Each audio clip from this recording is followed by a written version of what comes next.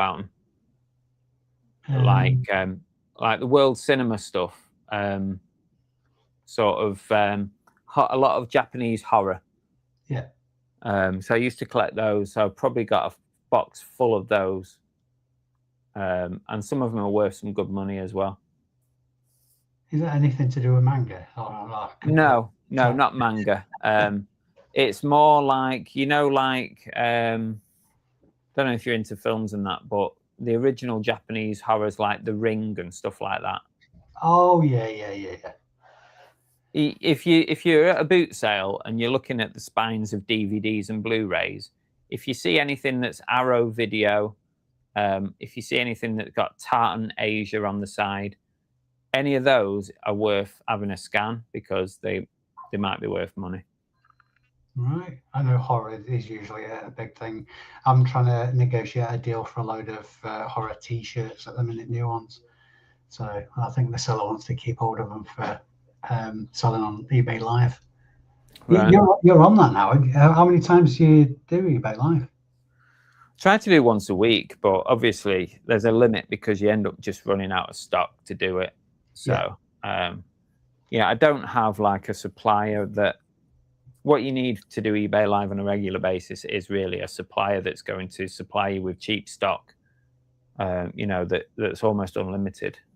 If you haven't got that, it's very difficult, and most people end up using it as just clearance for old stock. But yeah, I try and do one a week. But I think like once the fees come in, because I'm not paying any fees at the moment, once fees come in September, I'll probably aim to do like maybe 1 or 2 a month, something like that. Yeah. Unless, of course, I end up getting some kind of good contact that I can use. That's always been my sticking point, is justifying pitching stuff away, basically, and getting it cheap enough, and the work afterwards. I genuinely can't see how it's profitable. I know you're selling a lot of stuff in one go. Yeah. So I don't know. I'm a bit conflicted about it. I've been asked a few times by eBay to get on board, particularly when they launched it. But yeah, it's justifying it. The guy I know that's killing it on there at the minute, he is in exactly the position you described. He gets an absolute shed load of stock at mega cheap. To list it on eBay, it wouldn't be particularly high value and not worth a while, but it's stuff lying alive. So I think you have to, like you say, you have to be in that position to make it work. That's the impression I get. I'm really hoping somebody tells me something different so I can bite the bullet with it. I do a bit of both. Like sometimes, like if I'm at a boot sale or something, I'll source differently for eBay Core and then eBay Live. Like I used to not buy anything that would list for less than a tenner, but now I'll. If something's £1 and I think it's worth £5, £6, or £10, it'll just go straight on eBay Live. Because you can flip 100 items in 3 hours. So if you can do 100 items at £5 an item, it's 500 quid in 3 hours. Providing you haven't paid huge amounts for that stock, it's brilliant for your cash flow. All of a sudden, you've only done a few eBay Lives and suddenly your cash flow's up. If anyone's got a problem with cash flow, your cash flow goes up, and you can potentially put that towards other higher value stock if you wanted to, or just carry on trying to do the low value flips. There's definitely something in it. Like if you can find a good supplier of something that goes well, it'd be gold dust. You've seen people like John Luke and Charlotte absolutely smashing the lives. They're on 3 now. They're on Whatnot, eBay Live, and TikTok as well. I mean, there must be something in it. If you can find a supplier of goods that people want and you can get it at a good price, there has to be something in it. I'll say, yeah, absolutely. I'm trying not to add to my workload at the minute. Yeah, I've been feeling the pinch of burnout just recently. So it's been, it's been a challenge to say the least. Yeah, you do have to be careful with that kind of stuff. Burnout is real. How's Belle, by the way?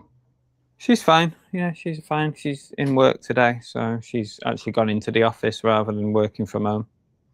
Yeah. Cool. I'm procrastinating. I'm actually seeing wood. I've seen light at the end of the tunnel. Actually, I've had so much stuff in just recently.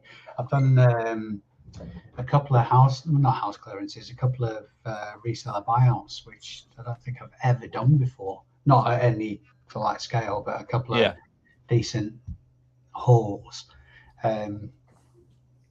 That's one thing I was going to ask you. Have you noticed anything this year more than previously about people getting out of reselling?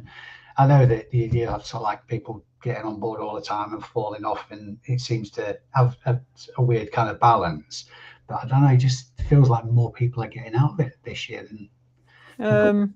I think like as like someone on YouTube and on the social medias, I think you hear about it more because you get a different perspective, because people contact you all the time and say, I'm struggling, or do you want to buy my stock? So I guess your perspective is probably different from someone else's because you're faced with it more. I think I get quite a lot of messages like that, and people who have, like you said, you've done buyouts. I've had a lot of messages this year of people who want to sell their stock, but sometimes I pass it on to other people, or I put it in the Discord and I say, does anyone else want this? It's too far for me to travel or something. But it's a tricky one. I'm not sure if I think that it's any different than previous years. Yeah, you might be right there, because I've been contacted more this year than previously, so that's probably skewed the perspective. I think the more your profile grows, the more your channel grows, and the more your presence on social media, you naturally just end up with more people just contacting you, asking you advice, and do you want to buy this and that? And as one of the good things of having a channel is, the amount of deals you get to do that you otherwise would never have had. Yeah. That's one that whenever YouTube particularly comes up in conversations, I always say that for a revenue stream, it's not really that worth it, because people, channels the size of mine, obviously yours is probably half as big again as mine. It's not something that you can earn a wage out of by any stretch of the imagination, but it does open doors. It does create conversations and contacts. So in that respect, it's well worth its weight. Yeah, I mean, I think some of the deals that I've done in the past because of the channel have far outweighed anything that I've earned on it. Yeah, definitely. Some really good deals. I mean, the trainer lady deal would never have happened if I didn't have a channel, and I must have earned upwards of 10K out of that deal. Never would have happened. I mean, how long would it take me to earn 10K on monetization on YouTube? I mean, couple of years at least, a few years, 3 years maybe at the current rate. So it's like one deal potentially that snowballed into extra deals, and then I've bought people's entire collections. It's how my bloody collection ends up growing, buying other people's collections. I end up keeping stuff. I've bought people's entire collections. I've had people contact me because they know now that I do a lot of jerseys, so people who have wholesale jerseys, they contact me. So it's worth much more than the few £100 a month that comes in. Yeah, exactly. I'm known as the military and biker gear kind of guy. That's it. I think that's what happens though, like, because people get a flavor of what you buy and sell, like what you like to do or what you sell most of, or where your knowledge lies. You end up being that person that people go to when they want to get rid of the stuff. Yeah. Which is not a bad thing. I mean, I love it when someone contacts me and says, I've got 1,000 jerseys. Do you want them? I can do them at X amount. It's brilliant. Yeah, absolutely. Yeah, I love them. So if you're watching, if anyone's watching, you've got any American sports jerseys, then give me a shout out. I'll do a deal with you. I might be giving you a buzz on Monday. I'm going to see a supplier on Saturday, and I get a mixed bag of stuff from him. But over the last couple of visits, I've got a lot of rugby shirts and football shirts.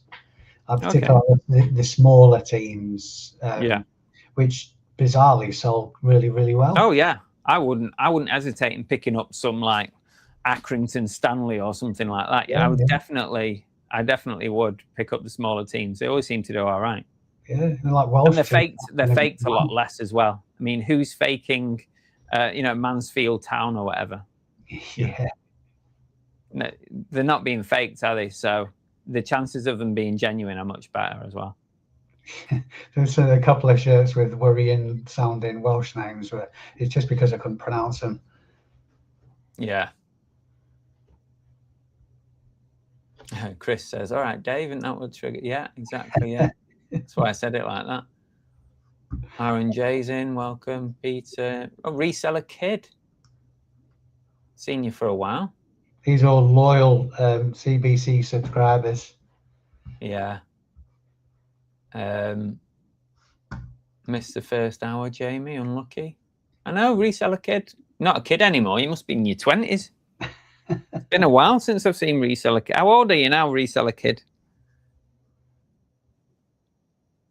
Up from Newcastle area? Oh, yeah. You remember Reseller Kid? Yeah. I went to, where did I go on his say so? And his name was mentioned quite Hexham, I think I went, car boot sale up there when I did a bit of around Robin. It's somewhere up that way, Seaham maybe. Oh yeah, yeah, that's up in Newcastle, isn't it? Yeah, you know, like that was brilliant. I wish I had more time to do that. Because going back to what I was saying about burnout, everything just seemed to be getting a bit samey with the creation kind of thing. So yeah. I'm trying to do not for anybody else's benefit other than my own, just make better videos, but higher production and all that kind of stuff, because I really enjoy the editing side of it, and more so than what I actually put out, if that makes sense. So my idea is do them less often and just make them higher production value and have more, not necessarily scripted, but put more thought into the video creation and just make them more value kind of thing, more entertaining. So anyway, it sounded like I went off on a tangent. I really didn't. My point was, when I went up to do that, I think I did 4 or 5 boot sales in a day in the northeast. I stopped over with Polish Pete, just where I hit him. It was brilliant. I really enjoyed it. I mean, it wasn't. I probably picked up as much stuff as I would do going to a decent sized boot sale locally, but it was just the getting out and doing and meeting other people and all that kind of stuff, seeing how different boot sales operate. I really enjoyed it. So I kind of wish I had just more time to do stuff like that. Yeah. I think with the creative side, I've seen you, Paula Marie. I'll bring you on in a second. Yeah, thumbs up. I think with the creative side, I think it's why, and Paula Marie might have something to say about this as well. I think it's why we started the second channel with like the trips out and the bucket list stuff. Not just that, for a number of reasons, but I find that I really enjoy editing those videos, and also we go back and watch those videos multiple times because it involves memories and stuff that you do and that. Whereas the reselling videos, I very rarely watch them back once they're live. No, in fact, I probably never watch them back again. Once I've edited it, it never gets viewed again by me. I'm kind of in a little bit of a rut, a little bit like you with the content on the reselling side, because I just feel like everything has been done. Everyone's doing the same stuff. It's boot sale videos or nothing. It basically feels like if you don't do a boot sale video, the general YouTube viewer population are not that interested in it. Don't get me wrong, your loyal subscribers are interested, but your general population on YouTube are not interested. So it kind of puts you in a bit of a rut. So I think the way I'm looking at it going forward is our new channel, the bucket list one, itches my creative side a bit more because I enjoy pulling those videos together. And the reselling will just carry on as it is. And, I'll try and do my best. And I want to do more lives as well because the channel that I've built is just very much about the engagement side. and the community side and getting people in, doing the chats, doing the live, the live podcasts. And I think going forward, that's probably where I'm going to lean towards, is more on the engagement side than even maybe more than the pre-records. I know it'll probably end up damaging the channel, but at the end of the day, if I can get my creative side in the other channel, and this one becomes more of a, a live engagement sort of thing, I think I'm going to try that and see how it goes. Yeah, I think you've hit the nail on the head there, because with very few exceptions, people in the reselling space on YouTube, the subscriber count seems to be quite similar within sort of like a few thousand. Nick and Andrea, for example, they're OG, they're first to market kind of thing, so their channel has developed over a very long time. But it's an attention point of view, and it kind of annoys me in a way, because hi, Paul and Marie, by the way. Nice to meet you, Dave. I'm sure we've spoken before. I don't know if we've spoken live before. I think we've typed before. But it's lovely to meet you. And you. Yeah. What was I saying? It's an attention economy, really. One thing I've noticed, that I'm monetized with Meta now as well. I've been for a while, and that's growing. And they lean much more into the clickbait side of life, and dramatization and all that kind of stuff. It doesn't matter what the content is or how controversial. In fact, the more controversial, the better. It gets eyes on. Whereas YouTube seems more of a pure form. It's more to do with providing value rather than providing shock. Yeah, so, you say that, but then also, you provide the shock value, and it does also get you the views, doesn't it? Yeah. And the problem with me is I'm just not that way. It's not what I'm looking for. Like, I'm not looking for like a fight at the boot sale that I want to view, or I'm not looking to publicize that. I want to. I'm a fan of boot sales. I don't want to put them in a bad light, and I don't. If I film a fight at my local boot sale, I don't know how some people get away with it. I don't think I'd be allowed back. Honestly, right? I once did a video. I've talked about this in the past. Hi, Paul. Sorry, Paul and Marie. I once did a video, and you've been there. I told you about this in Mona, right? Yeah. And the one time I went there, I put out this video that had the smallest amount of controversy at the start of it. It wasn't even controversial. Basically, I made an offer for something. He declined it. And what I did was I made the thumbnail of an angry face declining an offer, basically. And oh my God, did I get an abuse for that from the people at Mona. Oh my, did they moan? They moaned at me.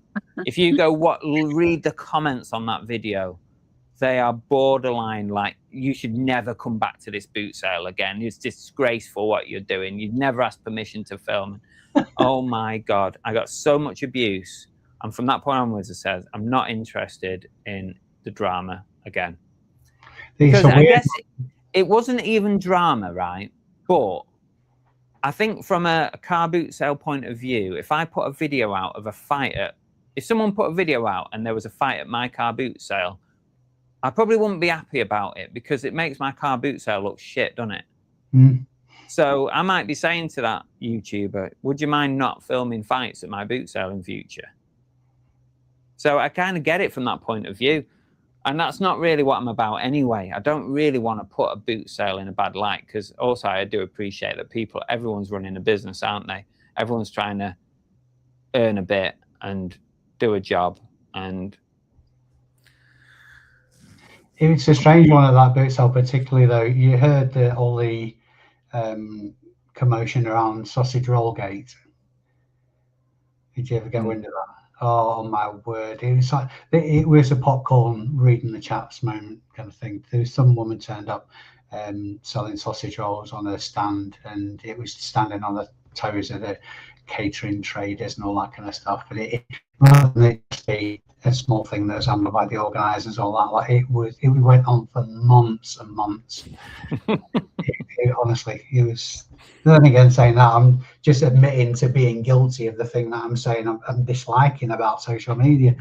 Just getting involved. I am part of the problem by consuming the bloody content. Oh yeah, I mean that's the thing, isn't it? Yeah, you do consume it. It's a tricky one. I think depending on where you want your channel to go and how you want to be perceived at boot sales and how you want people to speak to you when you go to a boot sale and you've got a camera on, I think you do have to bear that in mind. And if you're stood at someone's table and you're filming, and most people know you're filming because they can see a camera here or a camera here, you know, if you don't want to end up in an argument with someone, you do have to be careful how you portray people and, you know, how you treat people and how you speak to people. Absolutely. We're ignoring Paul and Maria. I know, yeah. You're all right, guys. We're used to it. We're skiving off. No, we all are, to be honest with you. It's supposed to be working live, this. We're in a garden centre. Are you actually in a garden centre? No, we're outside the garden centre. Because we've been to pick up a couple of lots from auction. This is just down the road. So we have sort of technically been to work. We have been working. Yeah. But not for long. Not for long. We thought, what's the nearest garden centre? Yeah. It's got to be done, isn't it? Yeah. Lifestyle's great, famous, eh? That's a shed load of sheds, by the way. That is quite a lot, yeah. I mean, it never used to be like this. We haven't been here for quite a long time, actually, this one. But this used to be our favourite one, didn't it? Yeah. But we moved away. So now when we're back to the auction, we pop in, don't we? We do, yeah. That's it. So, keep the local alive.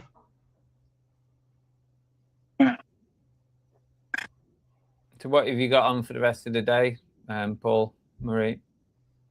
We've got a bit of filming for a video in not this Tuesday, but in the following week's Tuesday. We're filming some lots from the last auction to round off that video, and then we're going to be doing a bit of eBay. So all exciting stuff. With the videos, trying to sort of get ahead a bit, aren't we? Yeah. Because it's trying to keep it on a schedule, because you know you like to release on certain days, certain time. Fair amount of planning. Yeah. Do you find that it's better to be on a schedule? Because I've tried schedules, and at the moment I try and do like on a Saturday morning. I normally put out a video. There wasn't one this week, but do you find it's better to be on a schedule, or do you think? Yeah, I think I'm quite an organised person, and I think if you're a bit like that, you really enjoy planning. So we've got like the next 2 or 3 weeks of things planned. So like we'll film a bit for one video today, then later we might film a bit for a video in a week's time, and we sort of do it like that. So it's just keeping ahead of it, really, isn't it? It is keeping ahead of it, but views wise, I don't know, in probably just our minds, but it's we like to be consistent. We like to be consistent. So if somebody does want to, they know we release a video at a set time on a set day and all this sort of thing. Yeah, that's true. But yeah, whether it makes a huge difference doing it on the same day. Yeah, we just try and keep it consistent, really, in the hope that helps. You never know, do you? What's gonna? That's really, really professional. I have to do everything chronologically, otherwise I completely lose it, and bits get missed, and there'll be holes in the video and all sorts. No, we seem to be work on 3 videos at a time. So I'm always saying to Paul, have we done the thumbnail for this one yet? And Paul will sort of question what clip is going in which video, and it isn't. We do have a lot of conversations about it, but I've got it all written down, so we just look at the book and go, no, this is for this. Yeah. And then when you offload them, into different date folders so that we know what's sort of going on. Well, you did choose to run 3 channels, didn't you? That's so it's your own fault. We've made it quite difficult for ourselves. Yeah, you're right. I mean, it's ridiculous when you think about it, isn't it? Really, having 3 channels. Yeah, but we it's a lot. What you were sort of saying, and it's that creative itch sort of thing, because we when you resell and where we work quite long hours, sometimes it gets to like 9 o'clock at night and you've worked since, I don't know, 8 o'clock in the morning on reselling. Sometimes you don't want to watch reselling because you want a break from it. So we tend to watch like a travel channel or something like that, or renovation. And that's why we sort of thought, well, we'll start our own travel channel because we like watching travel channels. Because it's where we're in a lot. You know, we're never going to go to the Maldives and places like that. So we get to see other people go and enjoy their life there and do that sort of thing. And so you've got a sense of it without actually paying to go there. Yeah, That's sort of the plan, isn't it? That's why we sort of like those videos. We do, yeah. Sort of forcing us to go out and do stuff as well. Yeah, and by making our ones are all free attractions because we have Tight. the money to. What's so much to go somewhere nowadays? You look and it's like £30 to go around a castle, and you're like, know. in that. It's expensive, isn't it? You know, so especially where it's not a monetized channel. I think we've only got about 400 subscribers, so we're a long way off from being monetized to be able to pay for attractions and events. So we just try and sort of show that we're forcing ourselves to take time off and enjoy life a bit. Because we're not very good at that, are we? We're a little bit I think that's too important. worky. I think it is important, especially when you work for yourself, trying to just find that time to. I mean, Dave's already talking feel about guilty. burnout as well, so it's like, you know, finding the time to take time out and not be all work. Yeah, we struggle even at home to sit and watch TV for a little bit because you feel like, oh, I could be doing that. I should be doing that. That's not been done yet. And, you know, we feel guilty for sort of having time off, don't we? So, so this way, if we're filming it, we have to go out and do it. And it gives us... You should always have something to look forward to. And I think that's really, really important, whether it be a holiday or a certain point in time in the future. If you've got something to look forward to, it just gives you more of a purpose. And I think as humans, we do need a purpose. So I booked flights to Thailand on Sunday. Really times better because I've got that to look forward to. Yeah, I mean, we do it in a little bit of a cheaper way because what we decided to do in January was to swap having takeaways for breakaways. So we do the old, the cheap Premier Inn, because we were sort of working out, we were having like a £20 Indian on a Friday night and it was really lovely. But then that's £80 a month. And you think, well, hold on, that could be 2 nights away at a Premier Inn. And because we did that, we've just booked our 6th one this year. So we've had 5 weekends away already. And when we go, we're only having Wetherspoon's breakfast and Greg's lunches, that sort of thing. So we're not spending a fortune, but it's the fact that we've changed, instead of having a 20-minute meal, we're having 2 nights away and for the same sort of price. And it's making a difference, isn't it? Massive You take yourself off to the garden centre every other day to go and get your coffees. When you go out, you're walking. How and much things you like spend that, at the garden centre? That's your next thing. Yeah. Well, Don't work it out. Don't look at your bill. In the videos, I keep dropping subtle hints about afternoon teas. Yeah. And a lot of people talking say, of afternoon tea, you should have that afternoon tea. Tomorrow's video on the new channel. Yeah. You'll be horrified at what we spent on afternoon tea. Are we going to be really jealous, or is it really? You might be jealous, but you'll also be horrified, as I was. Right. Well, look forward to that then. Dave, would you ever have another channel, Dave? I have. Yeah, it's got 15 whole subscribers on it. What do you use it for? It's mostly for documenting the adventures, basically, like when I've gone abroad and stuff like that. There's very few other things. Yeah, it's just like when I've been on holiday. It's more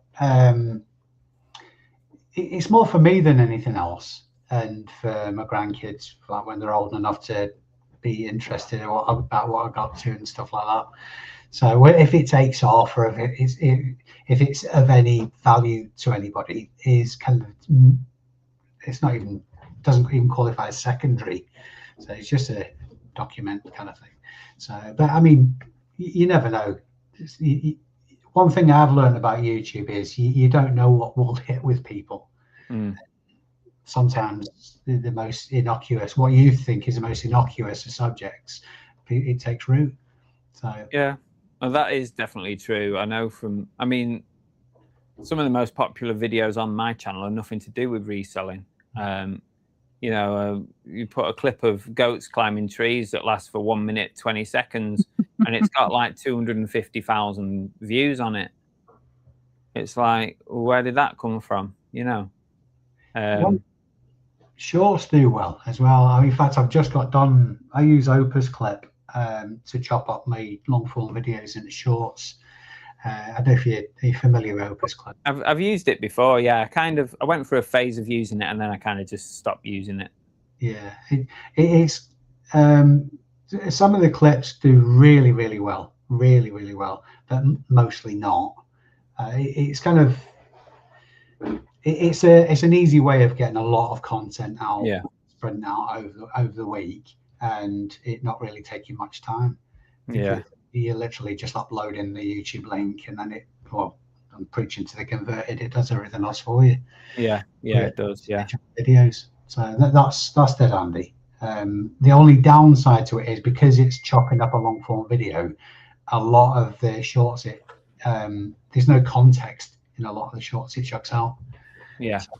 But then again, even that is a positive, because you get a lot of comments like, what the hell are you on about? Or where's this car boot sale? Or this, that, the other conversation. So it prompts comments which boost the performance of the video. Interaction. So you just got to be obscure as possible. Do a little bit of teasy, be really, really obscure, invite comments. Just looking at the comments here before I actually go and get some listing on. Jamie said he listed 180 items yesterday. Bloody hell. Blimey. What were you listing?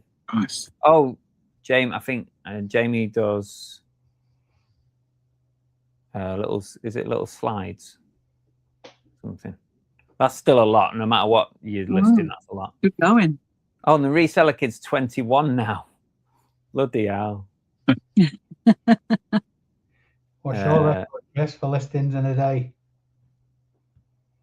Sorry, Dave, what? What's your record for listings in a day? I think maybe 40. I think we did 65 once, and that was because we bought some cherished teddies.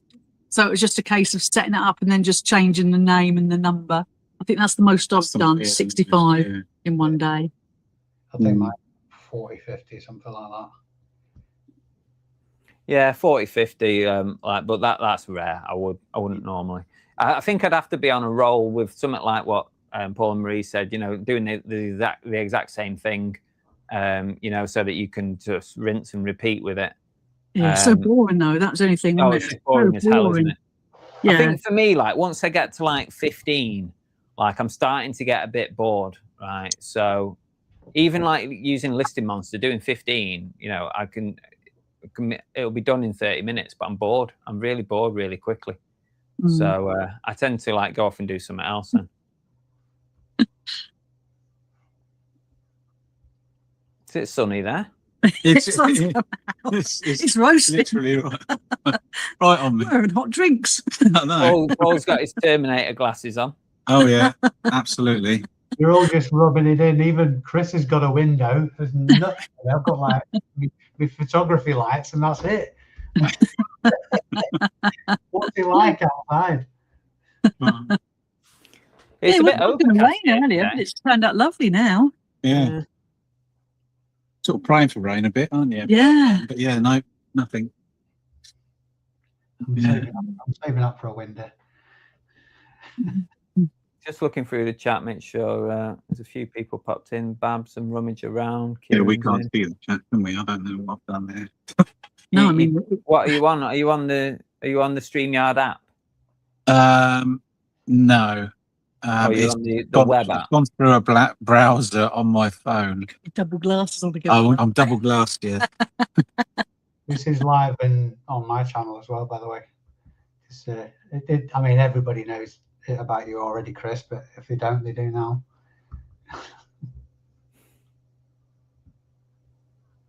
Yeah, I can't see how to. Oops, what have I done there? Got rid of everyone. You ever wondered what it looks like me reading the text from my grandkids? This is exactly it.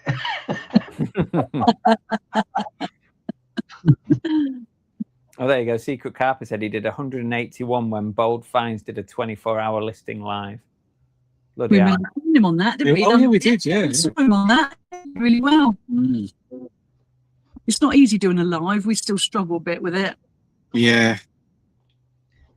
Have you guys ever actually hosted a live? No. No, Why not? no, we haven't. We've only really been on lives with other friends. So we've come on your live, Richard Knight. We went on with Richard Knight. That's it. We haven't really. I mean, to be honest, no one else has asked us, but you know, we always have a couple of sleepless nights of going to do it. So today we were just like, oh, let's just do it. We're in a garden centre. Let's be There you brave. go. It's not hard, is it? We're only having a chat. No, but you always think, oh God, I want to say something stupid. But And Nah. with Marie, that's quite often. we've been on YouTube 4.5 years now, so everyone knows that I say stuff stupid. Say stuff stupid. No, Yeah, I can't even get that right. It doesn't matter, does it? No, it's part of my charm. Yeah, something like that. Everyone's Doubly being said, a fault.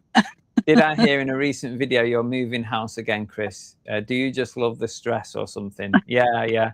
Well, the house is up for sale. We had a couple of viewings, and both viewings are very interested in the house, but obviously they're waiting for movement on theirs. So we'll see.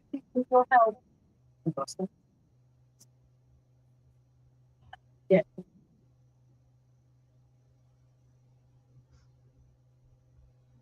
Sharon says, "Hi Emsden, I would watch all your videos, even if they were all on the one channel. It's more about the people than the type of video they're making. You do make me laugh."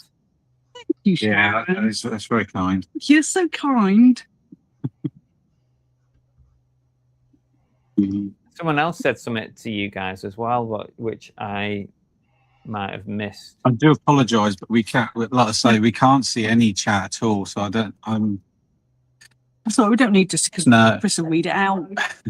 Well, normally I do, but I pinged it on screen thinking you might see it, and then obviously you haven't. We can, but it's so small, Oh, it's tiny, So right? old. and we're very old. I'm like this. I'm like that. A couple of moles. I can't find it. I'm sure somebody started with Emsden.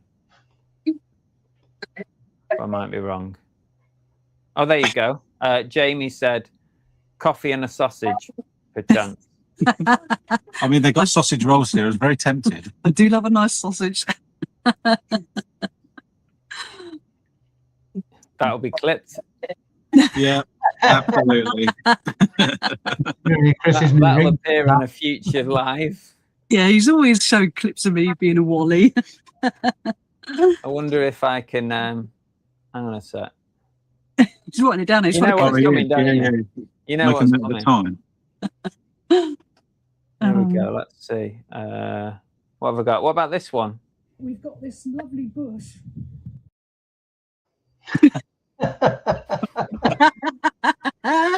We've got this lovely bush. It's got to hand. No, they're all there ready to go, aren't they? Catalogue of mine. Oh, hang on. What about this one? What about this one? Harley. You're gorgeous. Hello, big boy. You're gorgeous. There's other I need to people out mash here it into now. one. We're Like looking one a bit sentence. Hello, big boy. You've got a lovely bush. You know, that kind of thing. Sushi. Oh. Oh, a bit of breeze there. A bit of breeze. That's nice. Yeah. Oh. Are we staying in North Wales? No, we're trying to stay as close as we are to where we are now. We just want to downsize really, because this house is very big really for us. So we're looking for a bungalow, a bit like what Paul and Marie did. They went from one bungalow to another, didn't they? But yeah, we're looking for a bungalow ideally, so that we don't have to move again. I must admit, it is nice having a bungalow. Well, when we were at the other place, Yeah. having a bungalow. It's you know, it's just when we moved, I didn't think I was going to like it, No, but you do. but you do. You get used to it. Yeah. Get used to it, yeah. Simplistic says, Chris, do you pay taxes? Just my missus is saying these car boot resellers are all tax dodgers. Well, I We all don't pay really tax. sell at car course boots we do. anyway, but yeah, I pay my taxes, unfortunately. There isn't many. I mean, imagine putting yourself all over YouTube and then not paying your taxes. I I mean, know. it'd be a Yeah, bit you stupid. have to be a That's bit crazy. silly, wouldn't you? Yeah, that's, You'd be a bit stupid. But Yeah. yeah, unfortunately, pay my taxes. And the way I see it is the more taxes I pay, the better. yeah. Not because I want to pay tax, but at least it means I'm earning more money. That's it. Nobody wants to pay tax. No. do they? But it covers things, doesn't it? So Yeah. someone's got to pay it. I know. I've been watching a lot of content from Gary's Economics lately. Okay. He's very, very interesting point of view. He made his, I don't know if you're familiar, he made his money as a trader in the city. He was a child genius, comes from a very humble background, got headhunted by a financial firm in the city and made millions and millions. Now his catchphrase is tax wealth, not work. So it's all about tax and campaigning to tax rich people more. Mm. Big believer in that. But you're right. I mean, why would you stick your face all over social media if you were trying to get out of paying the tax man? I know. I think you'd want to stay as incognito as possible, wouldn't you? Absolutely. Yeah. I don't There you mind go. paying tax. It's bloody VAT. I hate the VAT, man. Oh, yeah.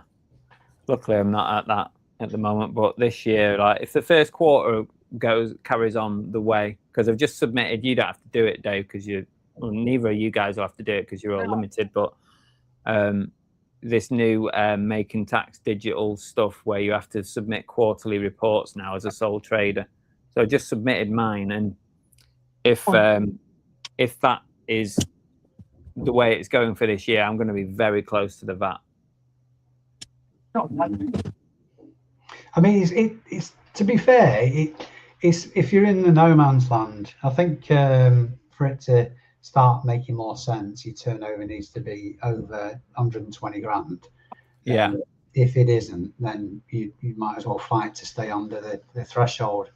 But the more you're over the VAT threshold, the less painful it is. Yeah.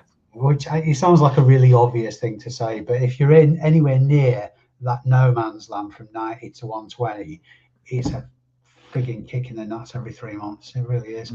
To be fair, over the last year, I've been very, very close to that 120. So it has been an expensive year. But then again, saying that, it's nice to know that if I took the gloves off or a massive opportunity turned up, then I wouldn't have to worry about taking it on. Exactly. I mean, you're already in the position where you don't need to worry. You can just go for it. Now, I mean, there's a possibility that at some point in the future, Bell might join me in this whole thing, and if that happens, we're just going all in. We will be limited, and we will work together, and we would just go for it. Then we'll take the shackles off, really. I mean, the shackles aren't on because I'm naturally under it, but this year is going to be interesting to see how close I actually get to that. I think it's going to be very close. But yeah, we would just, because we'd have to double everything as a couple. So we would need to be VAT registered and limited in order to carry on, I think. I've never like purposely like switched off the store or done anything purposely to stay under the VAT. I've always naturally stayed under. A couple of years ago, when it was 85k the threshold, I think I got to 80 turnover in a year. And this year, like my first quarter, I turned over 24 in my first quarter. So obviously multiply that on average by 4, and you're there, aren't you? Basically, so you have to be very, very careful. Just keep one eye on it. But I've never purposely throttled myself, if you like. Some people do, don't they? They get to the end of the year and they kind of say, right, I'm going to have to like turn off and stop earning. But I wouldn't ever want to have to do that. Exactly. Yeah. I mean that's the big difference really. And there's just been a mention in the comments about corporation tax and all that kind of stuff. All those like personal tax and corporation tax, it's all. There's an argument to say it's a necessary evil. There's an argument to say you shouldn't mind it because you have to have earned it to pay the tax in the first place. So obviously, the more tax you're paying, it's logic that the better your business is doing. But VAT is just an additional kick in the nuts. Yeah. I mean, I'm not any form of mathematician or financial analyst, but logic tells me that if the VAT threshold was raised to 200 grand on the proviso you employed somebody, that would it would never happen. But that's absolute. It's got to be an ideal situation, surely. Mm. Yeah. Simon says, "Do you realise Gary is quitting?" As people have found out, who's Gary, Simon? I think he's referring to Gary's Economics. I can't remember his surname. Ah, yeah. He's idealistic. I'll give him that, but I won't call him clueless. He's made a lot of money out of not being clueless. Yeah. Dalgleish, just to be aware, Chris, I heard Aaron, the QuickBooks chap, talking about eBay's own thresholds of asking for VAT numbers and restricting until they receive it. Yeah, they do. And that's before the actual HMRC 90K. Yeah, I'm aware of that. I've never heard of that happening though, have you? I heard a couple of people that were being asked for it. I think I remember a couple that had been asked for it, but yeah, I mean, I made it to 80K when it was 85 without being prompted for it. So I guess if they're looking, if their system sort of analyzes how much you're turning over a period of time, and then it predicts what's coming, maybe it does it in that respect. But yeah, possibly. I think we saw it, didn't we? Who was that? Joe? Was it Joe? Used to go cheers at the end. Joe. We used to love his videos, didn't we? I think he had it. They asked him, and then they Joe had it, didn't he? That's who I was thinking of. Yeah, he restricted. They restricted his sales, didn't they? I think until he got the information. Yeah, he had issues. I think couldn't sell anything. The thing is, don't forget, right?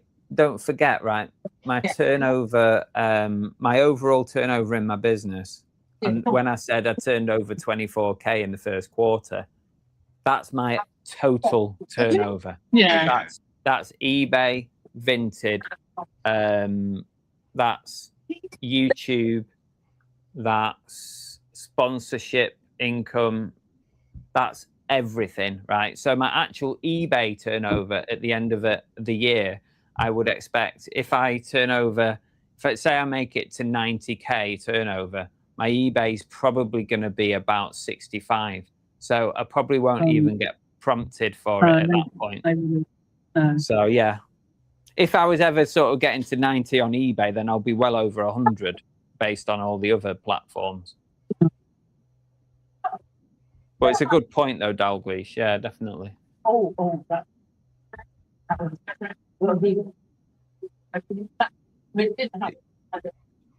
Just to come back on the Rosie's point about corporation tax. Limited company, yes, you have got corporation tax, but the offset is you don't pay as much income tax. Yeah. So you are taxable on the. It's perfectly legitimate. It's tax efficiency. You earn up to £12,750 as your tax-free limit, and then everything you earn out of your limited company over that is classed as dividends, and dividends are taxed at 8%. Yeah. So the offset is you do have to pay corporation tax as well. Yeah, good point. Yeah.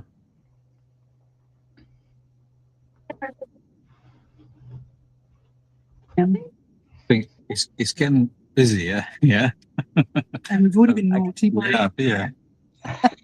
We better go and do some work. Well, we're going to go home. I mean, we might Might come back on later, yeah. Later when Yeah, we're if you're feeling like you need to procrastinate and not actually get any work done, then feel free to pop back on, because But no one lovely here to has see got you, any Bo. work done yet. Well, it's lovely to see you both. So take care. Bye, Yeah, everyone see you watching. soon, guys. we'll see you Maybe later. we'll see you a bit later on.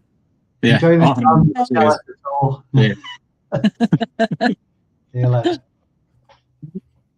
Now the tricky bit of me trying to Yeah, get to the. There smooth. we go. Yeah, Awkward You're ending. at the end, isn't it? Can you kick me Oh, out?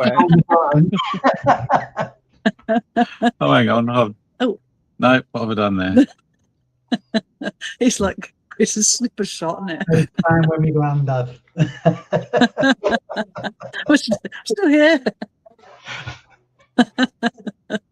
I do this at the end of any live I do. It's exactly the same. While I'm trying to find the end live button, which always I mean, takes I've got to go.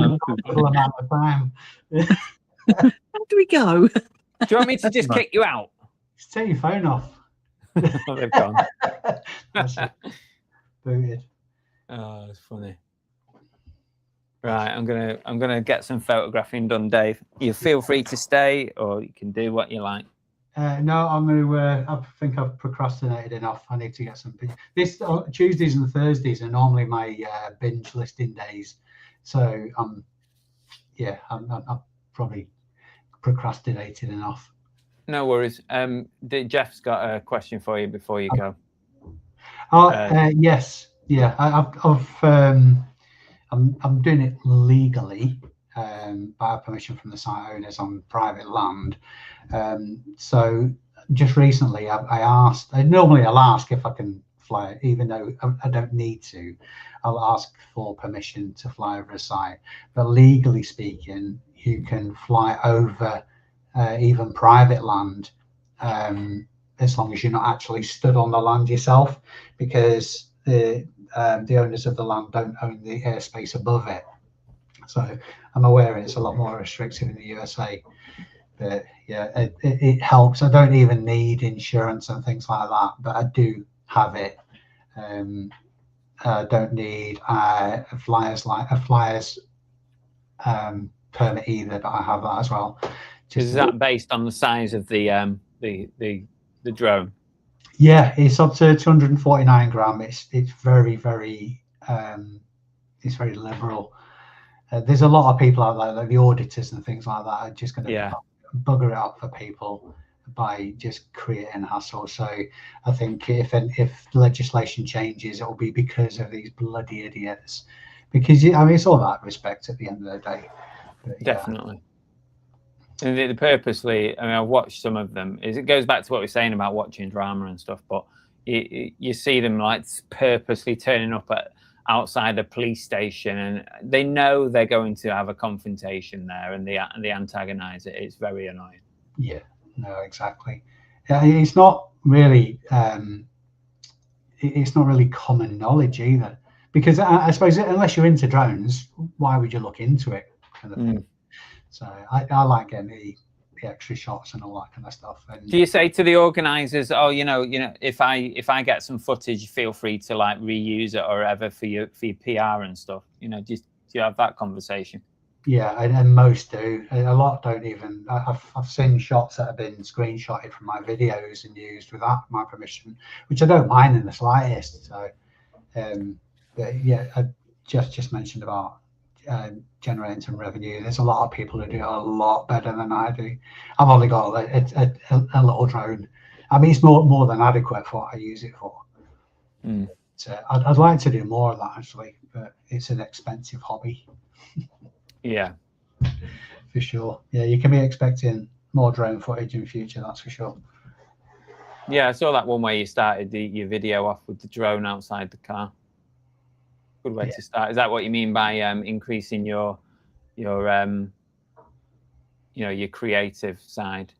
Yeah, just stuff like that, and just having a play around. See, I don't know, if you're doing the same thing as everybody else, there's no reason to watch, because there's much better people who are doing exactly the same thing as I am out there, and yeah, why would you watch my videos if they're just the same, if not worse production value than anybody else's?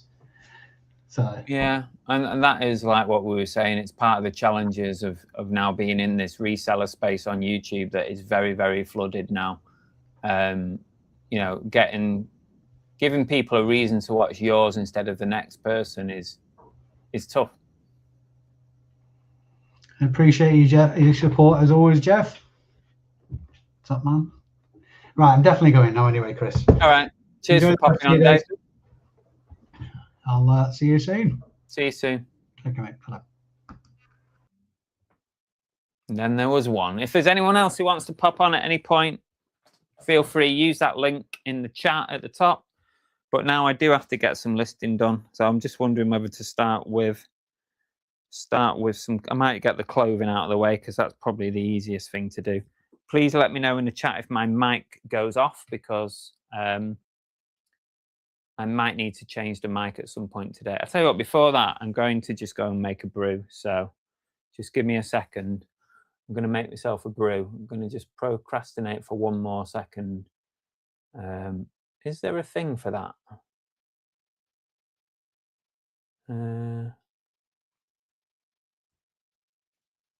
Timer, be right back. There's that one. I won't make you watch that. Thought there was an overlay. Be right back. Is it that one?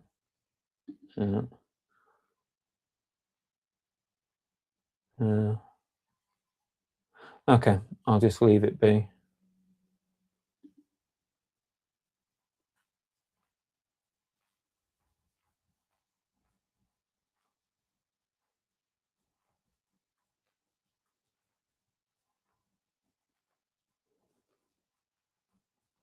Who wants a brew?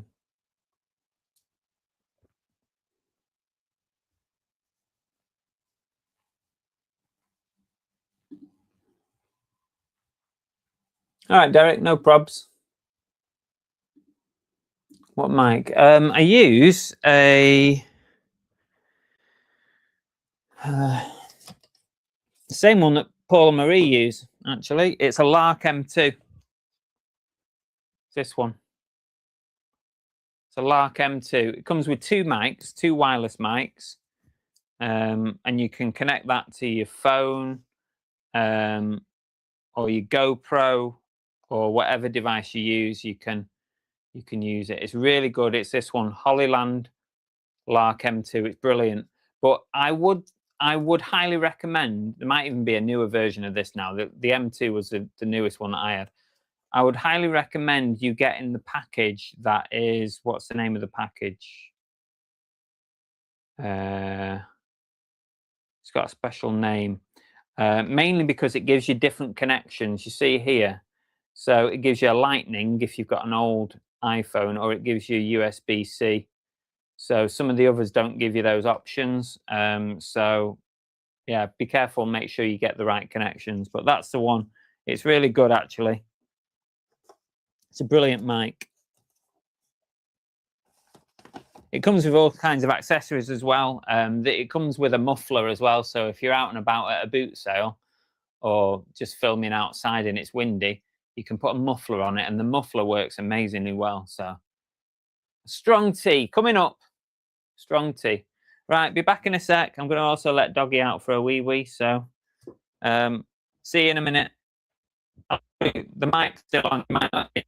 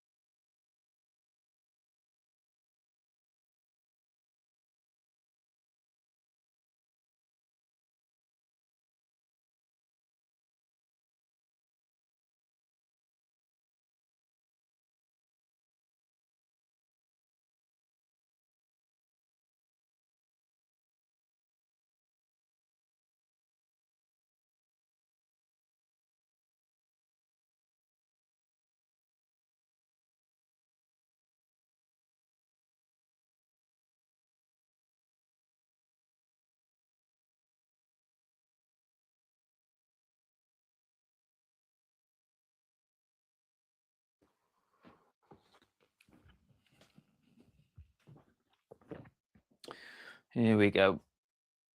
I'll put that there so I can actually get to that. I'm back.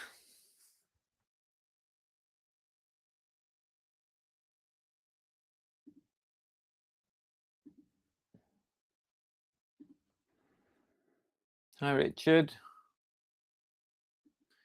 Kevin from Florida, welcome.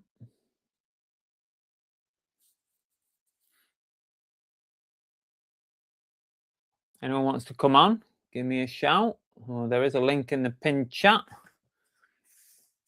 Right.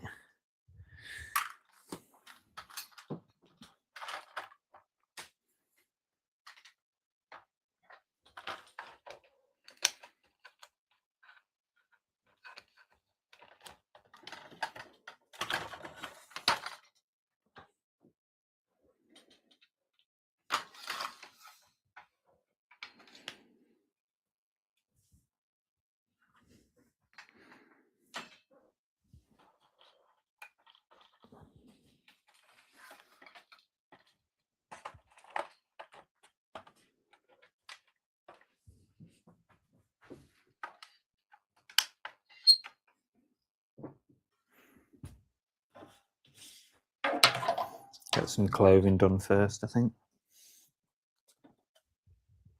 Get everything set up to make life easier. Get my listing monster fired up. Just give that a little bit of a clean.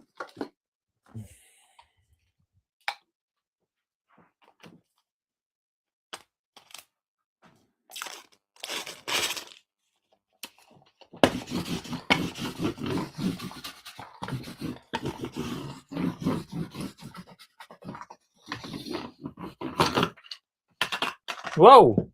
Fuck's sake. What's happened to that? Oh, fucking rollers broke. There we go. It's back on.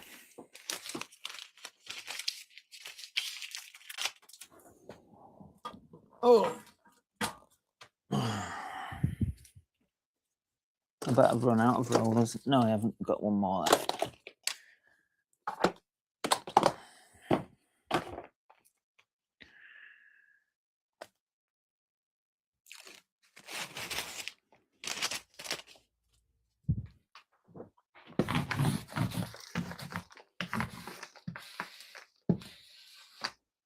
Get all the bits off here. Last thing you want is shitty little bits on your photos. Okay.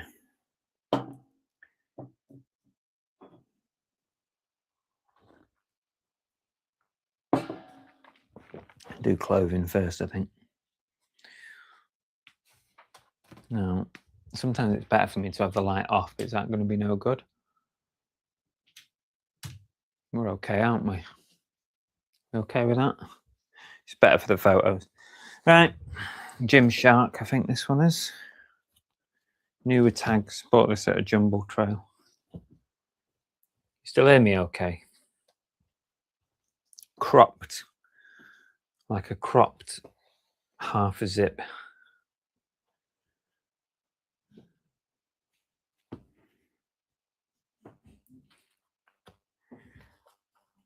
I just remembered. Sound 5 out of 5. Is that good?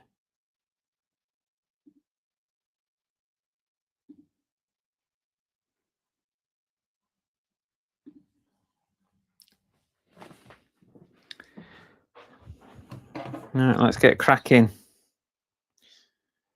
Have you got work today, Jeff? What are you playing at?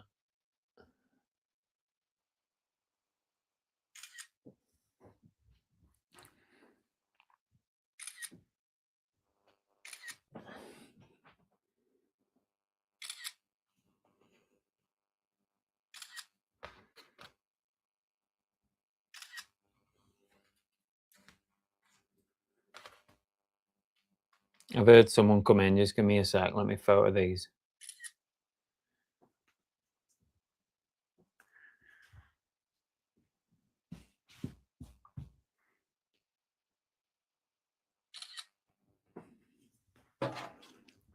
This is where I end up talking to myself because I have to remind myself of the measurements. So 22.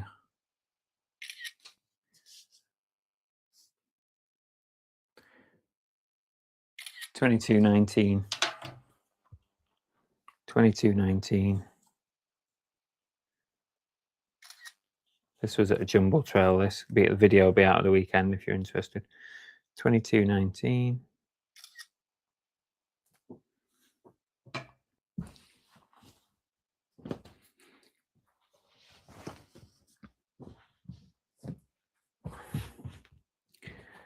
$22.19.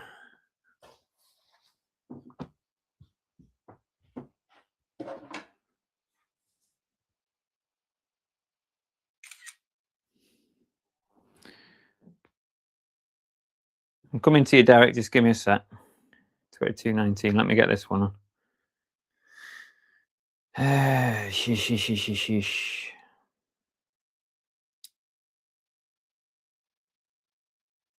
It's actually cost me a tenner. This probably overpaid. 22.19.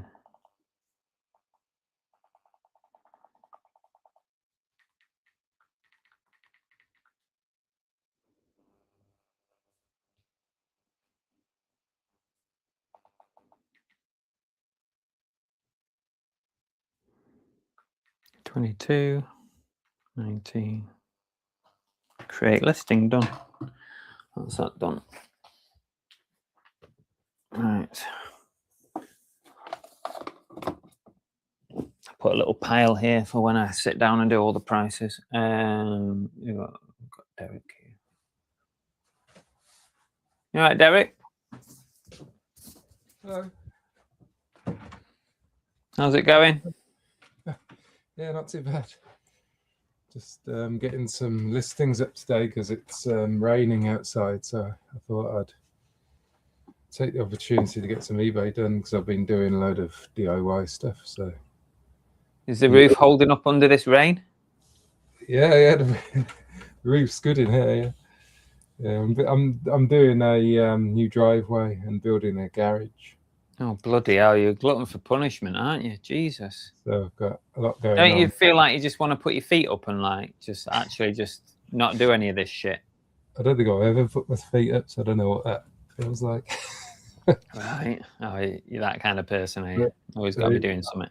I've got to get stuff listed because I've been going to the boot sales every single week, and of course, when it's good weather, I fill the car, and I haven't really been listing that much. So the burn is literally full to the brim. There's stuff everywhere. I'm tripping over everything. I've got about. It doesn't take long, does it, before you suddenly have a huge death pile from like just a couple of boot sales, and you get way behind, don't you?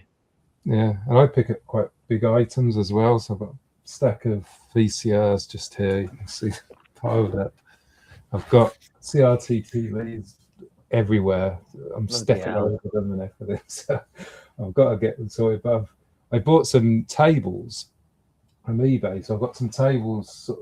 I've got 3 big tables scattered around in the barn, so I can like clean items and put stuff on when I get back from the boot sale. The original idea was to have like a system where one table would be for incoming stock, and then that would get cleaned and moved to the next table once it's clean. But that never really happened, and now everything's just everywhere. Yeah. I bought a smaller table right near the door where I could clean the items before I put them on my listing table, so I don't dirty the background. And that's now full of stock as well. So it's just all going to pot. My first task now is to basically tidy up that table so I can clean. So I've just replaced, when Dave and Emsden were on, I was replacing the background for a new one. So I use roller blinds. Yeah, it's a good idea, that. I like that. Yeah, and once they get a little bit dirty, you can flip them around the other way as well. Yeah. You get one that has a decent colour to it. These ones are slightly off-white, which is Are they like the vinyl ones? So can they wipe down? Yeah, the upside down, like the back of the blind, is actually better because that can be white. The front of it's got like a texture to it. Yeah, I know what you mean. so that doesn't last as long. But it's the nature of the stuff I've got.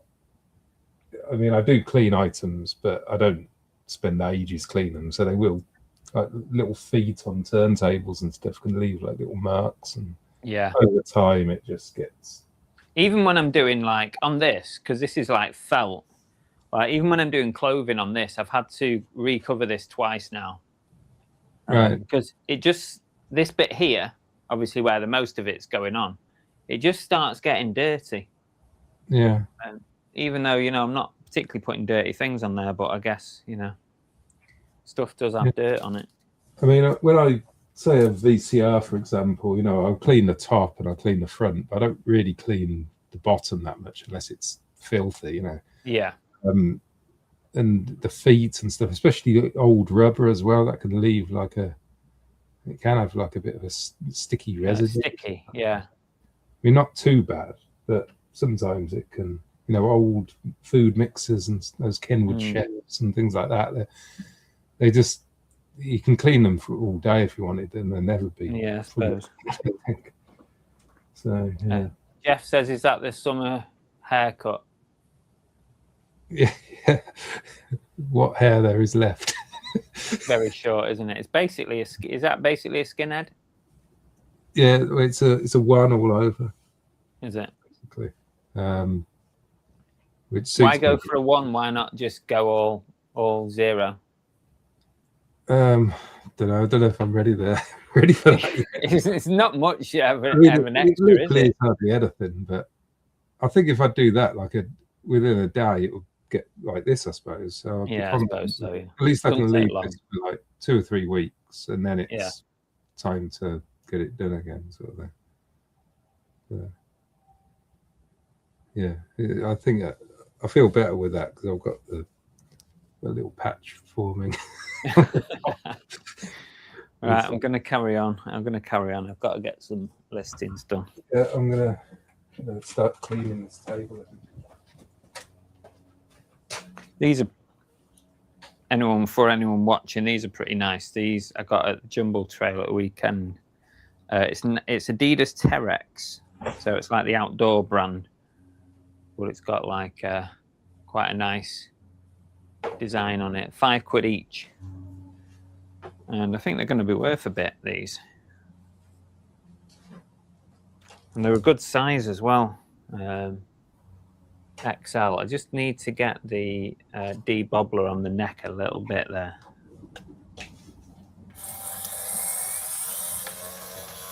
Just a little bit bobbly there.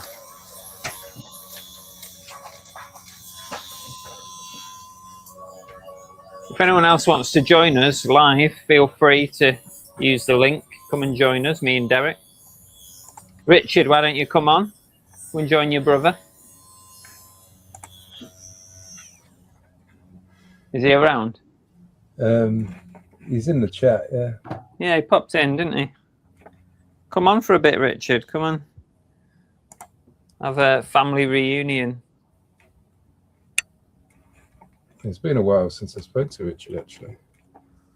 I speak to him on text quite a bit. I think that is what we class these days as speaking to people, texting. I suppose so, yeah. Yeah, we're both going to the eBay Open, so. Oh yeah, I mean, I don't know if it's sold out yet, but I've not decided if I was going or not. No. I've had a few reminders, but I don't know. I was in 2 minds this year because I think it's going to be very eBay Live orientated, and I'm not really. Yeah, it probably will be. Actually, you're right. I'm not really into it, really, but I have thought about it. What, eBay Live? Yeah, I might give it a go at some point. What would you do?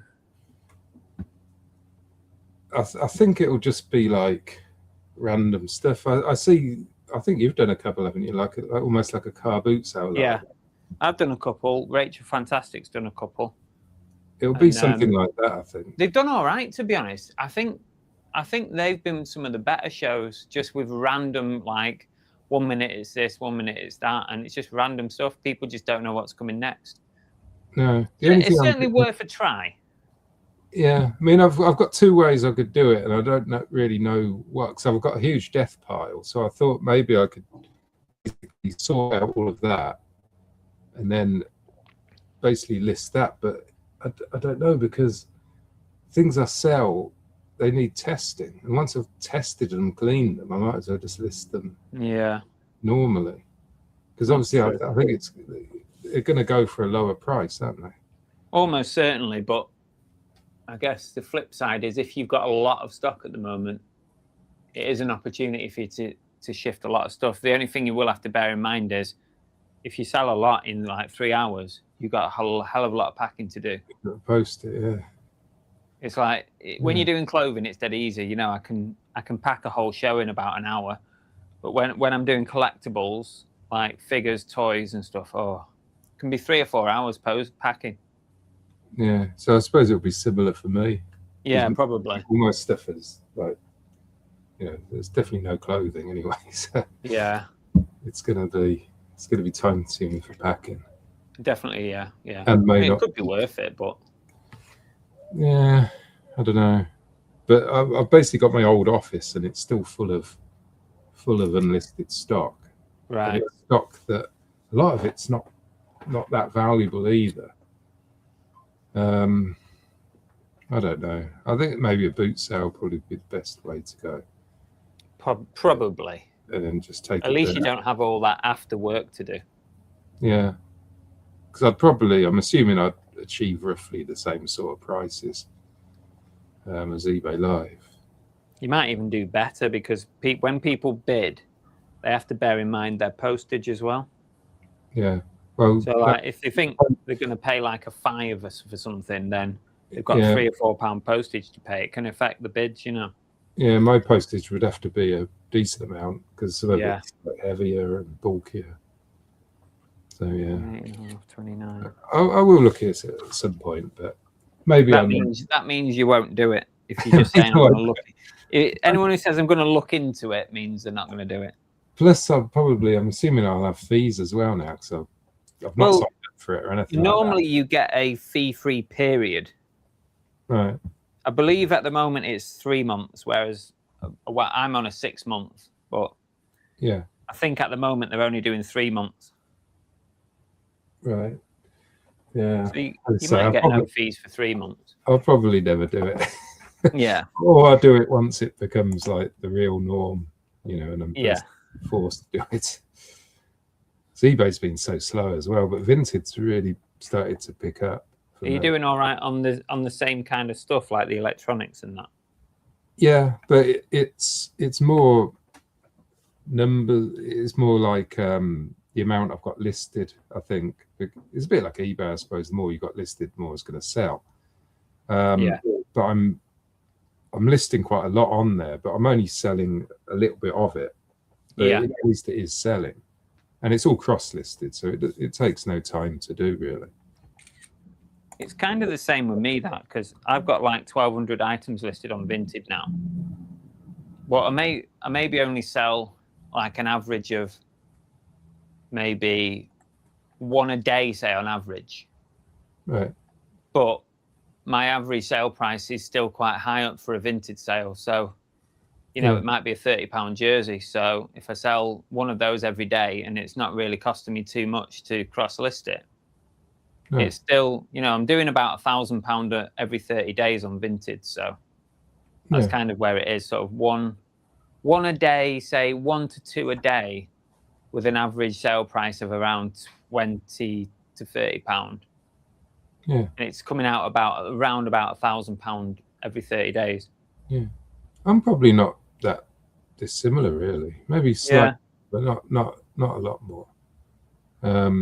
But yeah, I think it has to be easy to do. I wouldn't want to do it manually. It's all just No, me neither. It would just be too time consuming.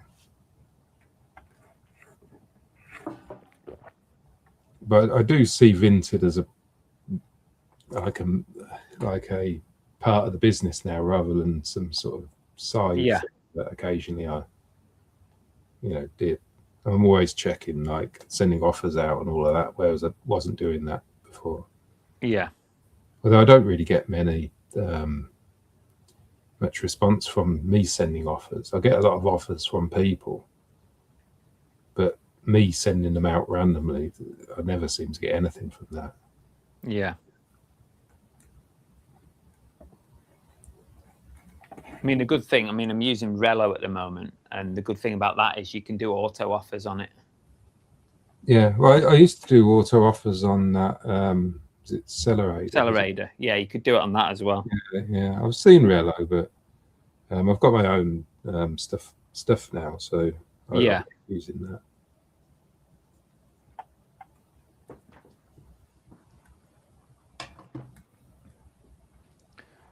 Bit of a mark on this I've just noticed. I need to just see if I can baby wipe that off.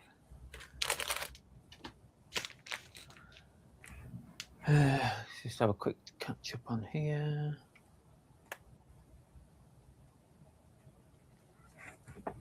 Richard said I'll come on for a bit. Come on then. The link's pinned to the top of the chat, Richard, if you want to come on for a bit. Jeff says, do you suppose the extra small youth size hoodie will fit in a very... I know, yeah. That wasn't you, was it, on Vinted, Jeff? Honest to God, these people get to vote.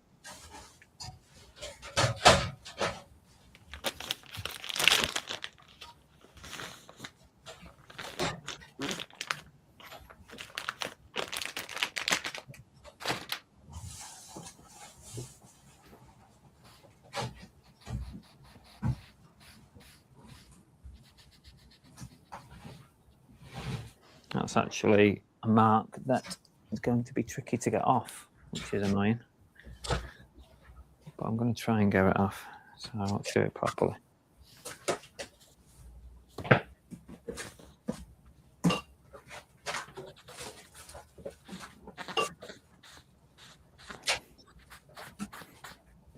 have to get the hairdryer on this now. It's like it's been dragged over the floor, I think. I don't think it's going to be easy to get off. What have I got?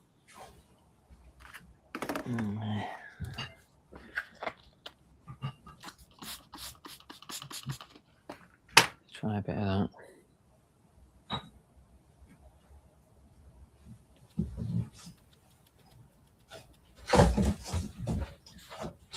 Be careful I don't lose the colour.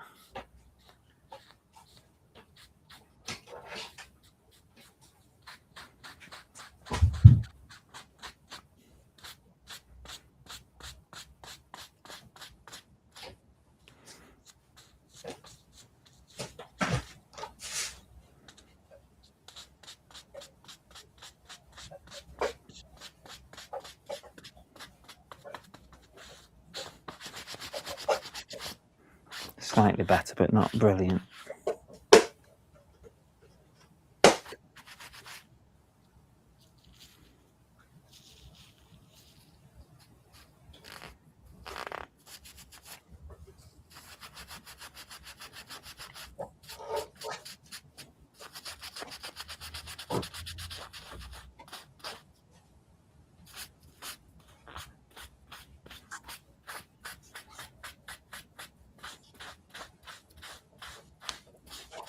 This is the kind of stuff that slows you down when you're listening.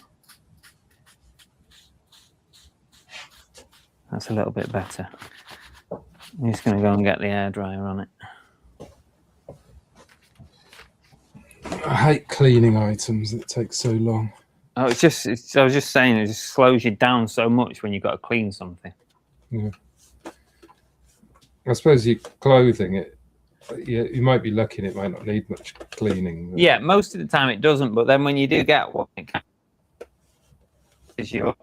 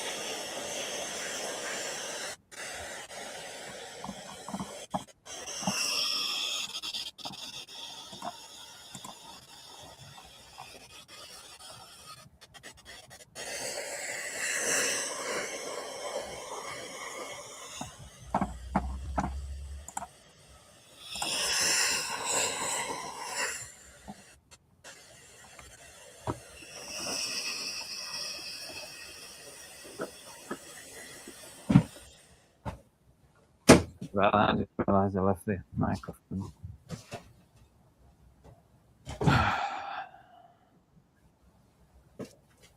He's here. Richard's here.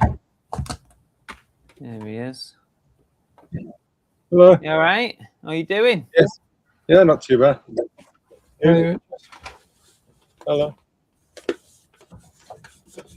We're hosting the Payne Brothers reunion because This they've not thing- spoken to each other for several years. So what was that? Is this the first time your new office has been on YouTube? No, it was on there for the challenge. Oh yeah, the listing challenge we did. Yeah.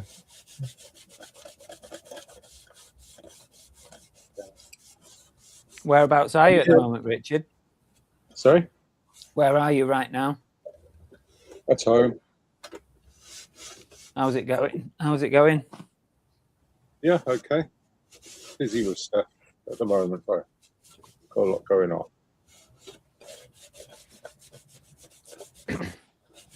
So are you in a garage? No, I'm in, I guess it was a bedroom originally. Oh. Right at the front of the house. Right.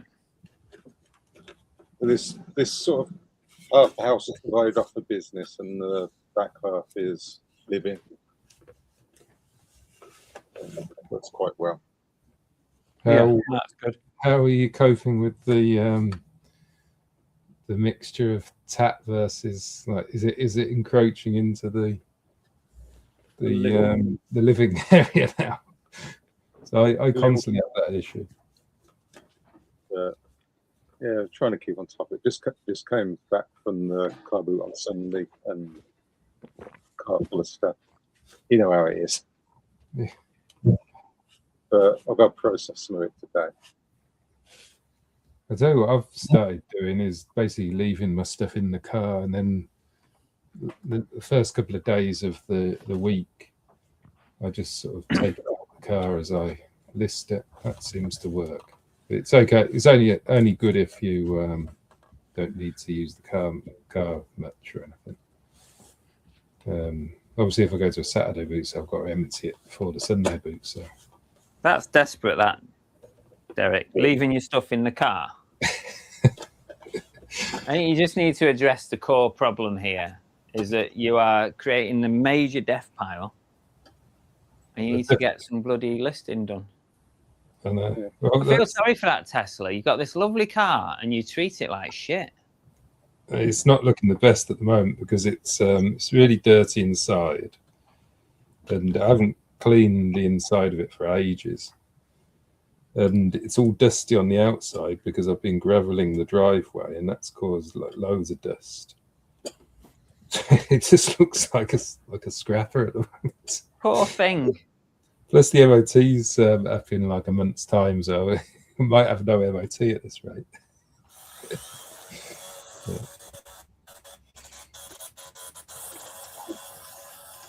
I keep on saying once I get this garage built, I'll be able to give it some attention. I'll get it all nice then.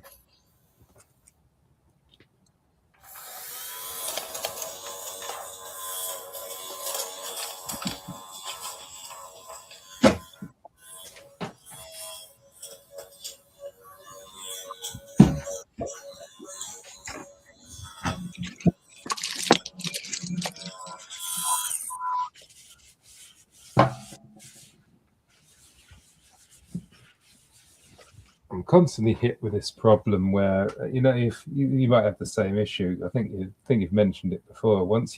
If you buy something at the car boot sale, you're all sort of enthusiastic about it because you just bought it. But once it comes into your storage and it's there for like a week, you sort of fall out of love with it. And You do. get bored with it. Honestly, it's a real thing. You fall out of love with your items very, very quickly. So it's like, if you don't list things within a couple of days, I find that like I'm on to the next new stuff then, Yeah, it feels like a chore to list it. Yeah. Whereas when you bought it at the boot sale, you probably thought, oh, yeah, this is a good item. Don't mind listing it. Yeah, exactly. It's a real thing. I have certain things I have to deal with straight away because I know if I don't, they'll get. Yeah, yeah.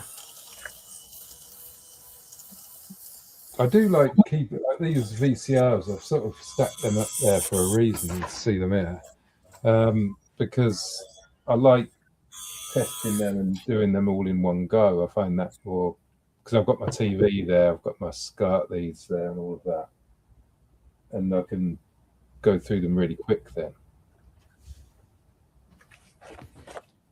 So I do store stuff up purposely, but yeah, the random stuff, yeah. You really got to deal with it straight away. Is what it is. It will never change. I've got all these, like I said, I bought these tables and stuff. Everything I do, I always end up with the same problem. The core problem is that I'm just not very good at keeping the place tidy. I think that's just the core problem. That's the place in my old office. It's too much stock. Yeah, it's too. Like when we did that listing challenge, I cleared loads of it, and I had loads of space then. But now it's all just built up again. I also need to build more shelving because I still only have the one bank of shelving there. Yeah, I still need to do that. I was going to do that this week, but I can't really do that now because all the unlisted stock is where the shelving's got to go, and I've got to build it in here because it's too heavy to move. So it needs to be built in situ, sort of thing. So yeah, it's just a nightmare. Jeff says the Payne Brothers live. Now that's a weekly podcast we all need. There you go. Yeah, there you go. We have been talking about the Payne Brothers podcast for like 4 years now, or something like that. Maybe even 5 years. It never happened. Well, to be honest with you, we're still waiting for the conclusion of the barn. So, I know. Well, this is it. I just. Richard's probably the same. I'm just always busy doing other stuff. you do need to finish those barn videos. To be honest with you, so many of us have invested like days of our lives into that series, and we're still not seeing the finish. Well, one of the main reasons I haven't done any more is because it's on my old computer in my old office, all the files, and I need to bring them all across. Well, don't give us excuses. Give us solutions. We need the finish. Like, even if you only like combine it into one video, just do it. Well, that's what I thought about, but doing like one big video, and it's all there, and then it will just finish it off. But I do actually need to do a really final one, which is basically showing it finished, because there's no recorded footage of it, like in the state it is now, sort of thing. It'd be better to do a video when it's cleaner. But, it's like when you start watching a Netflix series, a new one, and then they don't renew series 2, and you're left sort of hanging halfway through. It's like that. I feel like I've been left hanging. Yeah, I'll try to do it. I'll add it to my ever-growing to-do list. I think the chat will agree with me on this one. I think everyone in the chat, just tell Derek he needs to finish this series.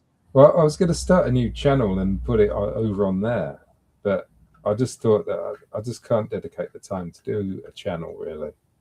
Because I'm doing all these various DIY jobs, doing my driveway, diggers and everything here. But I just find it difficult to do the recordings and then to edit it. Yeah, it is time consuming. Especially when I'm sort of doing stuff that, is quite involved, and it's a hassle to sort of set up the camera and all of that sort of thing. So I never really did that. And I've quite enjoyed just working on it and not having to worry about recording. Yeah, it's a whole extra layer of work, isn't it? Having to like set the video up and set the camera up and then carry on working, and instead of just cracking on with it. So I had that with the barn, I had to sort of explain what I'm about to do, and then when I've done that, I sort of explained it and all that sort of stuff, and quite enjoyed not having to bother doing that. So it's a similar sort of job, I suppose, to doing the driveway and garage. You still plan on doing the barn next door? Yeah, I was actually speaking to my son about that because he's got to help me with the concreting. The concreting company I used last time, they've bought a concrete pump, so they can pump it in now. Before they had to hire one, which added another grand onto the cost of the concrete. So that sounded like it was way too much. Whereas if they've got their own truck, I'm hoping it'll be a lot cheaper. Because I think pumping it in is going to be the best thing, because it was a nightmare with the wheelbarrows bringing it into here. So I've got the barn next door to do, which will be for the business. And then I've got my kitchen barn as well. That needs doing. So I was going to get them done at the same time because it's cheaper then to get concrete and all done. Yeah. But I really need my new garage to be able to, I'll probably have to fill my new garage to the brim with whatever's in these other barns, at least temporarily, until I've got, I need somewhere to put what's in there now so it can be concrete, because obviously it needs, the whole floor space needs to be completely clear. So it's probably still charge you the same amount, Derek. You honestly think they're going to adjust the prices? Well, I had to hire it from another company. I think that was the issue. They said that they would accommodate it, but they had to hire the pump from another company. And I'm assuming they probably add on their little cut as well. Sure. Yeah. So yeah, I'm hoping it'll be slightly cheap, because it was really expensive. But there wasn't that many companies that offered the pump around. There was a couple, and they're all sort of similar. And the concrete was more at different ones. So, but it'll probably be 2 years' time before I look at that, because I've got to build this garage. And we're now in August, aren't we? And I haven't finished the driveway yet. So I'm getting the concrete slab for the garage done in the next few weeks. I've got to get that done before my son goes back to uni, because otherwise, he won't be able to help me. So I've got to get that done. Then I can build the garage. Carper says, when you started the barn, did you know it's going to take that long? It didn't take. It took as long as I thought it would take, really. But you've got to bear in mind the video. I've been in here now for, what is it, like 2 years or something. So it's like the videos are just delayed. The barn's finished. I just haven't. Videos that have taken the time. So what was that? It's the videos that have taken the time. Yeah, it's the video. Yeah, the barn took him a week to do, and it's the videos that's taken 2 years. Yeah, the barn's finished. The only thing I haven't done that I still need to do is repoint the outside. But I think that will probably be something I'll do much later on, because the whole house needs repointing and stuff. So that'll be something years ahead. It's not urgent, really. I've still got to put the shelving in here, proper shelving. And I want to put shelving on the walls and things like that, which I've got now. I bought some shelving about a month ago for that, just for like stationery and that sort of stuff, around by where my computer is. So yeah, there's always things going on with it, but I've just got so many other things to do at the same time. But yeah, I'm really pleased I did the barn, because it's transformed the way I work.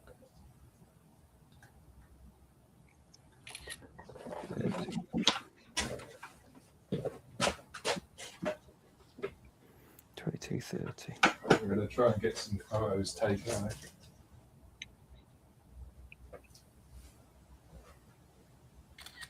$22.30.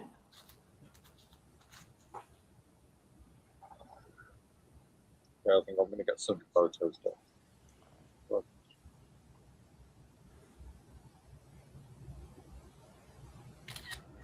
$22.30.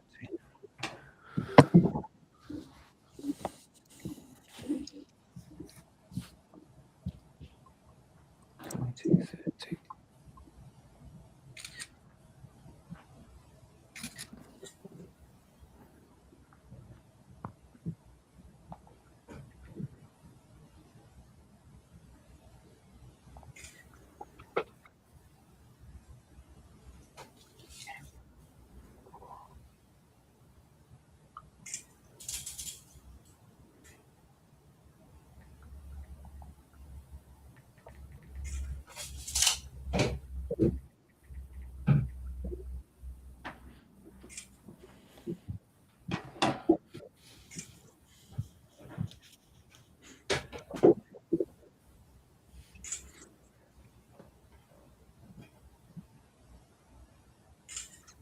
Anybody else want to come on, by the way? If you're watching and you're thinking, oh, I'll come on for a bit, then there's a link in the chat. Come and join us.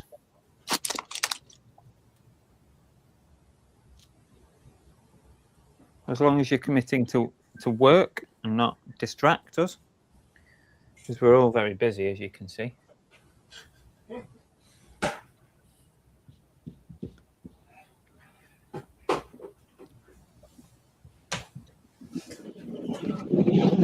Some shit on that.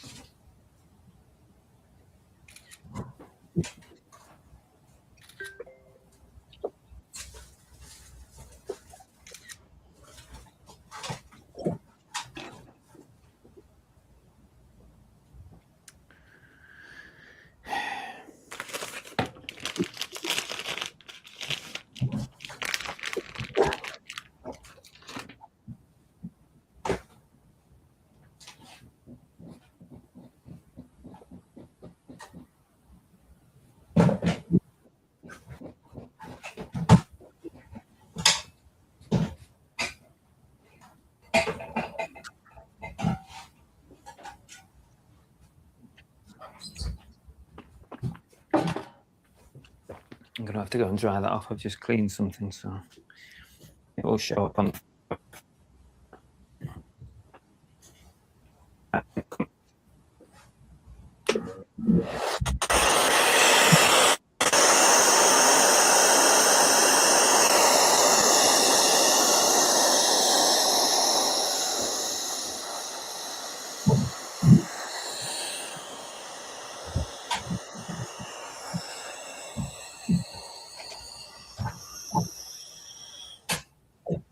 Should do it. Okay, where are you?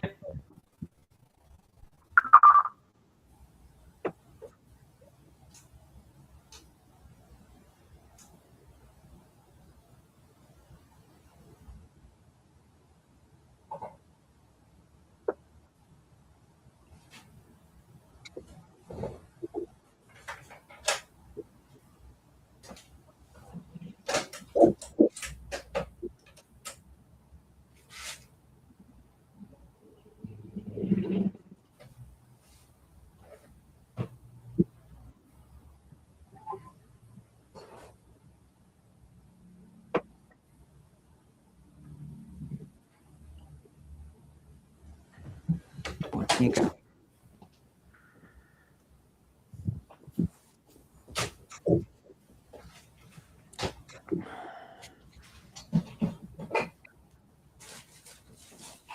Hi, Matt. Matt sells stuff.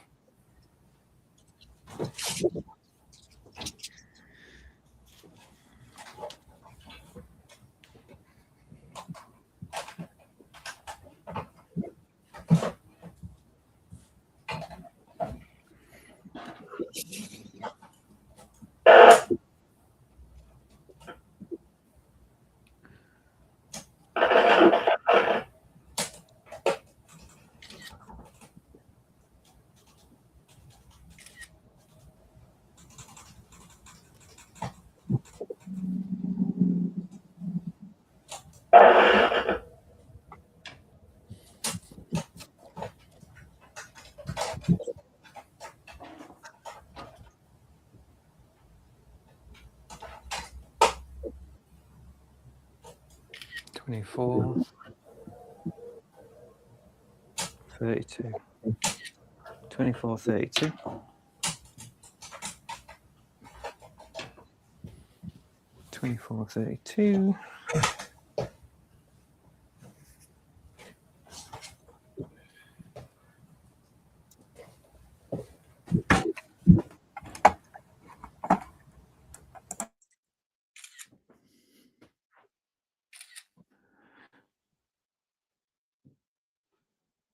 Feel like I've not seen you around for a bit, Matt. Matt sells stuff. Feel like I've not seen your name in the chat for a little while. 2432.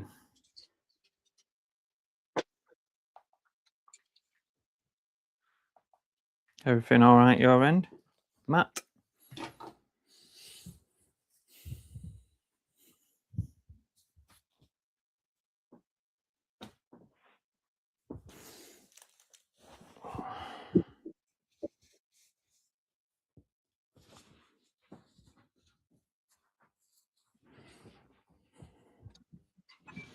Oh, I know why this pile now has everything that needs cleaning. It's a pile that I've obviously put to one side to say that needs cleaning, and then now I'm actually doing it. Everything needs cleaning. Got another cassette player here that's knackered.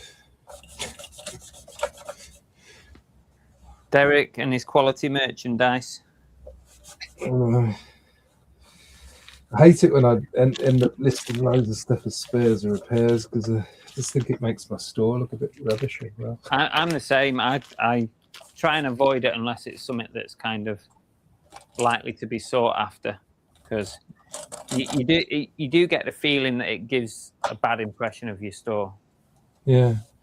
The only thing is, I suppose it does make you look honest because you are actually saying it doesn't work or whatever. Yeah, I suppose so. There is that. But yes, it's not the best. I certainly wouldn't want to fill my store with loads of like spares and repairs. No. Yeah, I mean, I don't have a lot of it really, but there is a fair few things, I suppose. But I think sometimes, like, if I have something that's not working and it's like only worth like less than a tenner, spares and repairs, I just don't bother with it.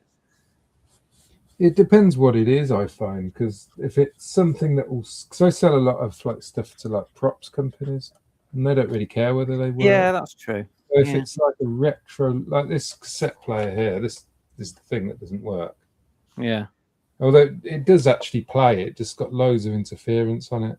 And it's probably quite a simple fix, but I can't be bothered with it. But it would have cost me probably a £5 or something. And I want to try and get it back. So if I'll probably put it on for 15 quid. Yeah. And somebody will, might want it for a prop because it's obviously a 80s thing. It will appear in some sort of Netflix Exactly, show. Yeah. I had someone, I was selling some really like vintage empty Coke cans. Right. They were like from like 92 or something. They were obviously empty, but I had a bunch of them. And I listed them and someone bought them and they said, "Oh, can we come and collect them?" I'm like, yeah, sure, you can come collect them. Well, it turns out when they came and collected them, I said, "Oh, what are you going to do with these?" And they said, "Oh, we're just filming a new series in Llandudno for some new TV series, and they needed some old like 80s stuff." Yeah. So he was kind of like driving through, and he said, like, "Oh, I'll come and pick it up on my way to the set, to go and work." Yeah. He did tell me what it was called actually, but I forgot. Yeah, I've had a few instances where I've asked what TV show it will be or whatever, but they're always quite vague. They don't like. Yeah, they don't want to talk about it, do they? But there was something in The Crown. I think it was a telephone I sold. That was going to be in The Crown, and I watched The Crown. I couldn't see it. It's probably right in the background or something. Yeah. There's been something in that Star Wars. What's it? I can't remember what. I haven't really watched a TV series, but it's supposed to be quite a good show. It was for the second series of whatever Star Wars thing that was, and that was a weird thing as well because it wouldn't have been something you would expect in a Star Wars thing. Mm. But I don't really know anything about the show, so maybe there's like flashbacks to. Well, To be fair, the words Star Wars and good don't really go together. Let's face it. So yeah, I sell quite a lot to props places, especially on Etsy. A lot of people ask for stuff on Etsy. I think that'd be a pretty cool job, wouldn't it? Like working for like a studio or something, and you get told, right, we've got this series or this film coming up. Here's what we need. Wouldn't that be a good job to go hunt it down? And that'd be good. That. Yeah. What would be the job title? Like props manager or something? Yeah, probably something like that, wouldn't it? I mean, they seem to be very focused on the size of the item as well. So they want to make sure it will fit in the scene, I suppose, and with the rest of the props and things like that. So they're always asking for like measurements and stuff. Yeah. But the good thing is they just pay the price. They don't seem to care about. Not bothered, are they? It's obviously paid by a production company, whatever. So this will probably end up on some sort of show because it's knackered. Welcome, South London Reseller. Welcome to you. And Matt sells stuff. All good, just busy. Oh, that's good.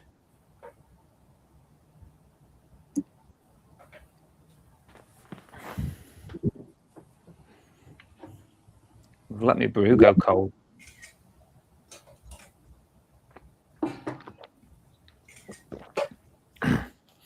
That's actually come up pretty nice. I wasn't sure if that was paint that it was going to come out or not, but it has come out. And now that actually looks really, really good. So it's worth taking the time to at least have a go at cleaning something.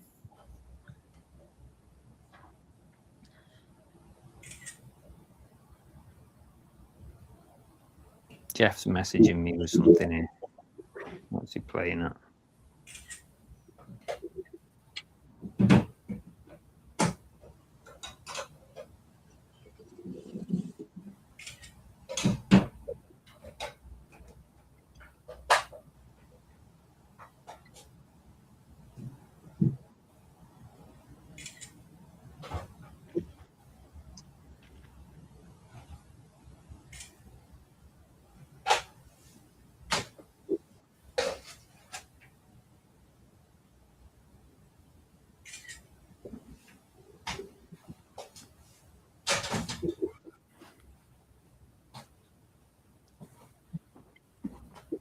Do you sell on Vinted as well, Richard?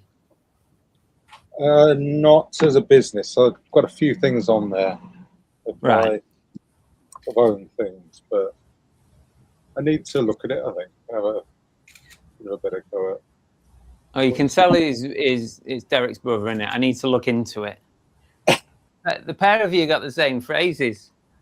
Yeah. This is why we never get anything done. Yeah, I'll get around to it in about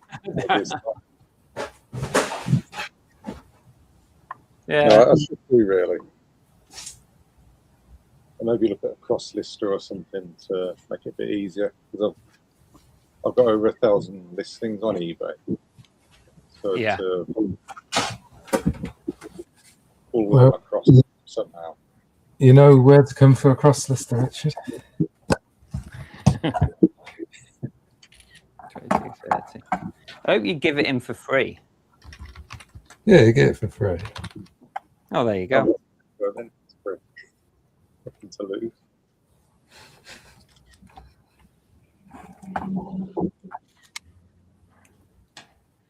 $22.30. Yeah, this last week I added Etsy.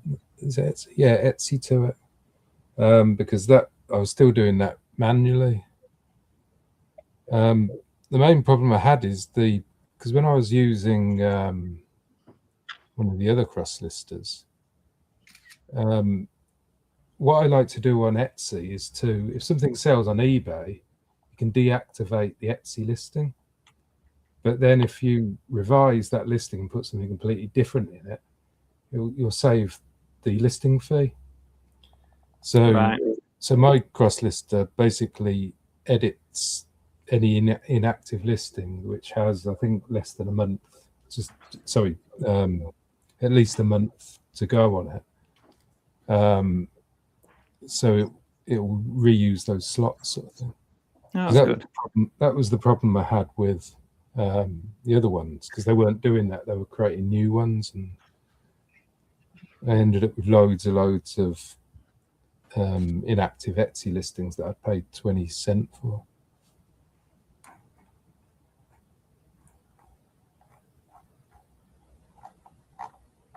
Because most of the stuff sells on eBay, so you know I do get quite a lot of deactivated Etsy stuff. Just seeing Jeff's comment about the flat Erics. Small What's that? flat Erics. Oh, yeah, the top.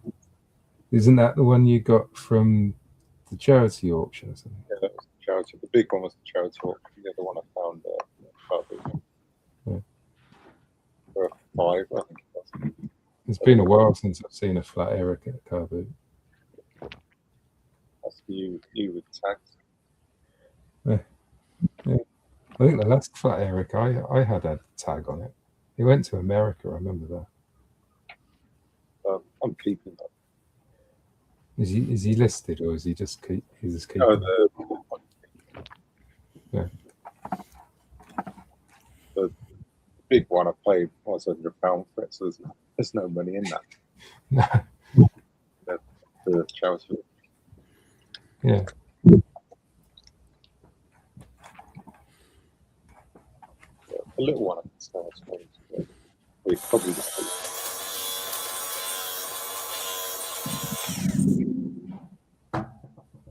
How much do you leave in your Vinted account, Derek, before you withdraw? I tend to get to 100 quid and then I take it out. Yeah, I do exactly the same thing, because I always worry that if they restrict you or suspend me or whatever, Yeah. then, because I remember years ago with PayPal, they restricted a PayPal account I had, and they wouldn't let me withdraw the money in there, and I had like $5,000 in there, and I think I actually ended up just writing it off because I couldn't get it. This was years and years ago, early 2000s. Mad, isn't it?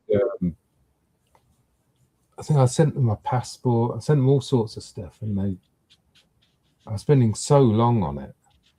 I just couldn't devote any more time on it. Anyway, so now, basically anything like that, any sort of money that's in an account that isn't like a bank, it's withdrawn. I used to do the same with the cashback and stuff as well, but I think they do it automatically now, don't they? I tend to, same with Complete Savings. When it gets to around 100 quid, I tend to just withdraw it, but I think it does automatically happen. Yeah, when it does. It hits a 250. certain amount. I think it's when it hits 250. Is it? Yeah, which I do. I just leave it, but yeah, maybe I should do the same with that, really. Yeah, you should do, because I used to pay my you pay the, I think it's £18 now. It used to be 10. Yeah, it's 18 now. My card expired, and they changed my number. The credit card company, they changed the number. So when Complete Savings tried to take the money, it declined, and they didn't tell me. So I think it's 3 months. It didn't pay the £18. I didn't notice. They didn't seem to let me know. There's nothing on the account. Maybe they sent me an email, but I didn't see it. And they closed my account, and I had about £150, I think, in it. And I lost all that. Right. I looked So have you lost your account now? Yeah, I had to wait 6 months, and then let me have another one. Okay. Yeah, that's pretty crap. Yeah, that was That's annoying. just had yeah, they kept the cash back. Even though I said I'd pay the back Yeah. dated, but no, it was in their terms that can't reactivate it. Something similar happened to me with Complete Savings a few months ago. I think I didn't have enough money in the account to take the £18, and it basically bounced, and I think they deactivated the account, but it was still active, so they just needed me to pay the £18 basically for it to work again, which I did, and then it was all okay. But yeah, I assume if I'd just left that, then they would have. And that had money in there as well. That had, a couple of £100 or whatever sitting in there. I do like Complete Savings. I use it pretty much every day for the postage and stuff. Same here. Yeah, all my stuff. Yeah, mate, it's a no-brainer, really, isn't it? As long as you can cover the £18. How much have you managed to rack up on it? In total, Yeah. I can have a look. It tells Let's you, doesn't compare. it? Let's see who's racked up the most. I think it's you, because I'm sure you've. I have told me shared it in the before. past. Yeah.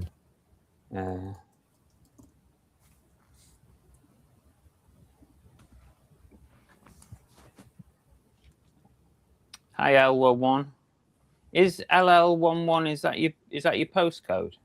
Like North Wales somewhere?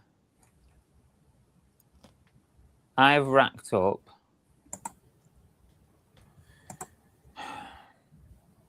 It always takes ages for every button press on Complete Savings, doesn't it?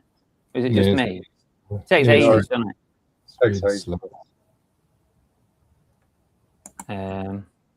5,837 quid I've had back from them. Oh, yeah, that's definitely more than me. Total membership earnings. You use it for your holidays as well, don't you? Yeah, I use it for all sorts. If we're booking flights, if we're booking hotels, Yeah. I use it for hotels and stuff. but parcel. It's mainly parcel and eBay I use it for. Yeah, my main ones is Yeah. Parcel to Go, eBay.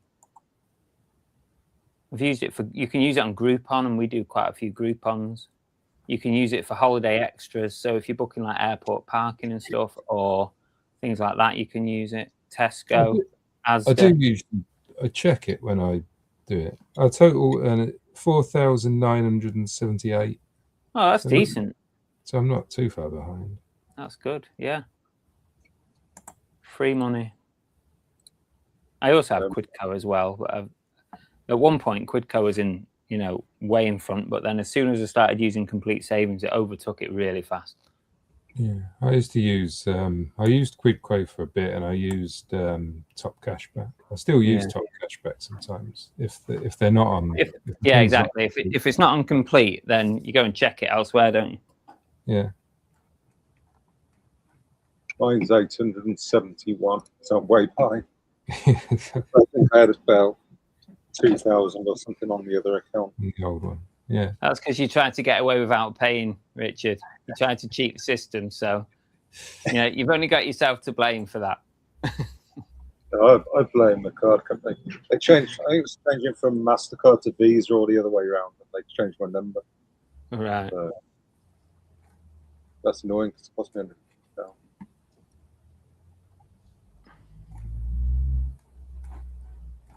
21.5. Yeah, I use on tool stations on there as well, which is 10%, which is quite good if you're buying DIY stuff.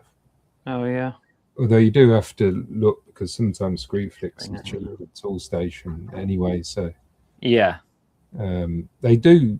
It does have it on Screwfix, I think, but it's like in-store cashback. It's slightly different. I think they give you a voucher to spend or something. right. It just sounds all convoluted, so I don't tend to bother. You can activate your card on there, can't you? So that when you go in store, it automatically picks it up. But I've not actually done that. Yeah, I've done it. I've got it on one of my cards, but I don't think I ever use it on anything that is on there, sort of thing. But I don't buy a lot of stuff in stores, to be honest. It's all online. I get that through my bank. I don't know. I've earned cashback. I don't know what it's for. Yeah, I've got something on the Halifax, but you've got to. I think you've got every month or a few days before you go to use it, you've got to activate it for different things. And I always forget the look and stuff. It'd be better if it just had them all activated and then you just used them if you used them. It's a bit of a Yeah. little way of doing it.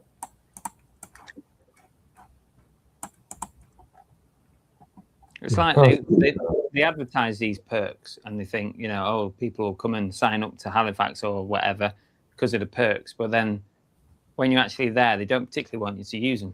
No, that's probably what they make it difficult. Yeah. Yeah, I've got eBay on there. This is my favourites. I've got added it. eBay, Parcel to Go, Toolstation, Eurocar Parts, lastminute.com, which I think I use for a holiday, Very, Ticketmaster, Just Eat, Trainline, and AliExpress. Oh, you just reminded me, Just Eat. Yeah, Why am I Just not using it for that? Yeah, Ah. they do remove it sometimes. Yeah. I need think- to remember that. But yeah, it's 10%, same as the other stuff. So it's not bad if you're getting a takeaway. It takes the delivery fee off, I suppose, roughly. Yeah. Oh, here you go. You need to introduce yourselves for LL11. Oh yeah, yes, I'm a reseller, full time since 2016. I think it's 2016. 80. 80.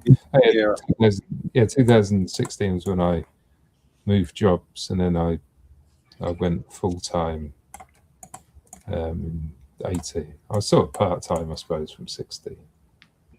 Proper part time.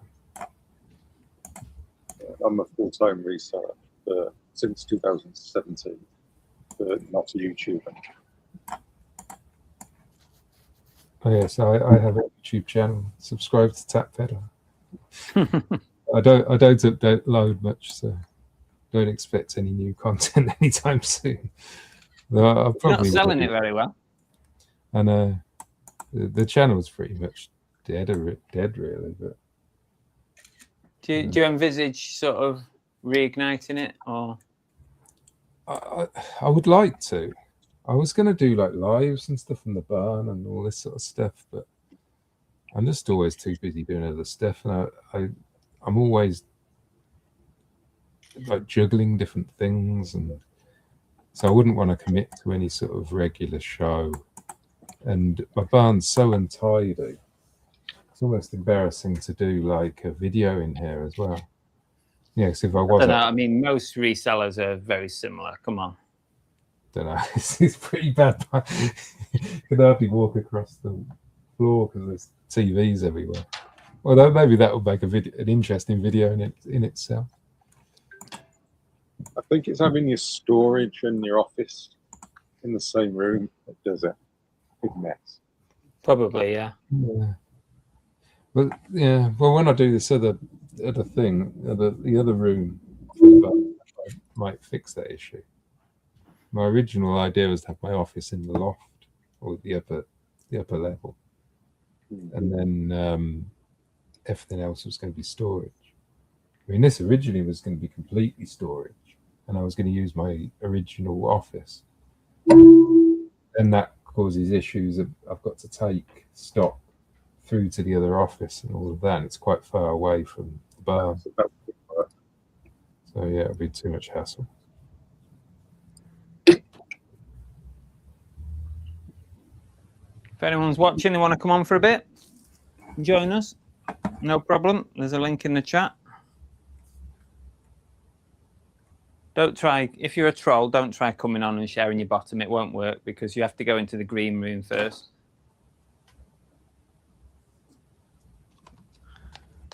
So there's only me that'll see that, and I don't really want to see it.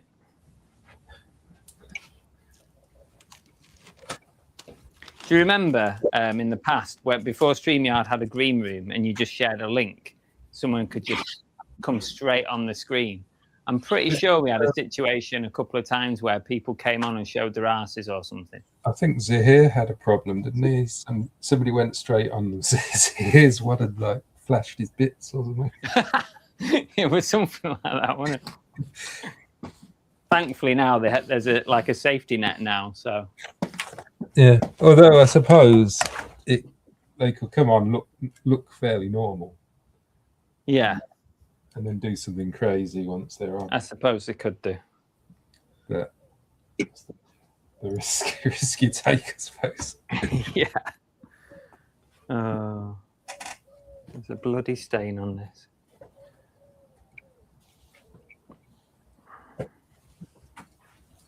I reckon it'll come off. So I suppose if something happened like that, like if you let somebody in that you didn't know, and they came on and they were like a troll, the only way to get rid of them out of the stream would be to start the stream again and delete the old one, is it? Well, I could just kick them. I can just kick them out. Yeah, but it will still be on the. Yeah, if it somebody would still be there. There's not much you can do about it. But I wondered after if the- Stream had like a feature where you could like delete the last. oh yeah, you can. You can. Oh, right. Okay. After you've uploaded any video, including a live, you can go into YouTube's Studio Editor. Oh yeah, I know you can do that, but I was thinking like during the stream now, Oh, like people watching it back, they would still see that bit, wouldn't they? Whereas I wonder if you could like do it now and it would No. just remove it. I don't think there would be anything you could do in that situation. You'd have to post edit it. Right, okay.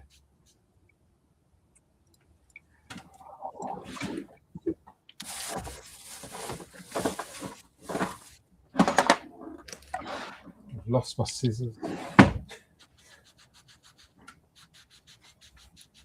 God knows where they are in that mess you've got in there. I had them yesterday.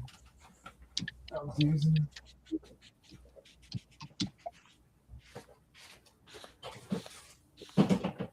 I've got little hooks up here to hang stuff like that, but the hooks are empty. the scissors aren't up there.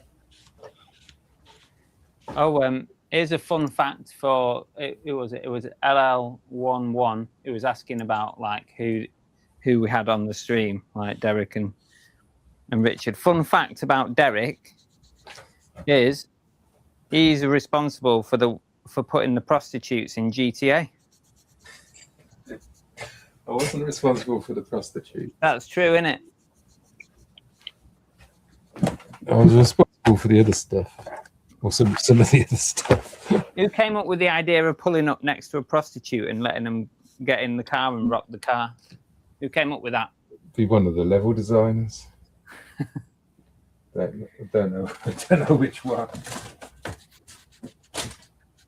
I'm quite looking forward to the next one coming out and playing it like as a civilian. What will you be playing it on? Good question, because I've got to buy a console to do it. I just sold my PS5 all right, because I don't bloody use it now. I'm thinking I might have to get one now when GTA comes out. well, my son's got another Xbox that he's got. Cause when he went to uni, he got an additional Xbox, so he didn't have to cart it back and forth. So he was coming home at the weekends and stuff. But now he's staying at home all the time and commuting to uni, so he doesn't need to. So I might just buy his one off him. Yeah, it's the lower sort of spec one he wants to sell. Like, so I didn't know whether just to get the better one and be done with it. But I just know that I won't use it much. I played GTA for like a week and then that's why I ended up getting rid of mine. I've got a MetaQuest, which I use quite a lot. I really enjoy using that. But the PS5, it was just sat there. It was gathering dust, so I got rid of it. LL11 says, that's BS, Chris. You're funny. I'll give you that. It's not complete BS because he did tell him about your GTA. Yeah, I was a programmer at Rockstar for 16 years, something like that. So yeah, I worked on all the GTAs. That's awesome. That. Yeah, it's not. Did it pay well? Yeah. Back in the day, we used to get bonuses and stuff as well. So, although they dried up near till the end, and which was sort of one of the reasons why I sort of was getting a bit fed up of it, because they wanted, there was a lot of overtime involved, and obviously a lot of stress and stuff, and weren't really getting the money reward for it. Right. It was worth it when you know, you're getting really good bonuses and stuff. Because we used to get bonuses like every 3 months once the game released and stuff. But Right. that sort of dried up a bit.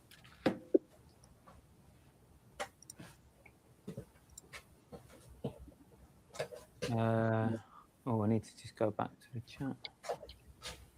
AMPR, would you recommend Complete Savings? Absolutely, yeah. I can't give you a referral or anything for it because there is no referral scheme. You have to sign up via like one of the retailers that use it. So like eBay or Parcel to Go or something. When you see an advert, you've got to sign up with those. But yeah, 100%. I mean, these guys have earned, you know, thousands, and I've earned like 5,800 quid in about 3 years. So about $2,000 a year on it, just free cash back. Definitely use it. And Sharon says, I use Top Cashback, £386 since January. Buy Asda gift cards for £2.50, get £6.75 back each time. And then spend vouchers on groceries. Uber Eats gift cards too, book holidays. Complete Savings is likely to do you better than that, Sharon, because you can use Complete Savings at Asda and Tesco, and it gives you 10%. But I think there's a limited number of times you can actually do it for your shopping. So I think it is limited. But book holidays, like almost everything on Complete Savings is a minimum 10%. Like at the moment, I think eBay's 12%. So if you buy something on eBay, it's like 11 or 12% at the moment. But it's always a minimum 10%. So I would recommend checking Complete Savings out. Definitely.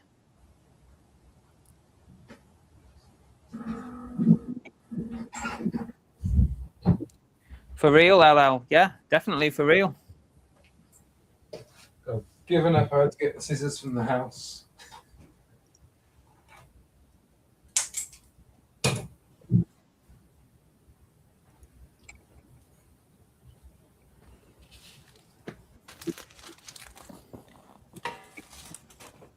Richard, what was your job before? I'm sure I've asked you this before, but what was your job before you started reselling? I was engineer in a air conditioning company. Oh yeah, I remember. Why did you get out of that game? Just had enough of it. Been doing it too long. I enjoyed the reselling. I started doing that part time, and it started outperforming my job. So I decided to go full time reselling. Mm. So the money side of it, just I was working part time on the eBay in my own time. Just wrapped it up and decided knock it out and go full time on eBay. That was 9 years ago, just over 9 years ago. Yeah. That's gone really quick, actually. At 9 years. Time flies, doesn't it? It's now 10 years since I left Rockstar, which seems crazy, really. That just feels like a couple of years ago.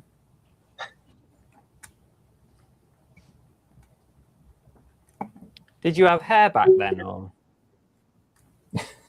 Yeah.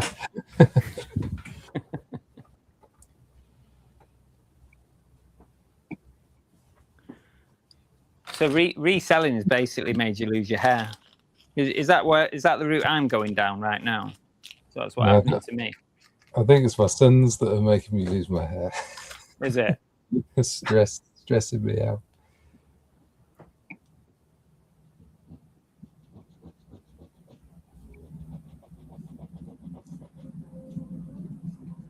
LL says, after hearing all your past jobs, you're saying that reselling is the best thing you've done?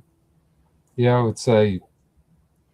Yeah, I mean, I enjoyed my last job back in the early days, and I still enjoy programming. I do programming sort of on the side when I can. But yeah, for a job, I think it's mainly because I'm self-employed. I think that's the main thing. It's not really the reselling. I do love reselling. Yeah. being in control of my own day and what I do and how much I work and Yeah. do what I want, basically. And that's what I like, but the lifestyle it brings. Yeah, it's the lifestyle, isn't it? The freedom. Yeah, the freedom, because you know, like now, if you wanted to sort of just think, oh, right, I want to go out for the day, you could just go out for the day. You don't have to like think, oh, I've got to put in holiday requests and wait for them to respond, and you know, it would have to be something really special to drag me back. I don't think I could be dragged back to 9 till 5. I think I could be dragged back into programming if it was like really sort of worth it. But I think I'd still want to be like, it would have to be like a freelance thing where I was deciding on what projects I was doing and that sort of thing.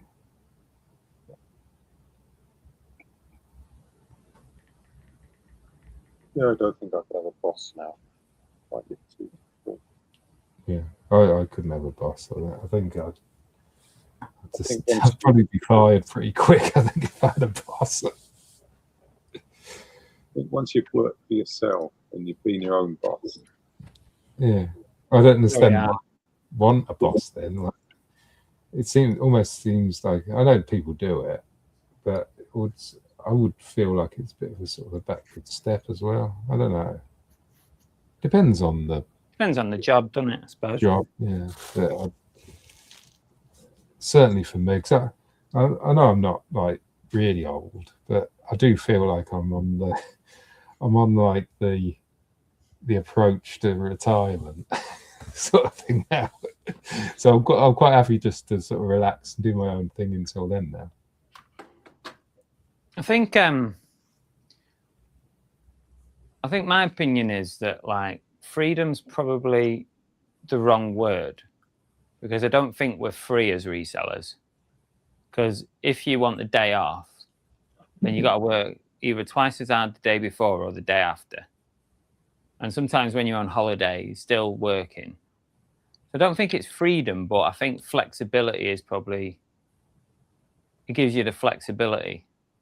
I think that might be a better word.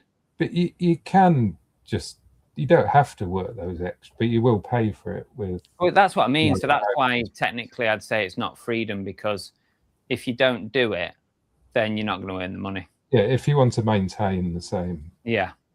consistency, I suppose, then yeah, you'd need to. Yeah.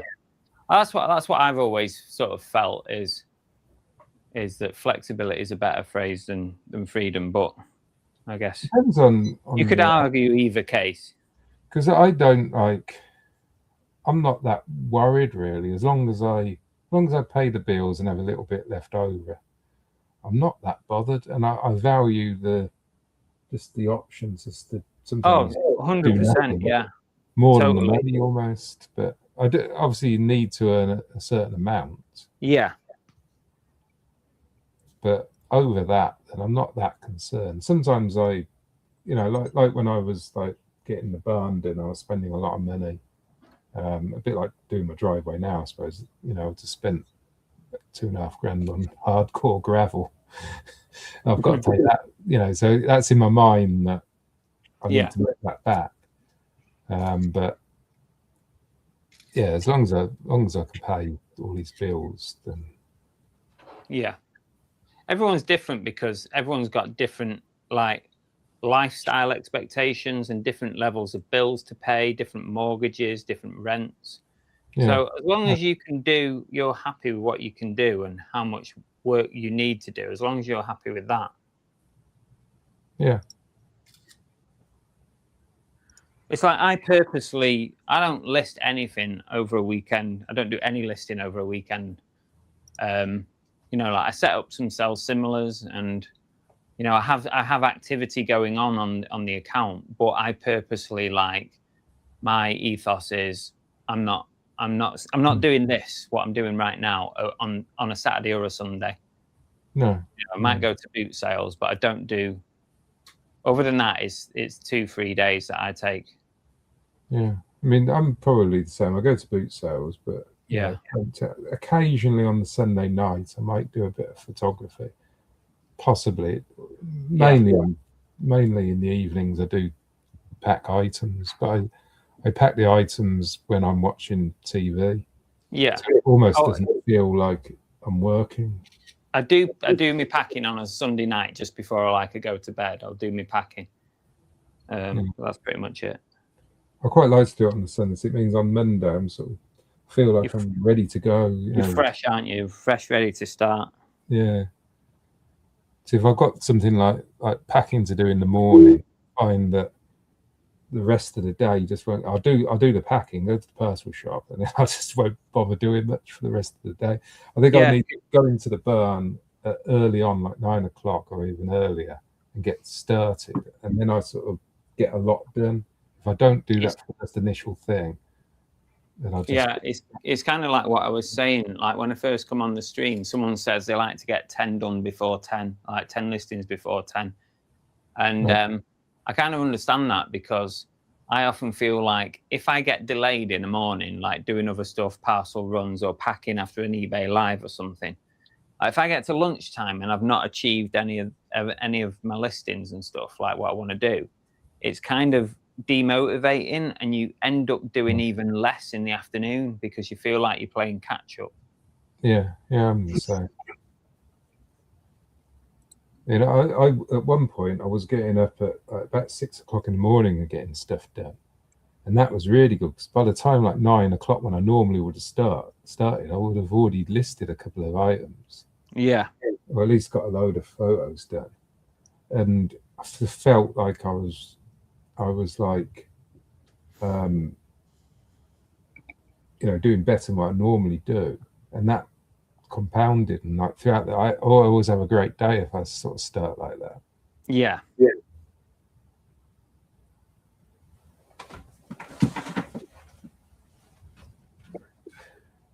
I've got teas made waiting to boil, but I think it must be knackered because it hasn't boiled.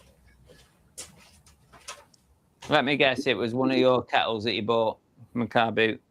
Oh no, I say that it's actually boiling now. I can hear it whizzing away.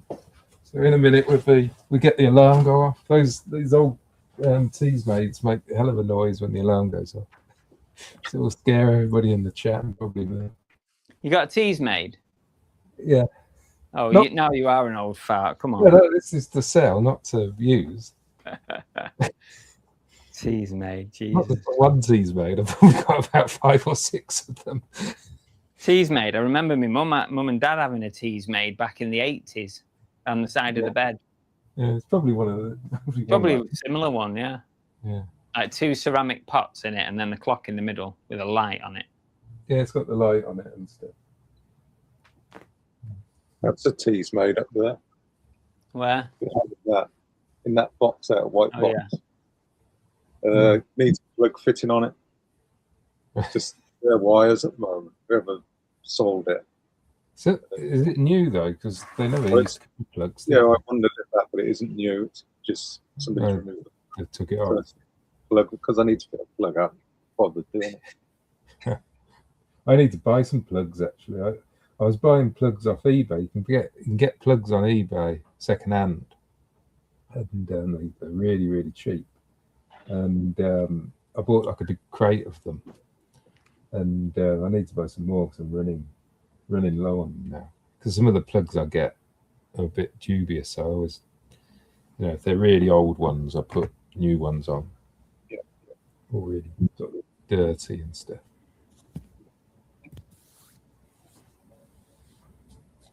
I think I did a video a few years ago on somebody wired a plug really badly and it sort of blew up when I plugged it in. I had a similar thing the other week. I think the earth was on the live and neutral was in the earth, and it's all wired incorrectly. Luckily, the wires were all sort of loose. You got like the grip thing. That was all loose, so I took the back off anyway before I plugged it in. Luckily, I didn't saw it. But my fuse box thing's always tripping when I plug in something dodgy from the boot sale. All the lights go off and stuff like that.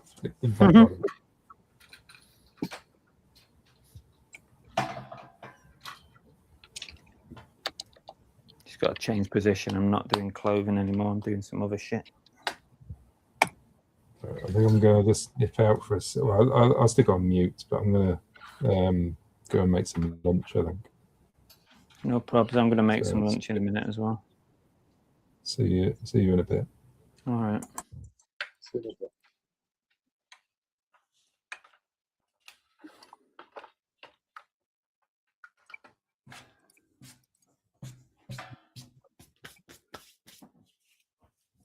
Oh.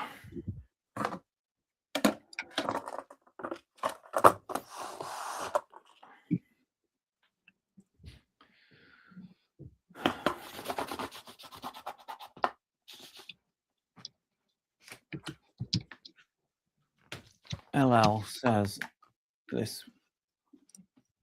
motivates me to do more. I do 2 to 3 a day, started a couple of weeks and sold 15 items already. Is that good, or you think I should do more? It depends what you need, LL. I mean, tell us what, you know. I can't decide what's good and what's not for you. So that's totally up to you. If it's a side hustle, maybe that's fine for you, you know. If you've got a real job, or let us know a bit more about what you do. Are you hoping to make it full time? It's difficult for me to say what's good and what's not, really. Your living circumstances could be different to everyone else's. There's so many variables. I've had many Kenwood mixers smoke on me. How is the hunting going? We're still looking. We've had a couple of people view ours that are really interested, but obviously they're waiting for theirs to get an offer. So it's kind of just waiting around, really. But we've been looking at lots, and we found a couple that we like. Nothing that's like we definitely 100% want, but there's a couple that we quite like. So in the same area? Yeah, we want to stay as close as possible to where we are. Yeah.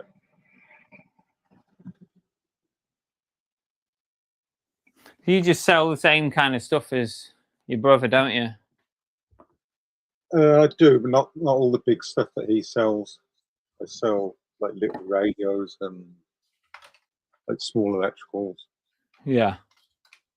Whereas he does all the big TVs and stuff. I don't bother with any of that. Who was first? Reselling. Yeah. Me. So, did you influence Derek's decision to? I think to go full time, because he went full time exactly a day to the day I did. All right. Actually, to the day, but not purposely. We looked at how noticed that we both went full time on the same day. Right. Or had noticed the same day. Yeah, when you it were both end of July? when you were both like part time, did you like chat about it a lot and say, "Oh, you know, I'm doing really well at this," and you know, do you think we'll both go full time and stuff? I remember Richard sort of saying that he wanted to leave his job and stuff like that, and it was always at the right. Yeah. The mini run. Yeah, I think that a couple of years, like I think the first year he started like proper, you know, reselling. I think he said something like, "Oh, you know, I could do this full time or something." But then the following year came along, you were still at the work. I think it's because you've been there so long. It's difficult to. Yeah. It's a bit like, I suppose, when I moved jobs from Rockstar, it was a bit easier for me to resign from my second programming job because I'd only been there a couple of years, and I'd started to build up reselling then as well on the side. Right. And that was working from home, and I was finding myself like, you know, I knew that I could do a lot more on reselling, and it almost felt like my full-time job was restricting me, sort of thing. So, you know, that was when I decided to go full-time. We were first reselling sort of early 2000s, or even late 90s. Yeah. I count like when we used to go because we used to go to the boot sale on that Wednesday evening boot sale. Yeah, And that was that £30 place. I used to buy TVs there. I seem to remember old TVs on there, clean them up.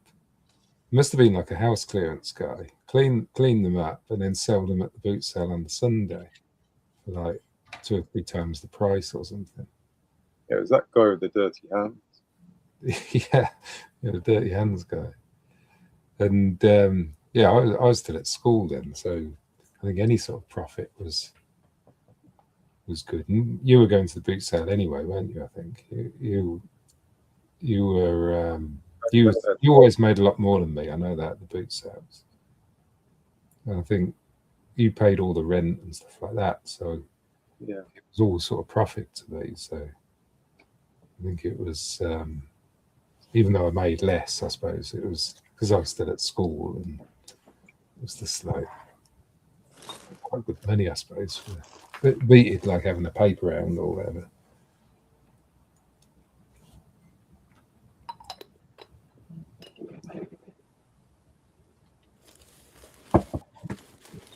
There was somebody talking on a local Facebook group about an evening boot sale. I commented on it and said that I hadn't been to an evening boot sale since the late 90s. yeah, I think I saw that post as well. Do you see it? I thought it was not a local group. Maybe it wasn't. No. I saw it. It said something about it'd be a good thing for somebody to start one up, like an evening one. Yeah. Because people are saying they wouldn't want to go because they've been at work today and they'll be tired.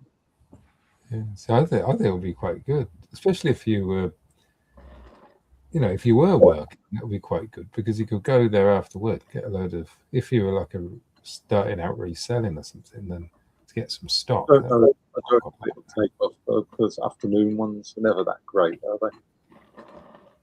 No, I suppose not. It's always the morning big and. Yeah, it's possibly just a different world now. Maybe things were different in the 90s. Like, so you used to have that great bridge boot sale as well. That was in the evening, wasn't it? You used to pick me up from school. Like, the car was full of stuff, was it? I went straight there. Yeah, that was Friday afternoon and into the evening. Did we go straight there from my school? I can't remember. Surely. So I can't remember having my like school uniform on and stuff. I can't really remember. Maybe we went home for like half an hour first. When you were at college or something by the time? No, it was definitely. I remember going out the high school. You picking me up from the high school, right? Unless that was like very start of it, and then I moved to college shortly after or something. Can't remember. I remember you picking me up in the Mini, and the Mini was full of tat ready to be sold at the boot sale. So either you must have loaded it, or we both loaded it like the night before or something. I don't know. And then that Great Bridge boot sale was quite good. Is that still going, that one? Or is that closed? No idea. I wouldn't have thought so. Yeah. I don't know. That might. But for an evening boot sale, that was quite big, wasn't it? You had that massive like inside area that was just completely full.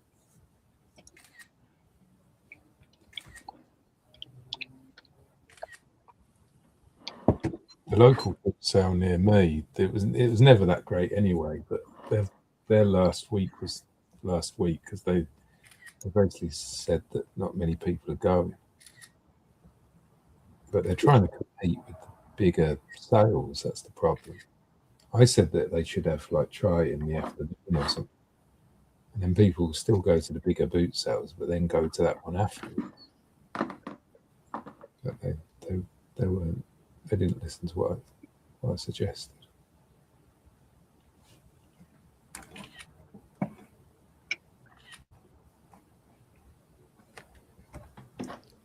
Anyone any idea what this is?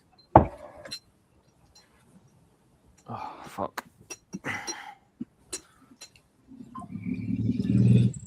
Don't know, but you know, it reminds me of that. Have you seen that Only Fools and Horses episode? Yeah. Where they buy it and they drop it away. Yeah. Reminds me of That's what it reminded me of. But yeah, Anyone in the chat? It's not. Is it an urn? I don't know. But it's Hasn't got got- little holes in the top. hasn't got somebody's ashes Ginger in. jar. Is it a What is ginger it? jar? Ginger Ginger jar. This could make me mind millions. This, made in Japan, It might be quite good if it's made in Japan. hand painted, made in Japan. Anyone got a clue? Any people who know this kind of stuff? That's the lid. It's kind of got these holes in the top. This could be solid gold here on the top. Look. Have you not run it through ChatGPT or whatever? Not yet. No, I'm literally just starting on it. Don't. Oh, it could be for incense sticks, couldn't it? Sticking out at the top.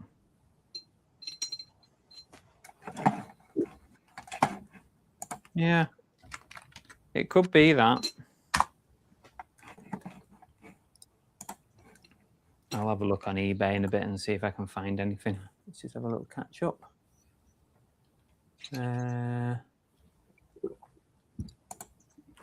Phil's in as well. Hi, Phil. Side hustle, want to make it a full-time thing. I'm working as a caretaker at the moment, but after seeing all your videos, inspired me a lot. Okay, well, you know, just do what you can do as a side hustle.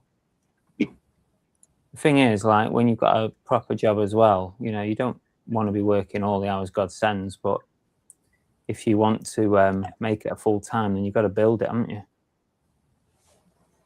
Got to keep building it. I've never regretted it, and I don't think these two guys have either. So I've definitely never regretted it. Yeah, I've never regretted it.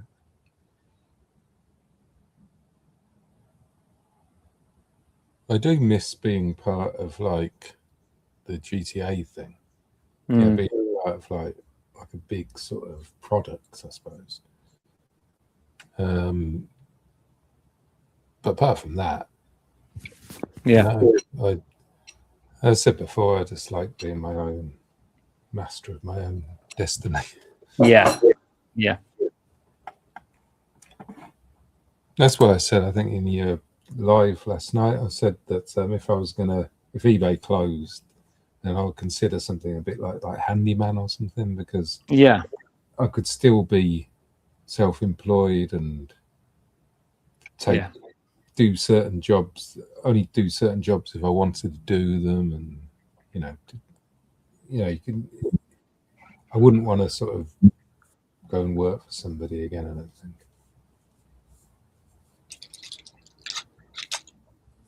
Makes sense. But yeah, I don't think eBay's going anywhere anytime soon. No. And even if they did, Vinted will just explode, wouldn't they? Yeah, that's true. You know what I mean? Or eBay gun.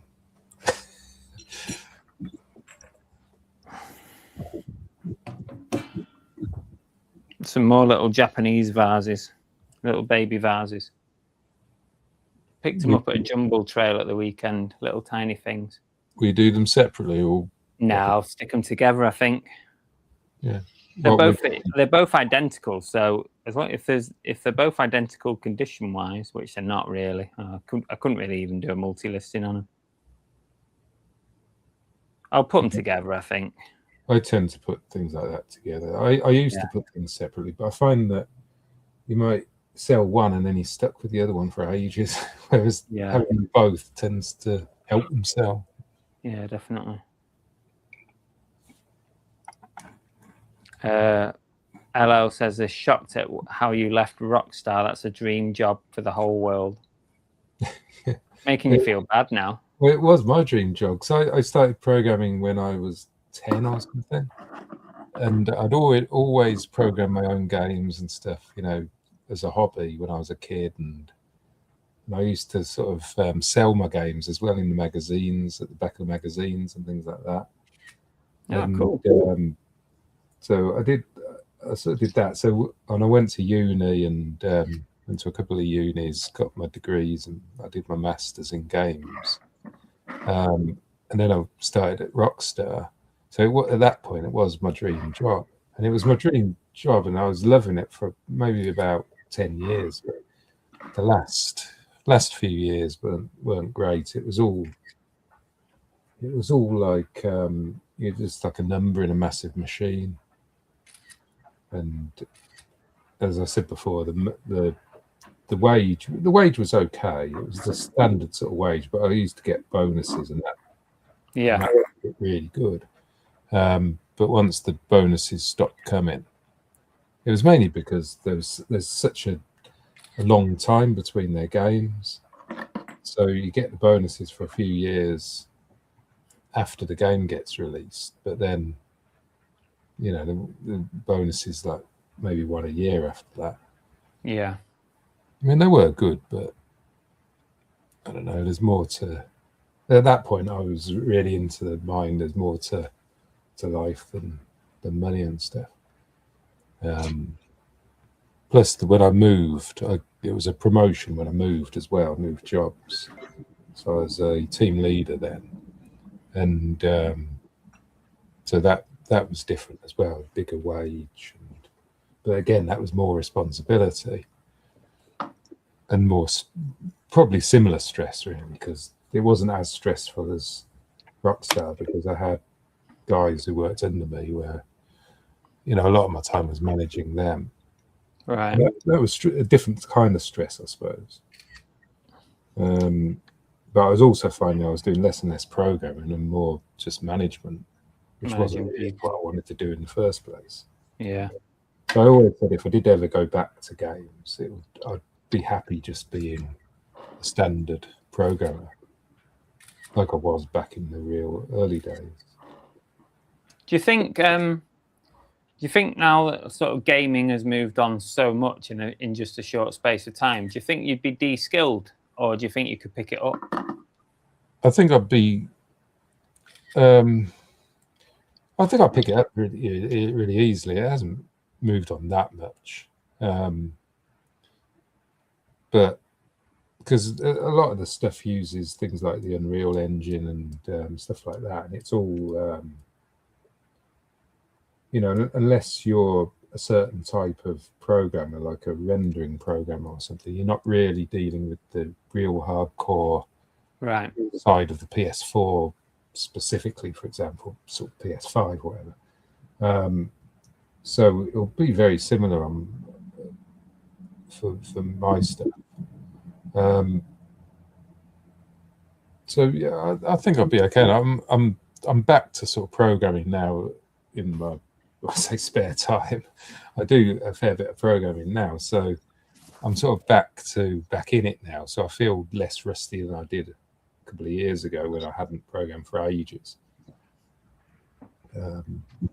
So yeah, I really enjoy programming. You know, so I do enjoy it. And that's one of the reasons why I've been doing this listening tool, because you know I can sort of program it and it keeps my skills going. Yeah. So I could just use another program, you know, and just pay for it, whatever. But I quite like sort of fixing and changing things as I go. Like, you know, because I'm assuming if there's an issue with listing Monster, for example, you've got to put a request in or say there's an issue or whatever. Yeah. And then they'll fix it. You know, I can fix my own thing sort of straight away, so there's no delay. Yeah. So I like that aspect of it as well. Plus, I enjoy programming it. You know, so you know, LL says, "What games did you make yourself?" Yeah, he wouldn't have heard of them. They're all like very small things. You know, I haven't sold like 10 or 20 copies or something. There's just lots and lots of little little games, like Shit. adventure games and things like that. It would have been for the Amstrad and Atari ST and Spectrum, I suppose. Dragon 32, if anybody's ever heard of that. Back in the day.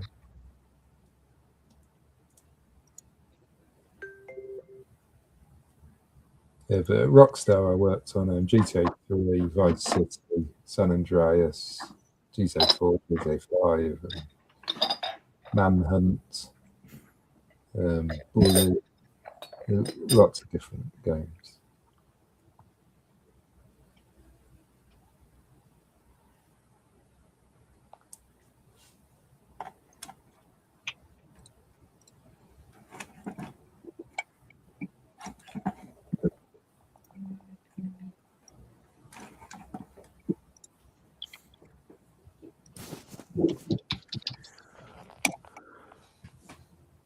I think my lunch break.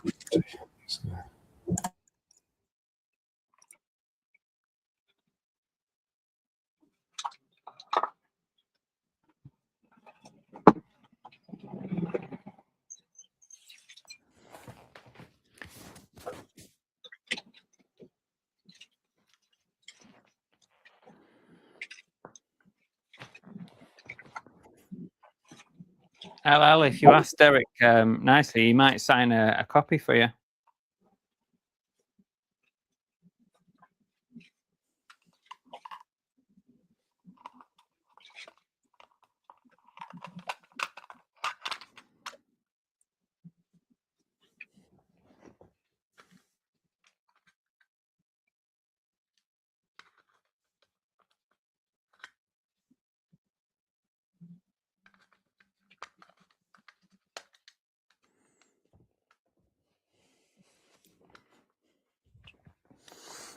Oh.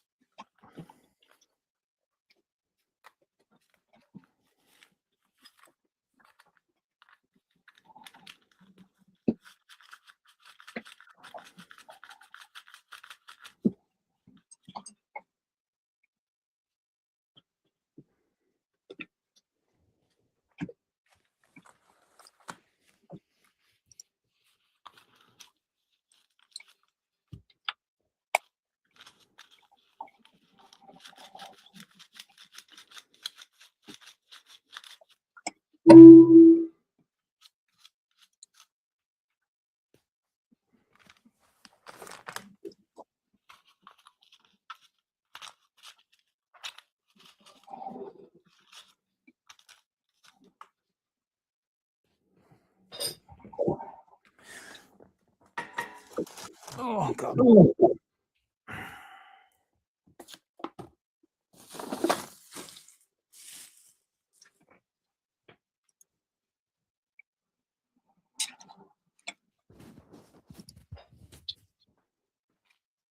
Where's Derek gone?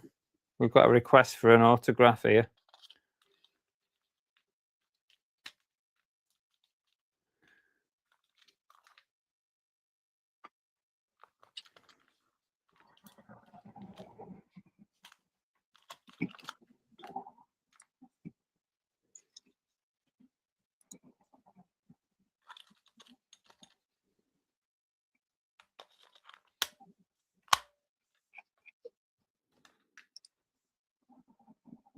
I think this clock is broken. Bugger.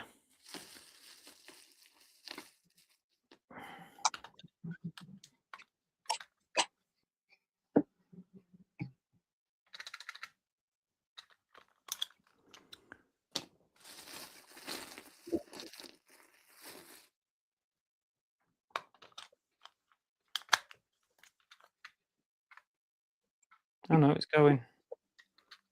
Oh, it's a bit broke.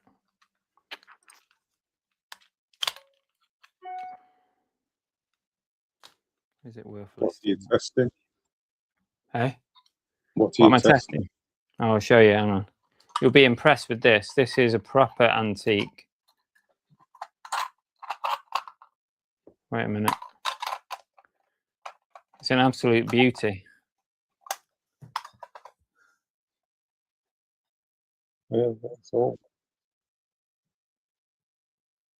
It's a modern thing, I think, from Turkey. It's like resin, so it's not even ceramic. But I was just trying to get the clock going, and it is going, but it's a bit broken on the inside. Tell you what I picked up at the boot sale the other week was a cuckoo clock. Oh, It nice. was all wrecked, but it was quite old. It looked like it was from like the 50s or something, 40s or 50s. And it was yeah, so I got about 50 quid for it still. Yeah, can go for some good money, cuckoo clocks. Derek, LL says, can you sign a copy of San Andreas or GTA 5? Yeah, can do if you want to send something over. Have you got any you could sell and then just sign it for him? I've got copies in the loft, but I think they're all NTSC now. I suppose it doesn't really matter. But I was keeping them until GTA 6 comes out, and I was going to look at selling them. I don't want to sell too much stuff, because I did sell quite a lot of stuff at the time. We used to get like merchandise all the time. Oh, yeah. And I sold quite a lot of it. And some of it I regret a bit, because some of it was personalized. Like you had like jackets with my name on it and things like that.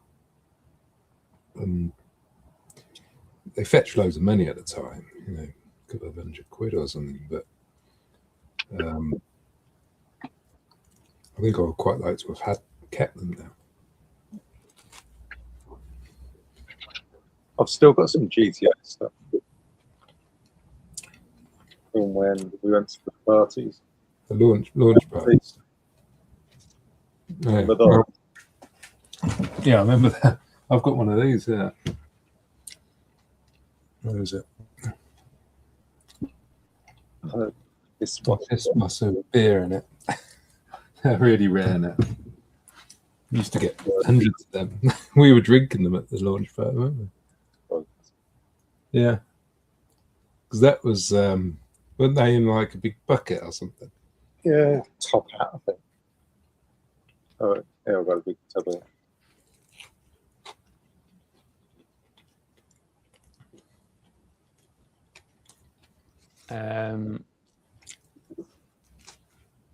Where can LL send you a message to potentially arrange?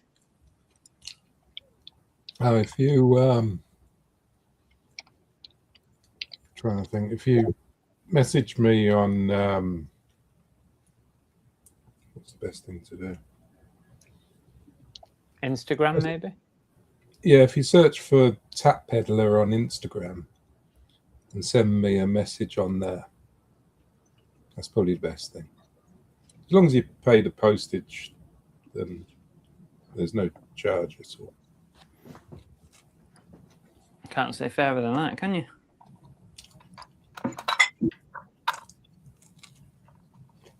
I'm still going to list this elephant because I think it's probably worth about 30 quid. So I'm still going to put it up.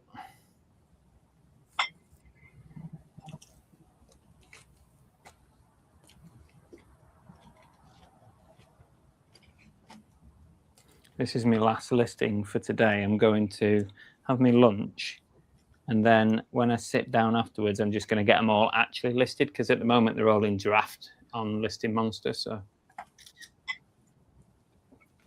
I'll just check them over and get them listed.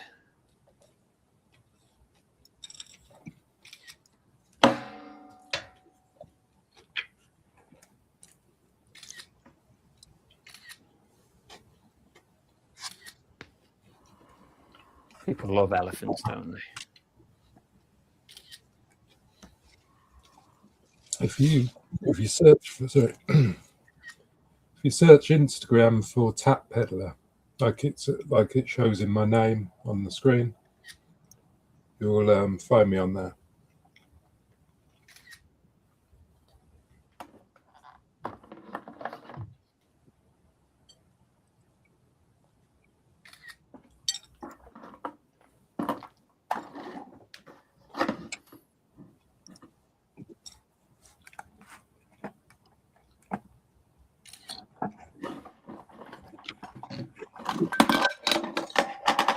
Bloody thing's falling apart now.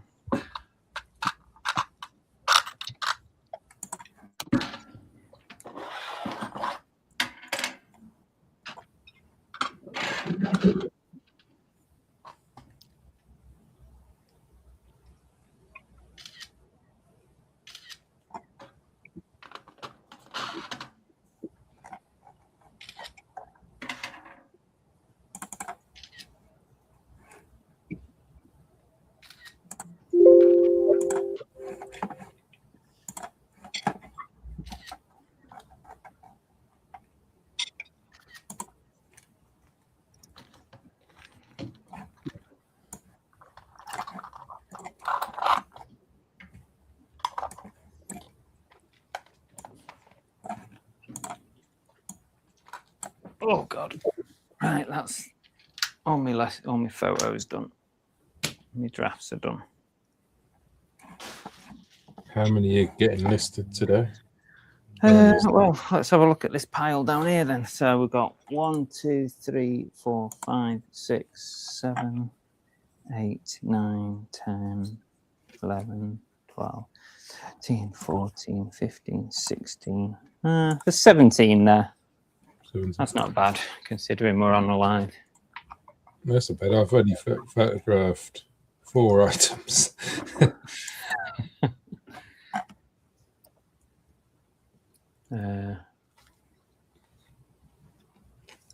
James, phrases you wouldn't hear anywhere else but here. I am still going to list this elephant. Yeah.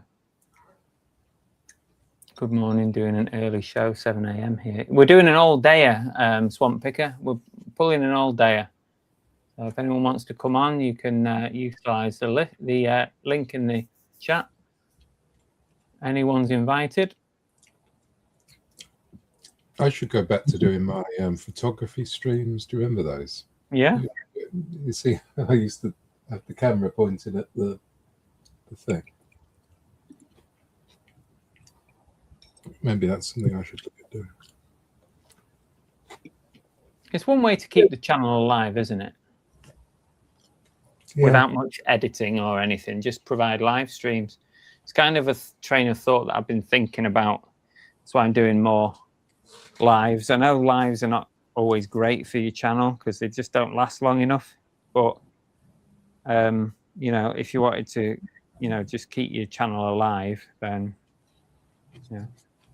And there's not enough daytime lives. There's hardly any. There was quite a few at one point. I think. Yeah. People and... realise you can't get any work done when you host a live, so they don't do it anymore.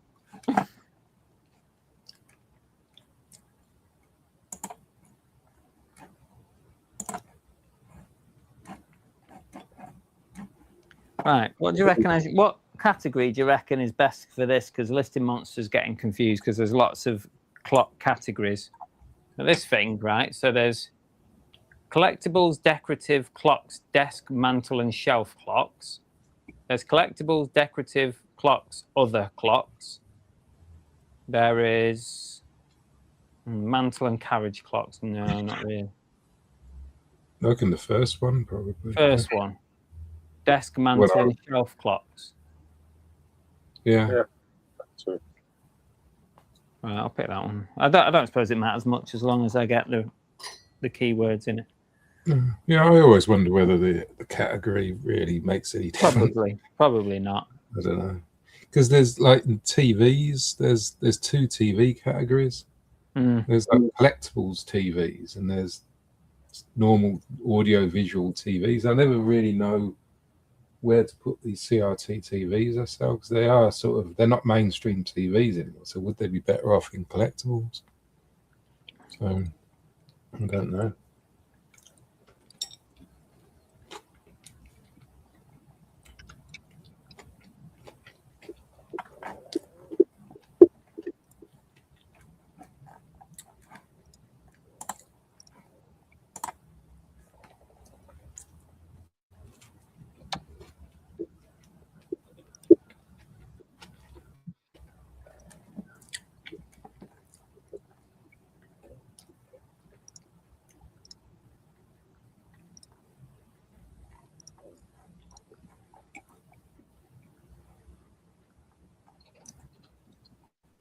I bought a Sega Mega Drive last week at boot sale.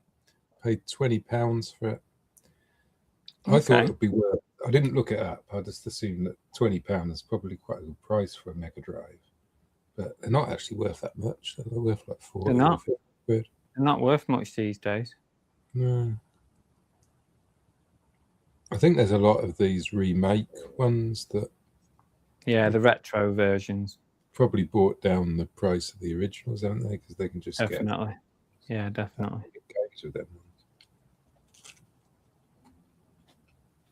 Seen a few retro consoles recently. Like I've been at a few boot sales and seen like Master Systems and Mega Drives and PlayStation 1s, but people still seem to think they're worth quite a bit, asking sort of £20-25. And when you check the prices, like you're like, wow, it's, you know, I'll be lucky to even turn a profit on a PlayStation 1 now at that. Yeah.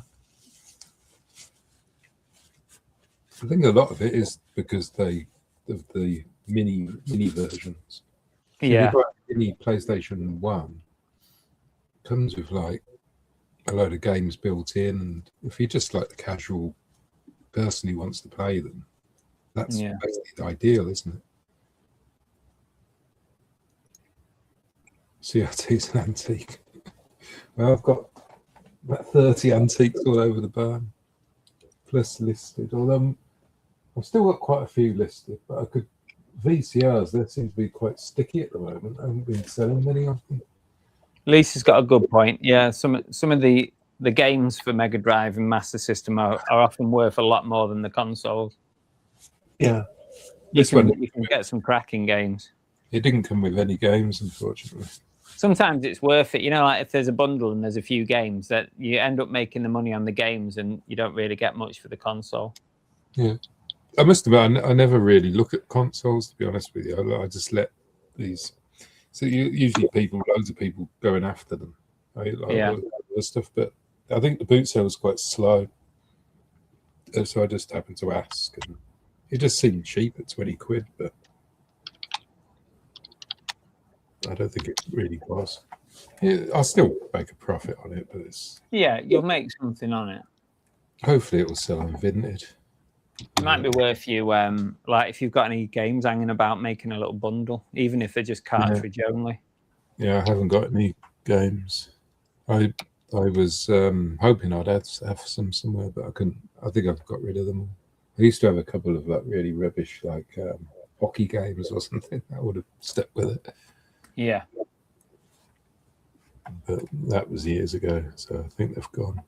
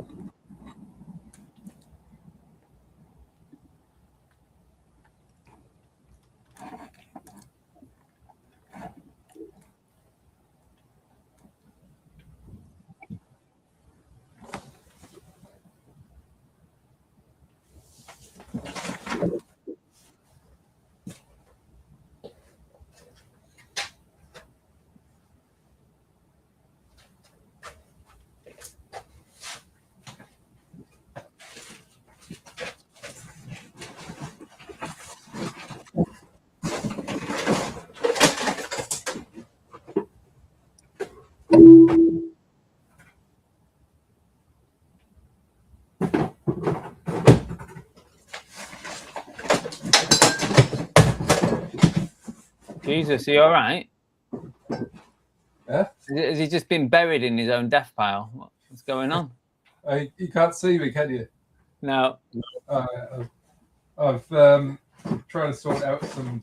I bought I bought several boxes of glasses, like beer glasses. These ones, and what are these? Tiger beer. I thought they were brand new, but they looked like they're from like a pub that's closed down or something, because they look like they've been used to me. Right. Yeah, I was going to do bundles of 4 of them. But yeah, they've obviously been stored somewhere damp, because the box, basically the bottom of the box is all collapsed. That's what that noise was.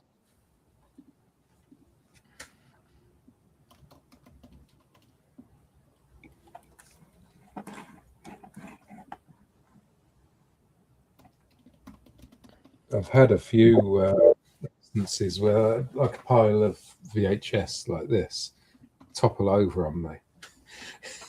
Thought if I piled it up too far. I keep on knocking. I turned it round the other day because I had the wires pointing out onto the other side where I walk, and I kept on knocking the wires every time I walked past. And I thought, and the whole stack started wobbling. And I thought, if I leave it like this, at some point I'm going to knock these down. So I turned them round. They still wobble a bit as I go past. Yeah. I'll probably get them listed maybe later on this week.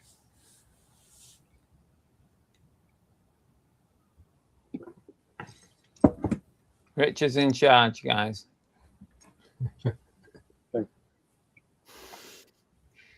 Secret Carper bought a load of Thundercat figures. She gave me a broken figure for free. Just sold the Thundercats original helmet vintage for $74.99. Just the helmet from the broken figure. Wow. I used to, yeah, the Jurga figure's like really rare, I think. I never had him back in the day. I was quite big into my Thundercats at the time. I had the Thunder Tank, Black Fly and thing. I had most of the figures. No, Derek can't be trusted. He can't be trusted to finish his own YouTube series. So for that reason alone, we're leaving Richard in charge. I won't be long. I've only got a microwave something. In fact, I'll take my mic off because I probably need to change the mic anyway. So.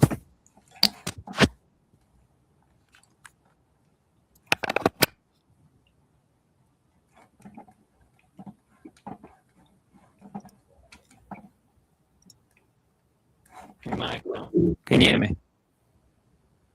You sound like Can you hear me? yeah, you know. Okay. I just changed my mic, that's all. Sounded like a Dalek the first time you said something. All right, I'm guessing it was just switching over the frequency or whatever. Right.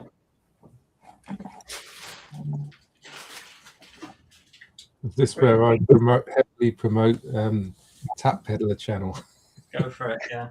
Everybody subscribe. You're not in charge. You need to get permission off Richard for that.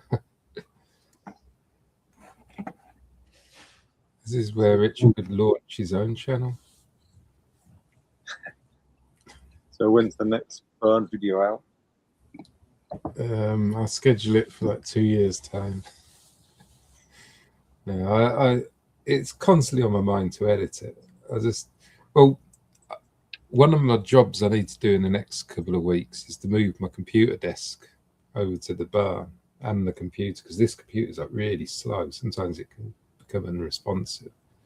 It's really annoying. So, and my good computer's in my old office, but I've got a sit-stand desk in there, which is better as well, because this is my son's desk at his bedroom, and it's quite a low down desk, so it's not ideal either. So once I've brought all that through, I can edit it a lot easier.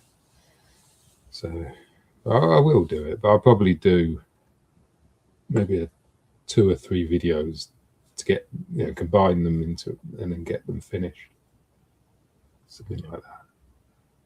Can't be much more left to do now. No, I can't even remember what the last video was about. I think I was building the walls. I've got the sort of cladding of the walls. I think I've got some about the upstairs bit. Yeah, there isn't a lot left, I don't think. So I probably should just put in the effort get it done. I think you're insulating the last video. Right. Yeah, so I would have had. Yeah, I remember now. I was putting on the foil insulation. So yeah, I would have had the OSB board to go on. I think that was the last video. Was the other wall? I don't think I'd started this. So I've got like the putting the wall around the door and making the doors and stuff like that. I've got videos about that. And then it's basically just putting the walls on and doing this edging up here and things, and the attic area. Though the attic hasn't got any lighting at the moment, so I've got 3 LED sort of strip lights up there, and they've all gone now. I was on my last one. I think they were just cheap rubbish off eBay, like cheapo ones. They weren't really good quality. They just don't seem to last. Sorry? LED should last ages. I think they've just been cheap and nasty ones. Right. I mean, they weren't that cheap, but I think they're cheap quality, that sort of thing. Anyway, 3 of them are up there, and 2 of them knackered. And I was on my last one, and about a couple of months ago, that one went. So every time I go up there now, I've got to take my phone and my torch to see what I'm doing. I only really go up there to get the odd thing down now, or take something up. It's all storage, long-term items up there, really. Stuff that I don't expect to sell straight away. I tend to stick it there, and if it's fairly light as well. Don't like putting too heavy stuff up there. But yeah, I've got some boxes up there. But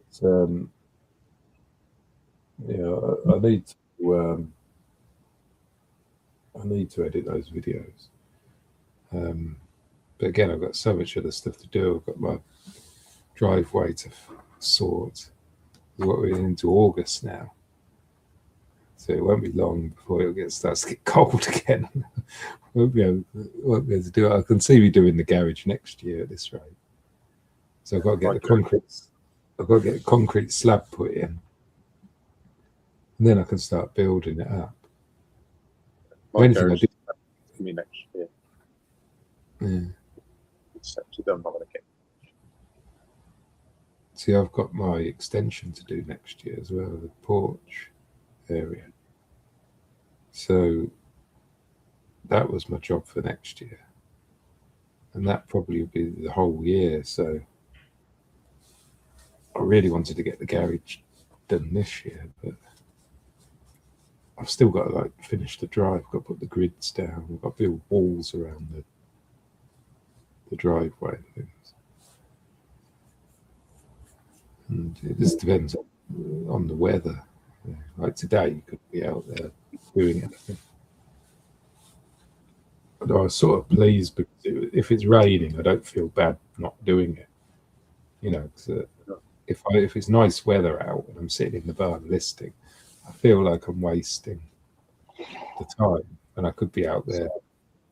I could be out to making the most of the weather. So at least if it's rubbish weather, then I don't have any guilt over it. Jeff's got a question. Is Richard the younger of you two? Any other siblings? I'm actually older. 4.5 years older. But no, we haven't got any other siblings. Just us two.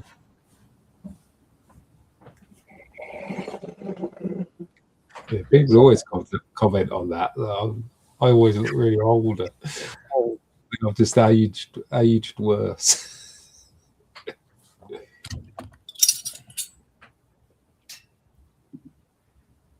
You too, Derek, are drawn to joint reselling, Shannon. I think we did think about that at one point, but we never really did anything about it. Is this the most listed thing?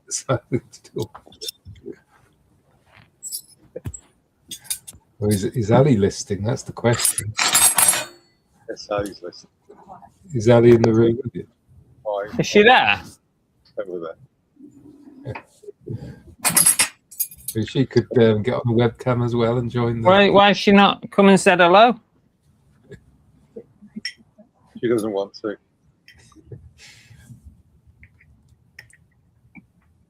Yeah, she's done 5 listings. The same as me. I've done 5. That's more than me. Well, I haven't actually listed it yet either.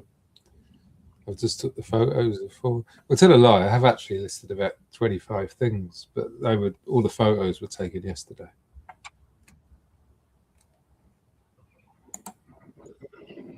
I sort of count listing as mainly cheating. Getting the photos taken. Because that seems to be that's where the time is really. Cleaning it, sorting it, and taking the photos. Once they're done, the listing's pretty quick. So I usually count the photos as the listing, if you like. It's all the prep I find. All the you've got wires that you've got to wind them all up and something around to keep it together, and you've got to clean it, test it. It's all that stuff that takes the time. The actual listings, 5 minutes for 5 minutes to the listing. Yeah. Which comes back to my original idea about all these tables. They were going to be like I was going to have a table for incoming stock, which would just be like raw from the boot sale, dirty or whatever, and tested. And then I was going to have like a cleaning station. And then once they're clean, they'd go on to the next table, which is like testing. So then they'd be tested, and then they would move to the photography area. But I ended up just filling all those tables with stock from the boot sale, and the floor around them, underneath them, everywhere.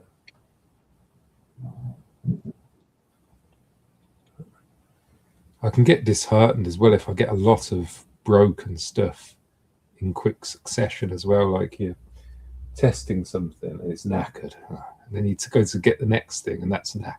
You get the next one, that's knackered. It just gets you in like a it's just motivates you to list stuff, and then I tend not to get a lot done after that. I've still got a pile of old VCRs and radios and stuff underneath my listing area from when we did the challenge that I basically saw there was an issue with it. I put it under there and then just moved on to the next thing. So I wanted to get stuff listed that I haven't actually revisited and fixed, or they've all got various issues. Some of them are probably fixable, but I didn't want to spend the time. It's time doing it. When was that? Like February. Yeah, it was around February time.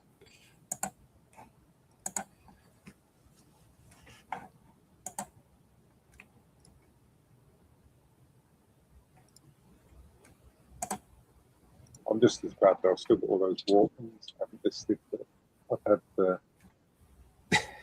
probably over 10 years now. The only downside with them, I mean, they're never going to go down in value, but the problem is all the belts go and stuff like that. Belts not in the home. I actually picked up a Walkman at the weekend. Sorry, what was that? I actually picked up a Walkman at the weekend for £1. Not often you see them now, especially A proper one. A proper yeah, one. only Walkman. Yeah, it might go over there. Well, usually when you see them, they think they're worth loads of money and want stupid money for them. £1's a great price, isn't it, for a Sony? Yeah. Oh, nice. Does it work? I haven't tested it yet. Yeah. Looks okay. It's in good condition. A few little marks and that. But just in a rummage box. Yeah.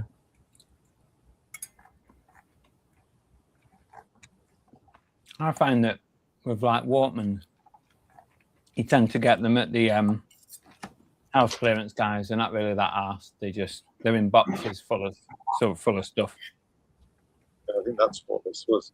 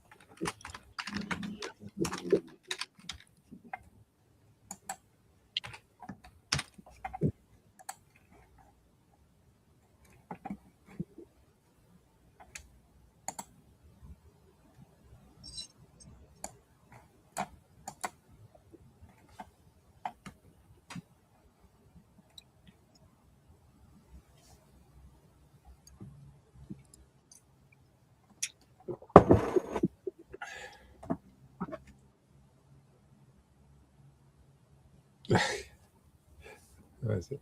There it is. It is mucky, but it's probably a different cloth.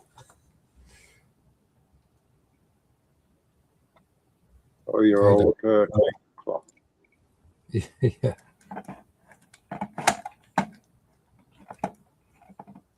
I don't sell any fishing gear. No, me neither.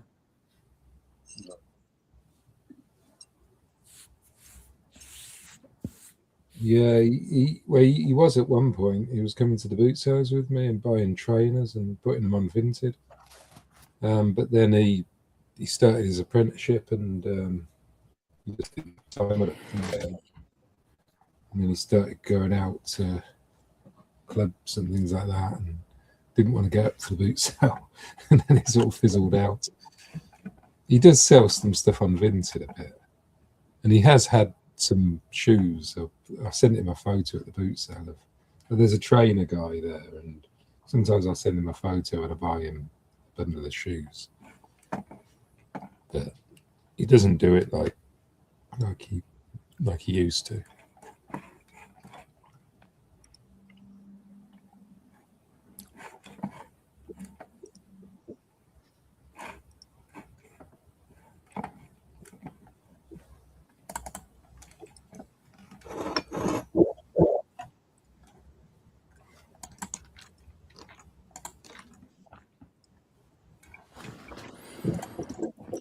We just had an email from eBay.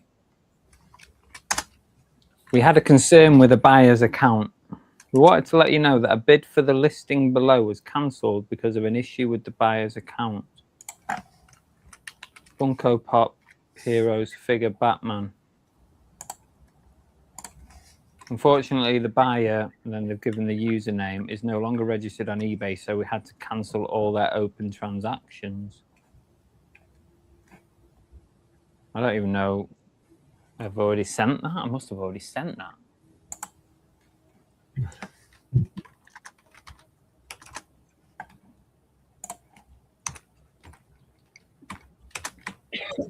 See if I can track this down and see what's going on here now. Have you ever had one of those messages? I think I've had one like years ago. It's been a long time since I've had one of them. But I have had. Yeah, not for a long time. Usually phone. I don't think eBay do much about buyers much nowadays. So that's probably why you don't get them that often. I can What's got an remember. item? I don't know what it was now. Was it reporting them or something for not paying? And they used to get suspended straight away. Yeah, yeah. It An always item used to. not paid for Well, it, 20,000 options, and you Yeah, have it used to to be. report the fees back. Yeah, but you used to still have to do that for non-paid items, didn't you? Before instant payment. Yeah, I don't know if it's like automatic now. I'm not really sure. But so I think if certain times you can, things still don't go through sometimes, and then it isn't paid. So I don't know what happens then. It's been so long since I've had that. But it used to be quite satisfying, didn't it? If you reported them, and then you check their account like a couple of minutes later, and it said no longer registered. It's like a good feeling, like you won the war sort of thing. Right. Well, this item I sold on the 13th of July, and then it looks like they never paid for it, so I auto cancelled it after 4 days, and then it sold to somebody else. So thankfully, it doesn't matter because they never actually got it in the end. I think you would be protected. Yeah, it should be protected anyway. Yeah, but got to check what had gone on with that one. All right, that's fine.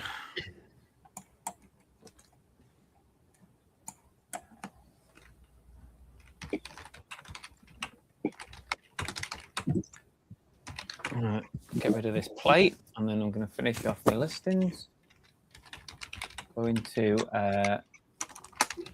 grab a drink as well.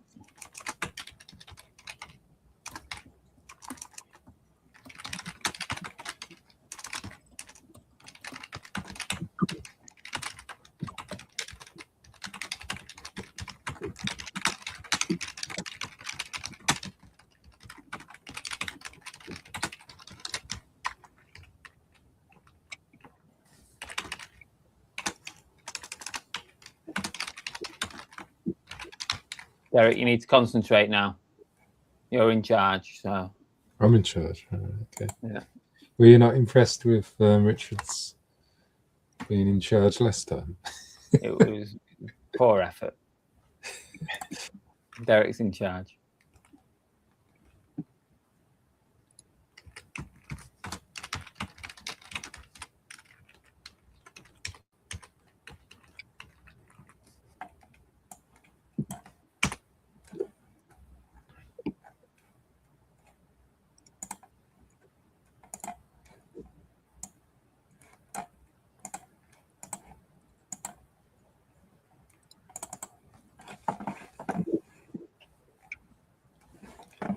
Did you get your email about the eBay Open? Today, Well, like in the last couple of weeks. I've had emails saying that to apply for tickets, but I've already applied. Have you had one about an email address? Because I had to provide email addresses, like 2 email addresses for each. Did it come through as an email or as a message? It was as an email, I think. I'll have to go and check then. Yeah. I just put another one of my email addresses on there. I'll go and have a look. Do that now.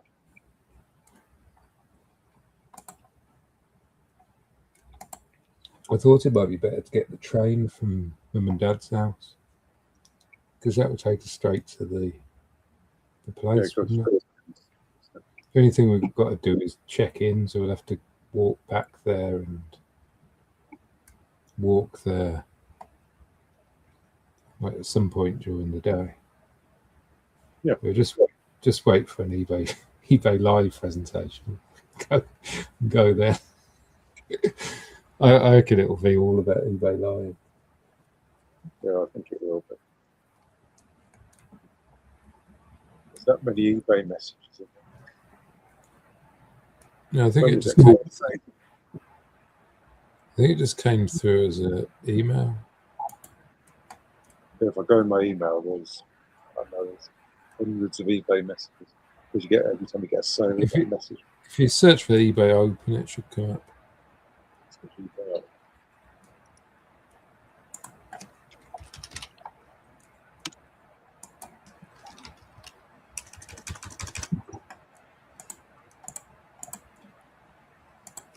Plan your travel. No, I think it was. Did you provide 2 email addresses at the time, Can't remember now. or just the one? I'll message you about it later. It's probably better to do it. And, Can't see any emails from you. There's just one Maybe saying. that. There's one saying I've been registered and I've registered for it. yeah.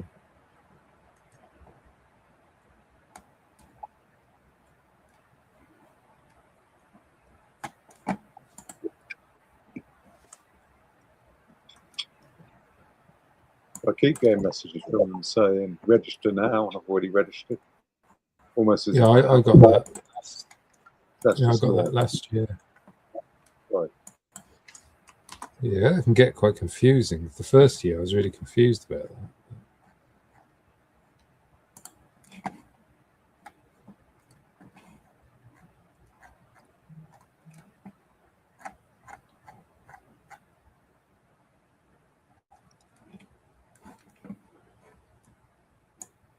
Guy wants to do it. You got cancellation. Yeah.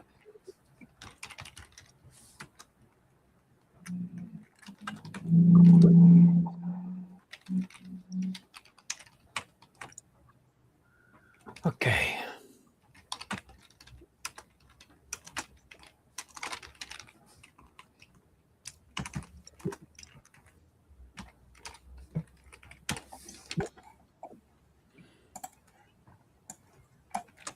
You should do a joint reselling channel.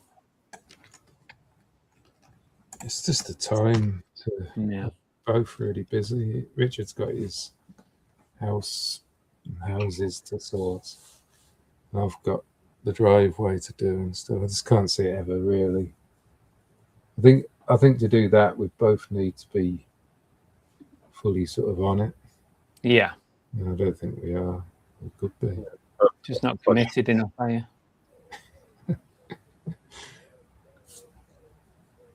I think it's just disheartening. It's a bit like the barn videos. I mean, Yeah. I upload them and I get like 300 views, and I think, yeah. Was it worth it? Is it really worth it? I know what you mean. That's why I don't want to. I mean, I was looking at the DIY channels, and there's a couple of DIY channels that I consider really good, and they put loads of effort into their camera work and all that. They've only got a few thousand subs. Mm. And I think if I do something like that with my DIY, am I just going to end up like that as well, which isn't really worth it? Because that's basically the same as my Tap Peddler channel. It's got about 2,000 subs, 2,500 subs. Hi, Jen. Welcome.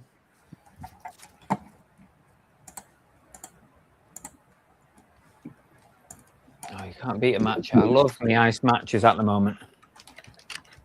I love it. Vanilla iced matcha. In a Greg's, we save our Greg's things. All right, yeah. We save them and then we make them in that. Those things you get off Vinted or something. What was it you got off Vinted? You got like, you said on one of your lives that you got like flavors of some sort of drink off Vinted or something. What was that going to be? Oh, you're talking about water drops. Yeah, it could have been, yeah. Yeah. Sometimes I get those off Vinted if someone's selling a job lot off. But So that's like vitamin sort of flavored waters. Is that like that Holy? You hear a lot of YouTubers advertising Holy. I'm not sure. Not heard of that one.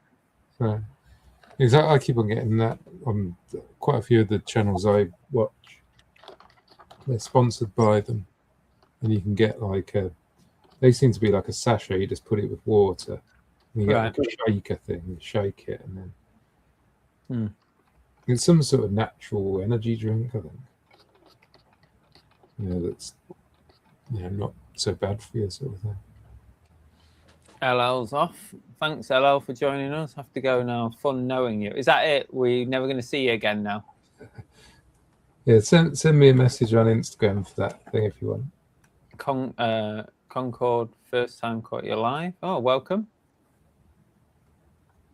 Andy is in as well. Holy water is timeless. Okie dokie. Oh, I can't beat it. An iced matcha is absolutely lovely. I've seen them advertised in Greg's and stuff. But... So nice. But you can make your own at home, and save yourself £4. Right. Do you just get the powdery stuff? You can get the powder in, you can order it from Amazon, obviously, but you can also get it in B&M and Home Bargains. They have them in the tea section, matcha powder. And you just mix teaspoon of powder, mix it in about that much of water, about half a cup of water, completely mix it and put some ice in, put a bit of flavour, strawberry, vanilla, caramel, all good flavourings. I just put a splash of that in, and then the rest is just milk, and that's it. All right, I might try that. So nice, but get one from Greg's first, and then can't go wrong. I would say don't get a plain matcha though. Get one with a flavour in it. Get a vanilla or a strawberry or something. Blueberry, I think they do now as well. Right. So good. And it gives you a bit of a mental boost for a couple of hours as well. There's not loads of caffeine in it or anything, but it gives you mental stimulation. I'll drink one of them before I start on my editing my burn video. That's it. Yeah, that's exactly it. Yeah. Maybe they will sponsor my burn. Maybe. Yeah. Close to so then you'd have to commit to a certain level of sort of videos. I got some company wanting to send me a load of DIY tools, but it was after I'd done whatever the tools they were going to give me. So I didn't have a video that I could make because I'd already done the work. So I just basically said no. But maybe I should have. You should have done something with it and got the freebies. Possibly I painted a bit of wood or something. So there you go. Yeah. Shoehorned it. You could have just shoehorned them into a video of some kind. Yeah, I probably should have done, really. You got to make the most of those opportunities. Concord says, can I ask a question? If you're going to sell from home, any idea what type of home insurance company will insure you? Well, that's an interesting question, that. I don't really insure my stock, to be honest with you. The only real thing that I say on my home insurance is that I work from home, so I have a home office. I don't really do much else because I've found in the past that if you start saying that you've got stock at home, you run into problems with your insurance company. So I just have the mindset that if anything happens to it, I have to write it off. It's on my own back. I don't know about you guys, but that's what I do. Well, I basically do the same thing. I think it would be very hard to claim for stock because you don't have receipts for it or anything. They'd want proof of value and don't really know how to go about proving that. Yeah, it's a pretty common question. I mean, I've had this quite a lot. People sort of saying, "Oh yeah, I insure my secondhand stock," and I'm like, "Who do you insure it with? And also, have you double checked with them that they will pay out if something happens?" Because I'm 99% sure. I did a lot of research when I first started reselling into insurance and that, because I'm always, I'd rather err on the side of caution. So I'd rather have the insurance and pay for it. So I was paying for insurance with Simply Business for 2 years. and it was supposed to cover stock, office equipment and stuff. And then when I went to renew on the end of the second year, I actually rang and spoke to somebody because it came up with that thing, you know, when sometimes you have to renew and it says, oh, because you've got a bespoke business, you got to talk to someone on the phone. So I rang them and I explained everything about the business. And yeah, I buy secondhand a lot and I buy from boot sales and then I store it. And turns out none of it would have been covered because they'd have wanted, like you said, Richard, receipts for everything. And then they'd have only paid out, if you have the receipts or proof of purchase, they'd have only paid out what you paid for the item. So if you bought something for £1 at a boot sale and it's worth £20 on eBay, you don't get paid out the £20 eBay price, you get paid out the £1. And that's providing you've actually got proof that you paid £1 for it. So yeah. I guess if you buy wholesale a lot and you've got invoices and stuff, then that's a different ball game. At least you could, I guess, cover your stock that way. Or if you've got a warehouse or a unit or an office, obviously you'd want to get insurance for that. But I think you don't take this as gospel from me, but my experience is that if you're working from home, it's very difficult to insure it, and you're better off insuring your house. And then just, if something happens to your stock, then it's on you. I think you're going to struggle to insure your actual stock.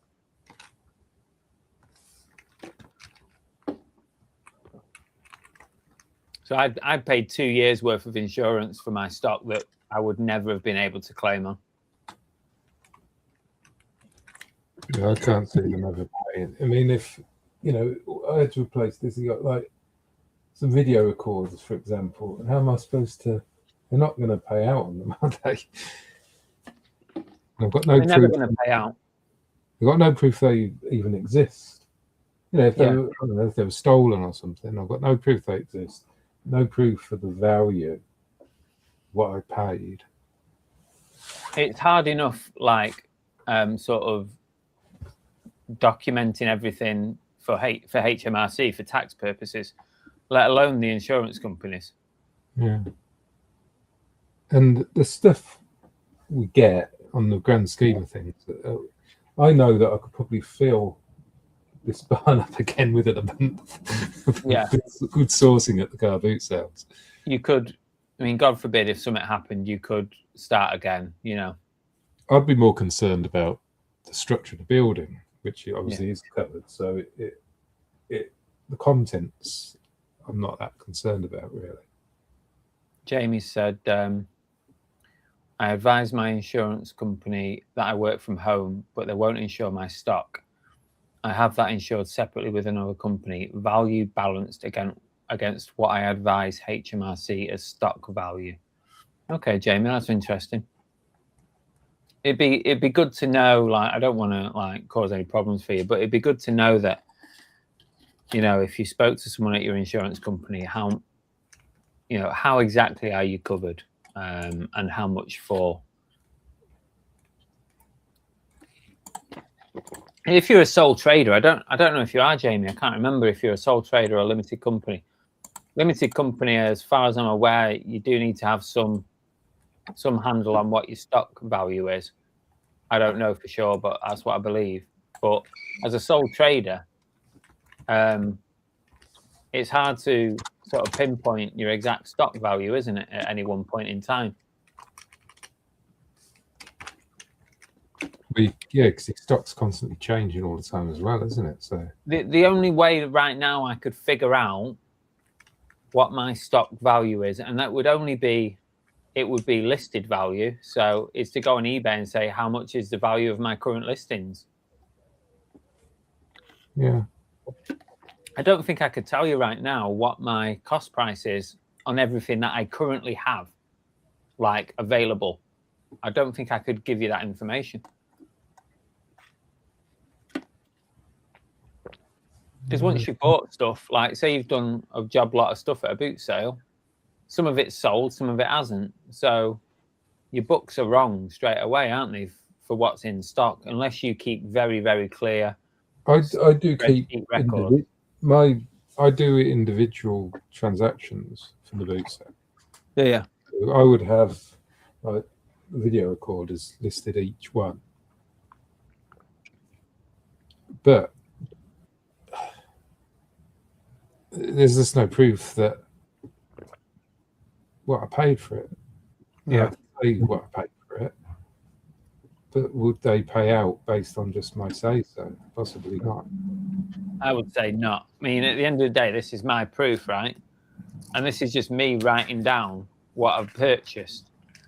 And not normally when I upload that to like QuickBooks, I'll put a picture of everything, like just in a pile, like next to it. So it'll be a split picture. So one half will be my written ledger, and the other half is a picture of the stuff from that boot sale.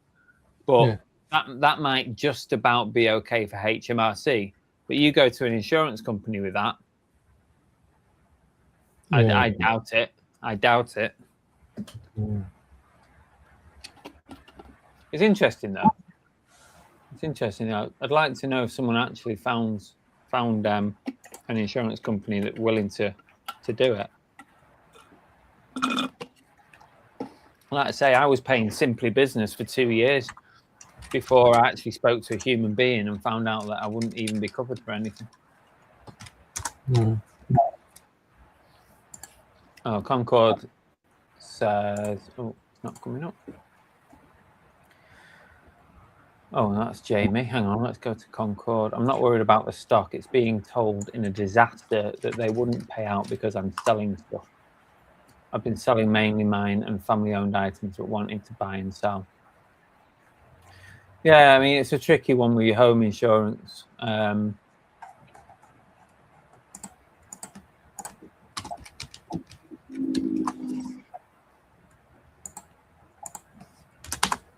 It's a tricky one. You have to shop about and see what you can find. But you know, as far as what I do is I basically insure the home as per normal. But I also do say that I work.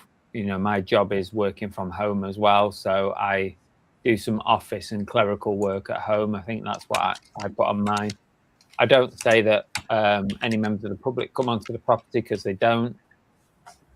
So you don't need to do that. Yeah, that's kind of what I do.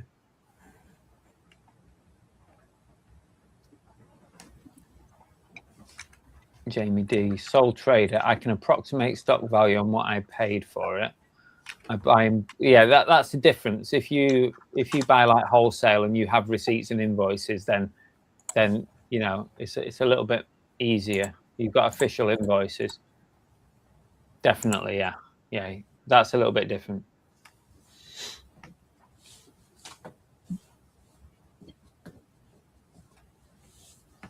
Yeah, Chris says your stock price changes. You could have 100 trainers high value one week and then 100 key rings the next. True. It's very difficult. Jamie says, I do wonder every year, though, if it's worth insuring the stock, thinking of probably ending it in the next couple of years as stock levels lower. It also depends on how much the premium is going up by insuring it, because you got to think, is it worth it? You know, I know that, like I said, I can fill up a lot of this burn from a couple of good boot sales for very little money, really. Yeah.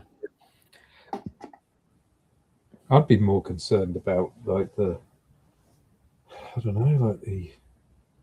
it'll be the disruption of, if something happened, the disruption of the business, like the barn burned down or something like that.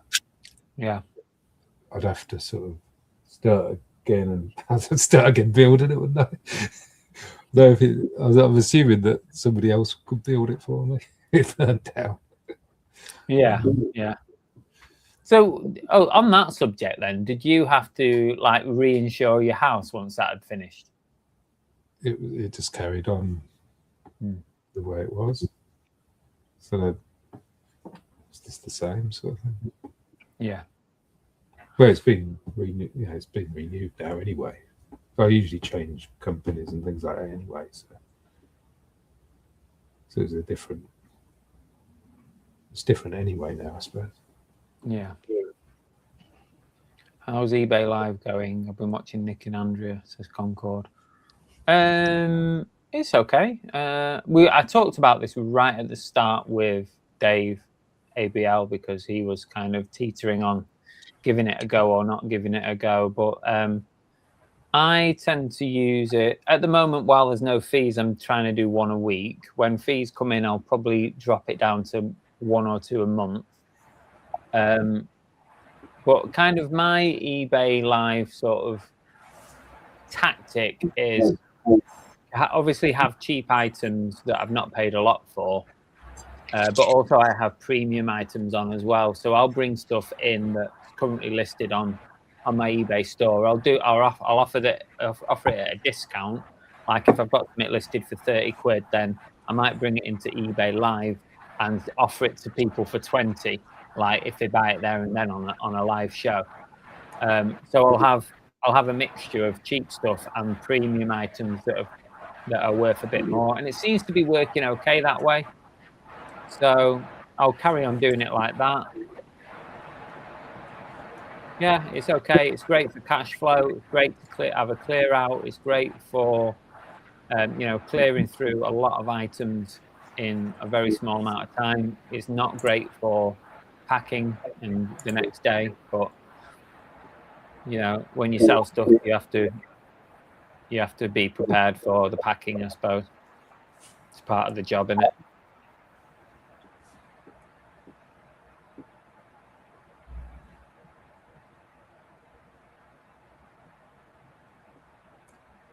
Right, time to get these on.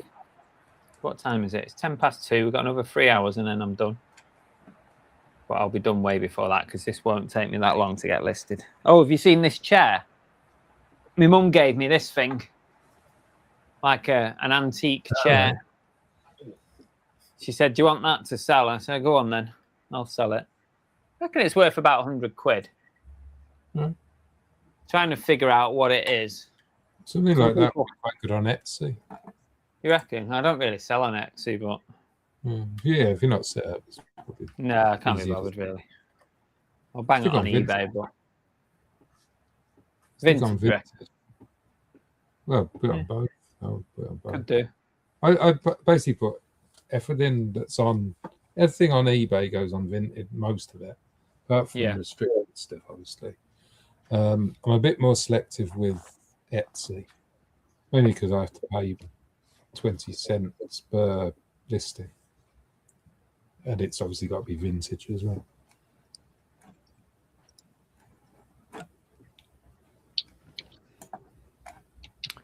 I used to insure my fishing gear, but don't bother now. It's getting near £50 a month. I do have over 20k worth. Yeah, I guess. I mean, you've got a lot of value there. If something happened, if it is insurable, then I'd be inclined to insure it. But it's like that, isn't it? That's £600 a year, isn't it? It's quite a lot, I suppose.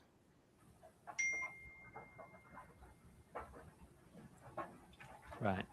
What's first?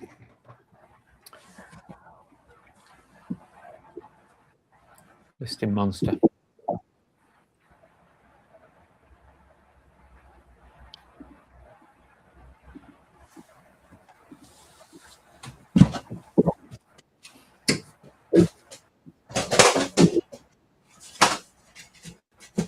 Oh, decorative elephant. I was hoping that wasn't the first one, but it was the last one I did, wasn't it? So I'm just going to whack a number on this. I'm not really that bothered what it sells for.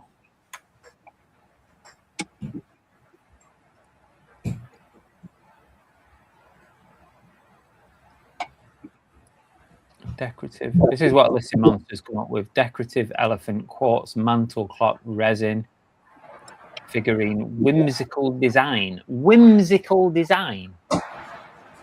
What? Whimsical. Who searches whimsical on eBay? Whimsical seems to be an AI. It seems to love to say whimsical. AI does for some reason. I get that a lot on my Is it? stuff. That's weird. It says whimsical. I think it's this AI just likes to use the word.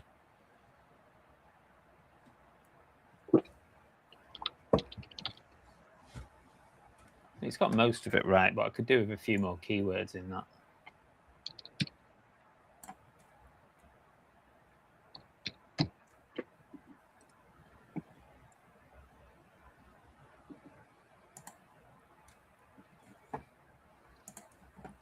What keywords? Let's have a look.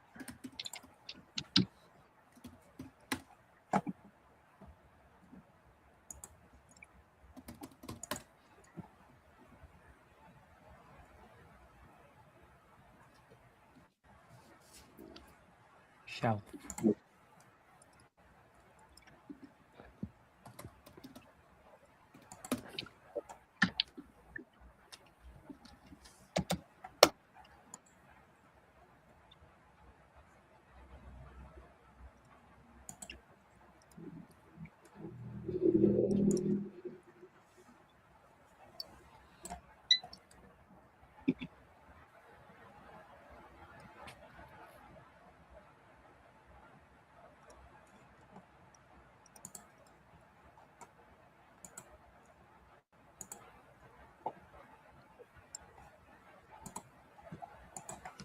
Ornate.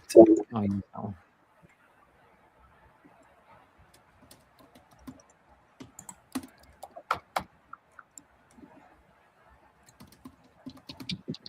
Vintage.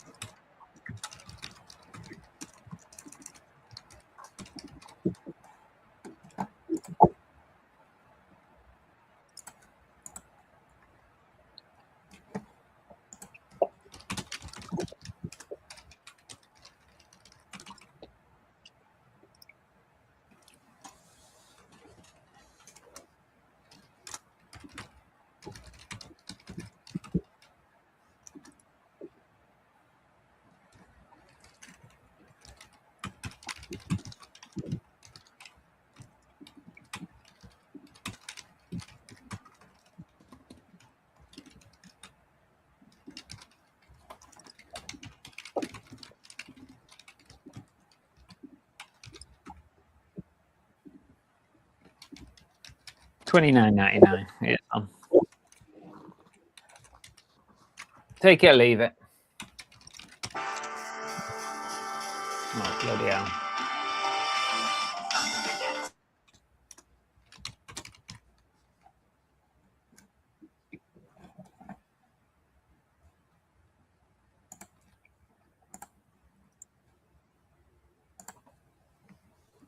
Fucking local energy advisors. Will you fuck off? Do you get them ringing you every 5 minutes? Look, I'm your local energy advisor. Fuck off. I've don't know, on your phone, I've got this thing where they have to speak first on the thing. Oh, yeah, you can do that on iPhone now, can't you? Yeah, that's what it is. And So I don't get them now. I used to get a load of junk calls.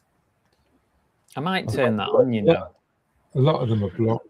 The only problem is if it's somebody, if you're expecting a call, like when I was getting all this gravel delivered on the driveway, and I was getting like delivery drivers phoning me saying he's about to come.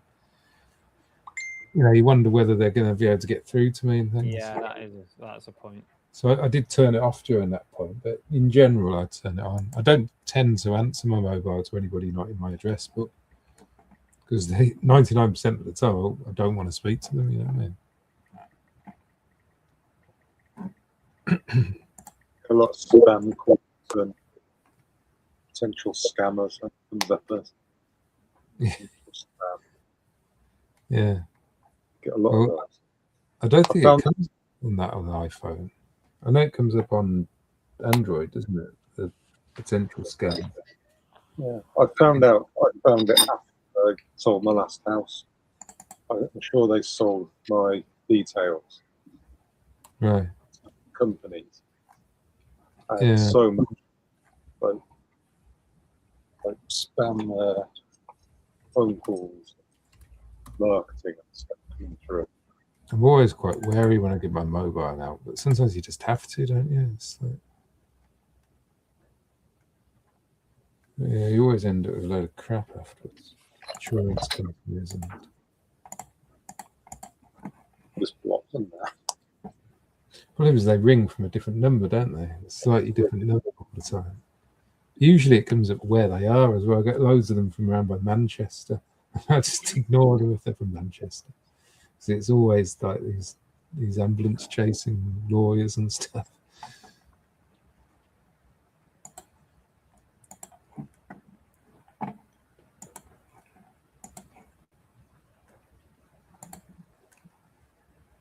Oh, I'm in a bit of a pickle at the minute because all these claims that are going on for missold finance, PM, what do you call it? The finance that you take out on your cars. Yeah, I know what you mean. So in 2024, I went with one of these companies that do all the claims for you because I'd had about 7 cars in the last sort of 12 years. So I thought rather than do it myself, I put in to one of these companies that do all the running around for you, and then they take 30% of anything that you win. And so I instructed them to do it, and then heard nothing from them all through 2025. And then in 2026, I must have forgotten that I'd instructed them, and I instructed another company to go and do the same thing. So after they'd started doing the work for me, the other company contacted me and reminded me that I was with them. So now I've got 2 companies instructed to act on my behalf on a no-win, no-fee basis. So now I'm trying to sort that out. I'm trying to get out of one of them so that the other one can just carry on with it. But in their T's and C's, they both say that there's like exit fees if you want to stop it. So I'm trying to. I think one of them came back and said that if I actually, they were really understanding. Actually, they just said, look, it happens. It happens more than you expect because everyone's bombarded with these adverts. And they came back and said, sort of, if you need to go with the other firm, then we won't charge you. But I'm just waiting for the other one to come back to me and let me know so that I know which one is best to go with now. It was a bit of a nightmare, so I ended up with 2 fucking companies. Won't one of them just not be able to win because it's already been paid out or something like that? But the problem is, the further you go into it, the more work they've done on your behalf. And then if they carry on working for you, and then they find out that you've instructed someone else, they're just going to send you a big bill, aren't they? Yeah, I suppose it's not like it's sort of declined and they just don't get anything from it. Yeah. So I think ages ago. They said to me that when basically, if I carried on as I was, then when it came to the end, and if there was a claim to be paid out, then they would only pay out one firm. They wouldn't pay out two. So then the other one that didn't get a payout would end up finding out why they didn't get a payout, and then it would be coming back to me, wouldn't it? So I wanted to sort it out before it went any further. So yeah. Not PPIs. What's the name of the finance where you have a balloon payment on the end of your car finance?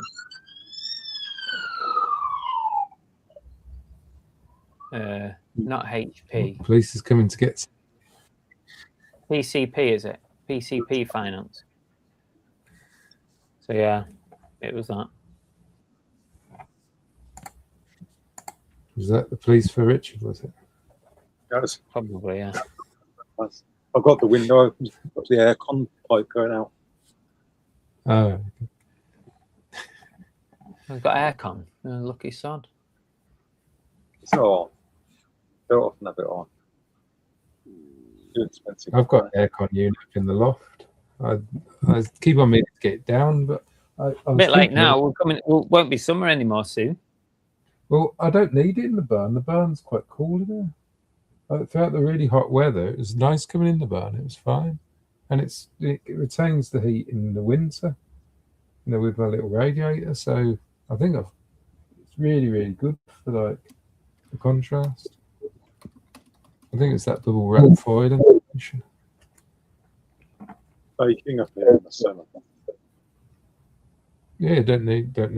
Don't need the aircon on in the barn. Scotland, isn't it? It's cold in Scotland. Even when it was warm. It's not very warm. There, and you said it was at 18 up there. Yeah. Oh, we didn't get it as hot. There was a few days it was really hot, but not as hot as you guys got it down there.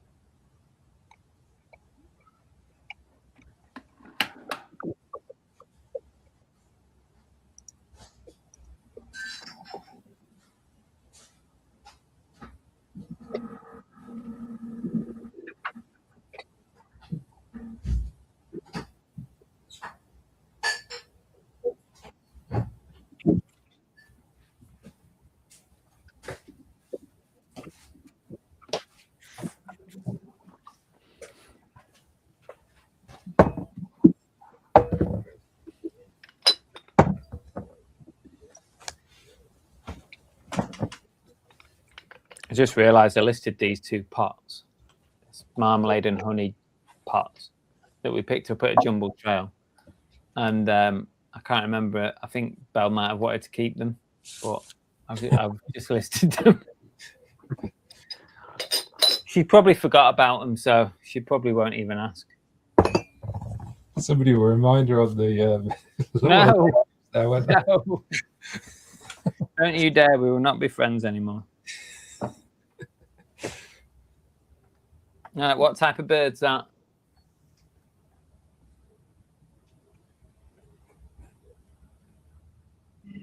No idea. I'm not those good birds. Blackbird.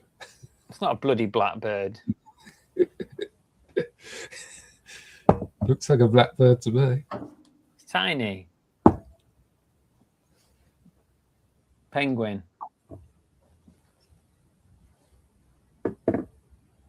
Raven. A bloody raven. No point asking you lot. Question is, if it was a penguin, did you steal it?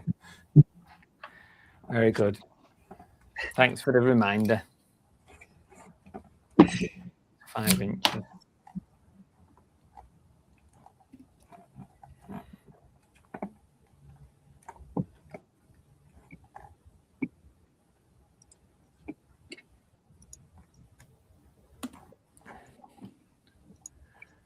It's probably a sparrow I'm going with.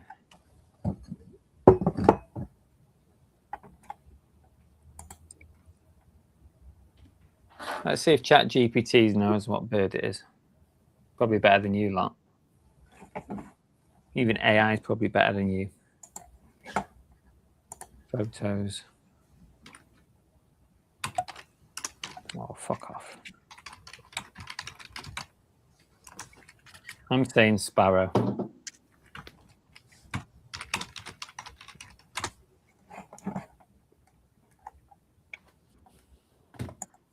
Jackdaw, Ali. Oh, Ali's popped up now. From the shape alone, I'd say it's most likely intended to be a blackbird or a thrush.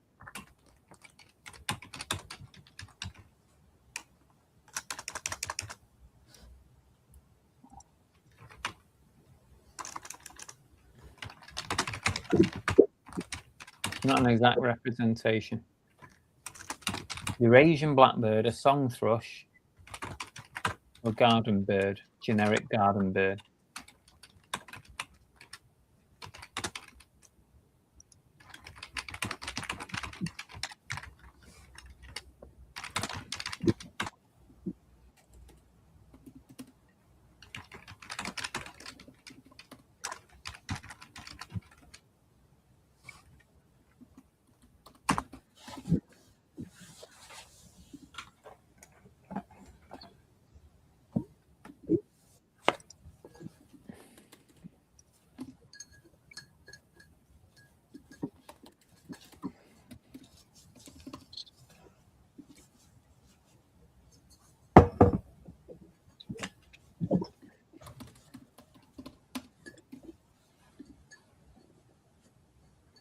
Post 1940.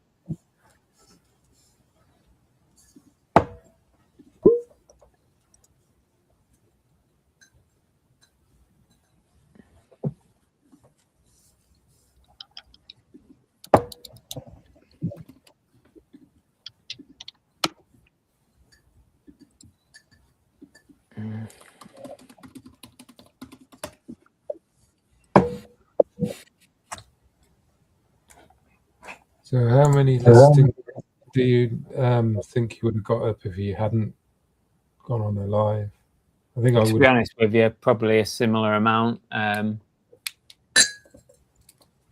get bored pretty quick, so I end up moving on to other things. I'll, I might edit a video, or I'll do some cross-listing onto Vinted, but just solid listings, I probably wouldn't do that much more than that.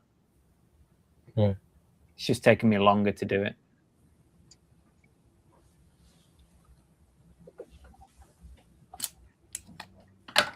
Crow, raven, cuckoo.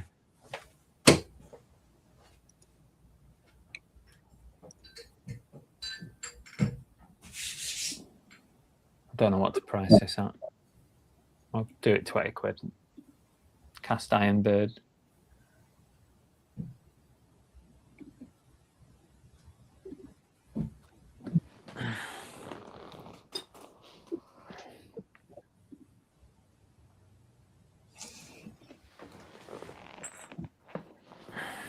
All right, little guessing game for everyone. What do you think we should list these at? This pair of lovely Japanese vases. What do you reckon we should list these at? And you have a think about it while I'm finishing off the listing and doing some research. Bloody hell. Listing Monsters suggested a price of £70 for these. I've got a feeling that's probably a bit out, but we'll see. Vintage made in Japan. Vintage Japanese Satsuma Mariage vases. That's very specific. Hand painted pair, Japan.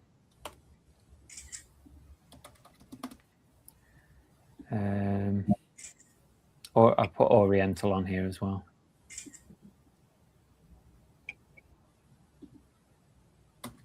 Oriental. That's about all I can fit in, so not too bad a title.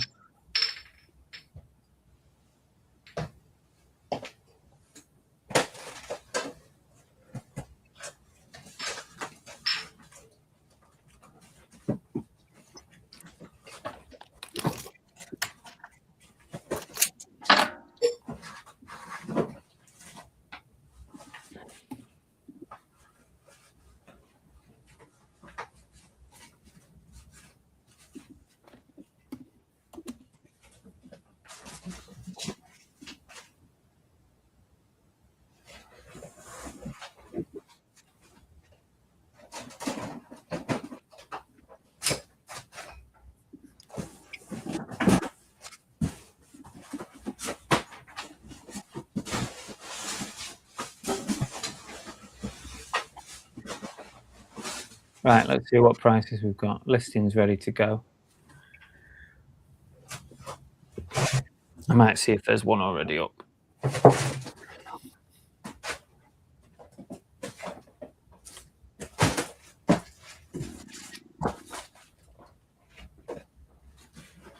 Oh, yeah, someone's got... Oh, it's... Mr. Monster was right. It is a Satsuma. I always thought that was an orange, but that's just me being ignorant, isn't it? Japanese mini vase. 1930s to 1950s. Bloody hell, I've nearly got an antique here.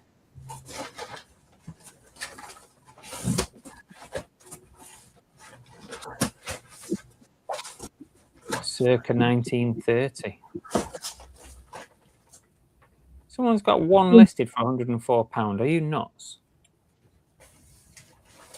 But that's the one that Listing Monsters is basing its price on.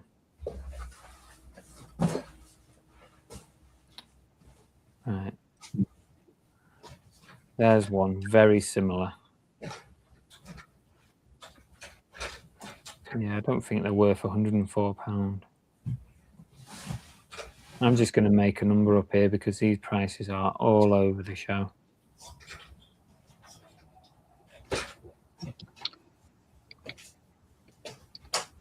I was supposed to put a number on this. Okay, I've decided. Whoever's closest gets a shout out in the chat.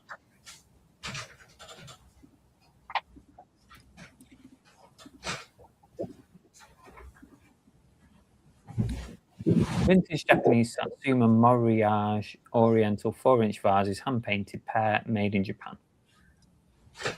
That's quite a good title. Listed, right. Let's see who got closest. Well, there's only 2 people guessed. Chris Tyler says $24.99. Carper says $99.99. Wow. What would you list them for, Rosie? What about you, Richard? What would you list these for?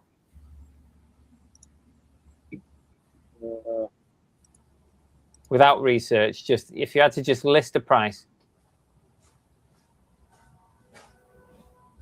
Probably about 40. 40 quid. But I would do research on them. Yeah, I know. Without research, then maybe 40. Rosie's going for 48.95. Ooh, that is high. I'm going to go for 30 quid, I think. And that's with research. The prices are just all over the place.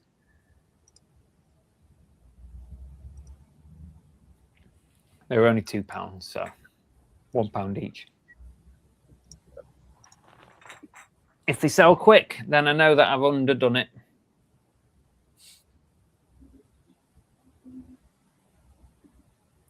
What's next? Let's play that game again. That was fun, wasn't it?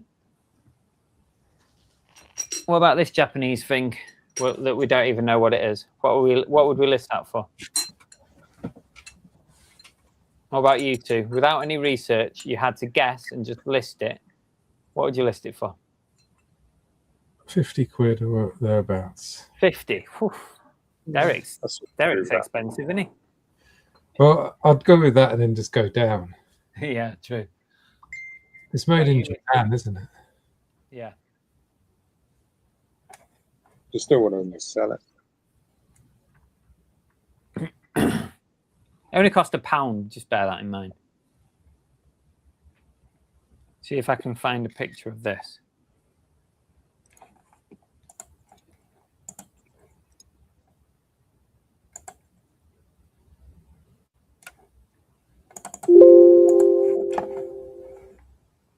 I found one. Look. What does it say it is? Oh. $1,340. I told you this could be my fortune.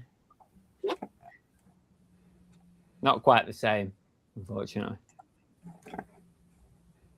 Are you It's got a sure? little dog on top.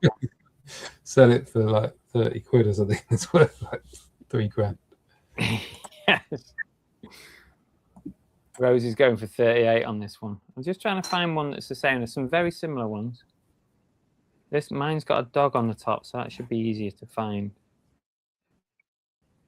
Oh, there's loads similar to this. It's another Satsuma thing.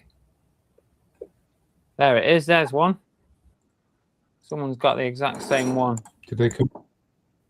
Oh, They no. come from the same? It came from the same house, yeah. A similar one, almost the same little doggy on the top. Incense holder. So who said that before? Someone said it. It's an incense Satsuma.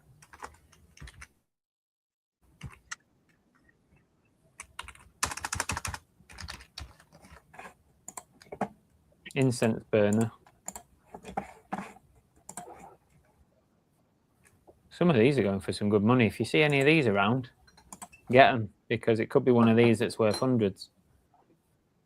Some of them on here are like up to £1,000 for some. Just have a look at solds, because now I'm in fantasy land there. So let's look at solds. Chris Tyler says, watch him drop it. Have you ever actually broken like something like that? Like been researching something and it got to the stage of taking the photo, about to list it, and it's like got destroyed. Not in that order. I have pulled an order before now off the shelf and broke something as I was about to pack it. I dropped a TV once and it basically smashed. Well, the case smashed.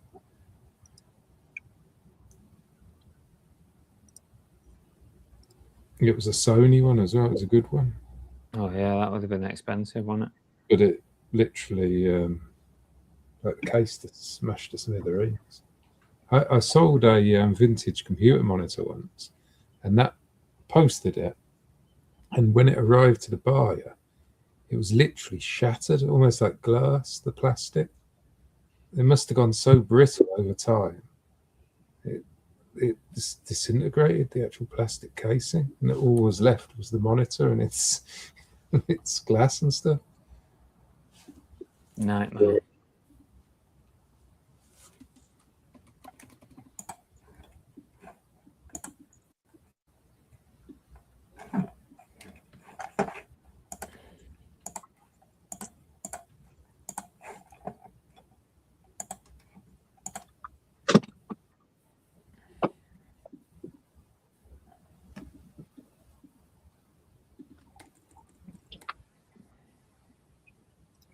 Trying to get all the keywords on this is difficult, but there's lots that have sold that are very similar. Definitely a sought after thing, I think. Do you still use theme to add like extra keywords and stuff? Yeah. That's a good point. I'll put some on there as well, but there's so many. So I've started to do that sort of automatically, but it's I'm always worried about like keyword spamming. I think as long as it actually does relate to the item, then as long as you're not like putting Nike when it's Adidas or something, or something that's clearly not the same. So I put things like, I don't know, kitchen alia and healthy cooking. And... Yeah, I think all that's fine. Right. Because it's not really spamming. It's just you're trying to capture somebody's search, aren't you? Yeah. Hand painted, made in Japan.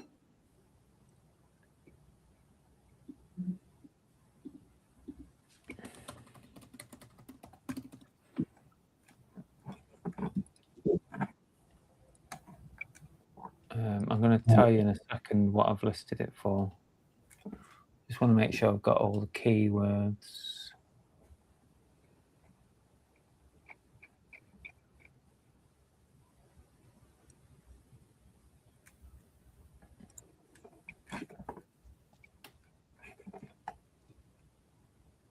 Could be antique, this. Could be more than 100 years old.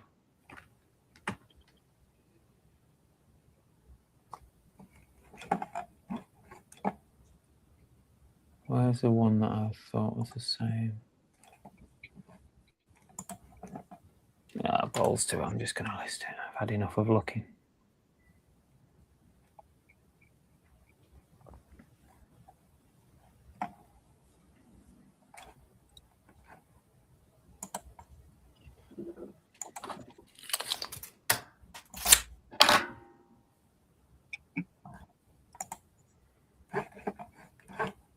Sometimes, depending on the category, you don't get theme.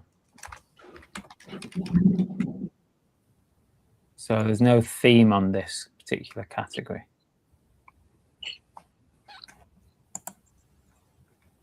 You can just add one in though. Yeah.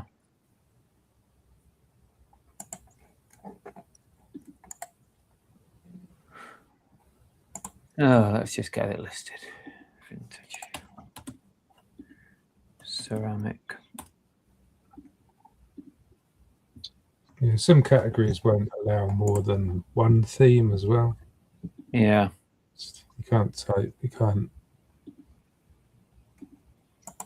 Right, I've gone for 40 quid. So what's everyone put on this one? Rosie says 48, 35, 38. Rosie's adjusted hers. Flipping L says 74.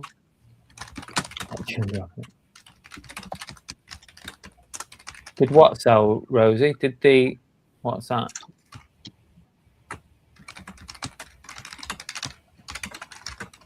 Yeah, right, that's done. The clothing will be a lot quicker than this to get through. These are requiring a little bit of research. This is why clothing's so quick to list, isn't it, compared to... Yeah, clothing's so much easier. When you have these one-off items, it's like, even like the AI listers can't really pick them up properly. Royal Dalton Pooh's basket.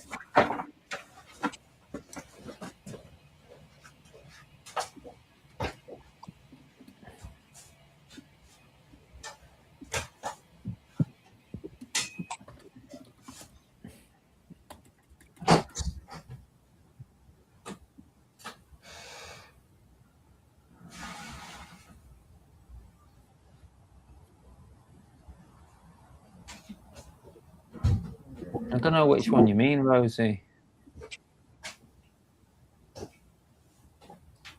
I'm not sure which one you mean.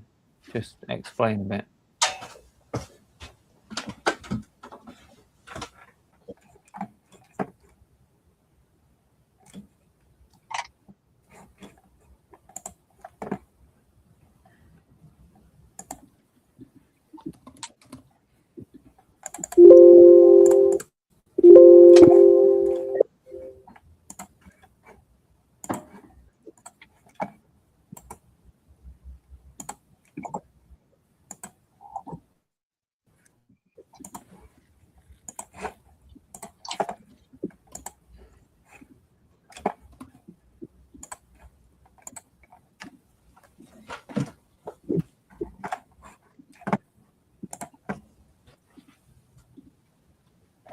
Take it, listed Richard, them up.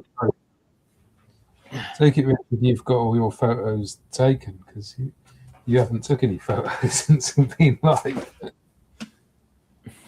You've already got your photos.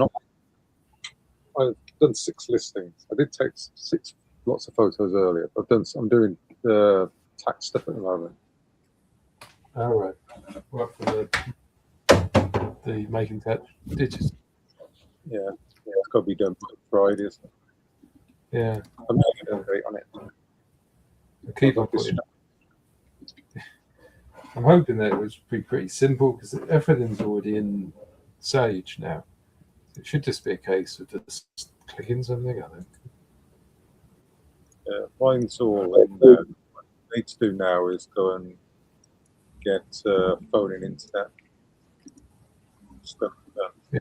And that's Yeah, the what's man. left. Phone and internet is on the list. Yeah. That's how quick clothing is. I've just done that one straight up. These will be done in no time, these. I just can't get excited by clothing now. I think that's why I quite enjoy doing the jerseys. I just quite like doing them. I've got a bit of an interest in them, so kind of helps. Yeah. I think if I was listing clothing, I'd end up just feeling like it's like a chore. It wouldn't be a. You know, I don't mind doing like what I'm doing now, but I think if I was doing clothing, I just couldn't get myself interested into it. Maybe if I've got like decent clothing, the clothing I've always done has been rubbish stuff. Well, that's probably where your issue is. But it sells for less, so Yeah. motivated to spend too long on it either.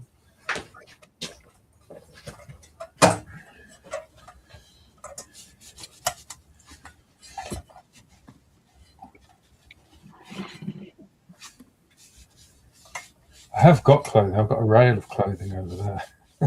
I've been there for like 10 years. Some of it wasn't vintage before it went on. There's some quite good stuff there. There's old 80s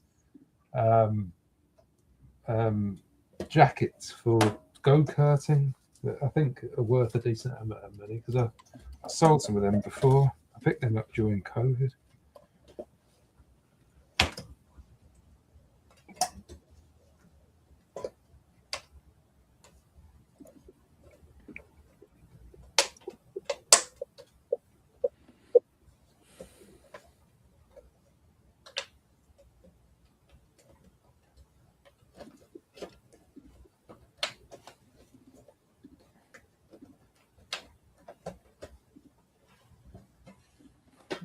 Is that one done?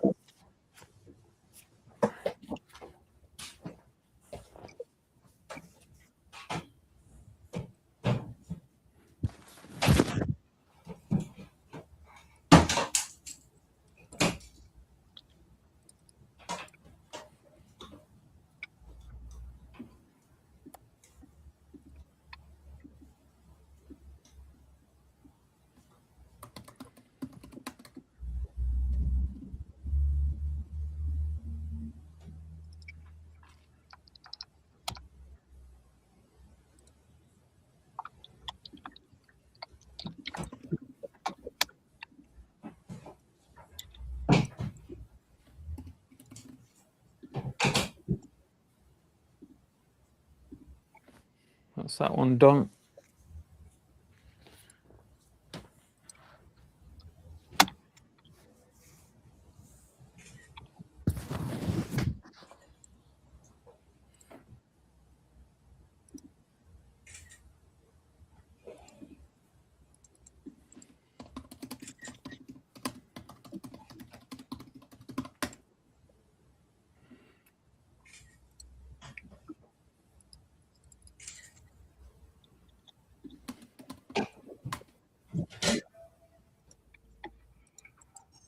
Texas Rangers.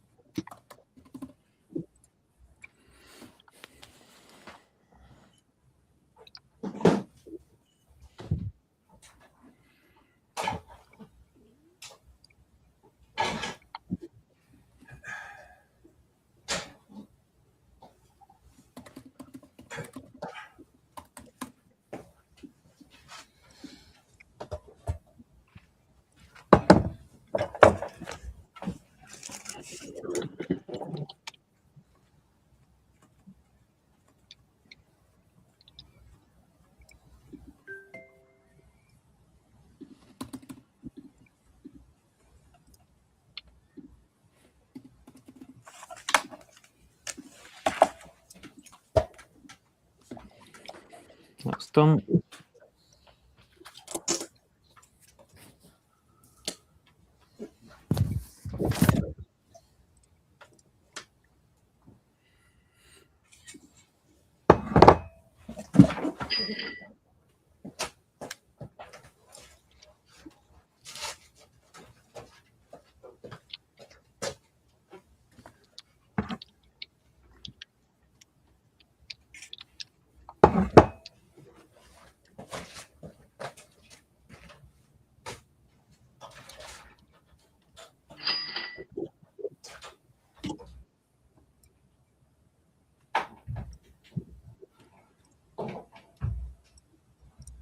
You start actually listing and the sales start coming in.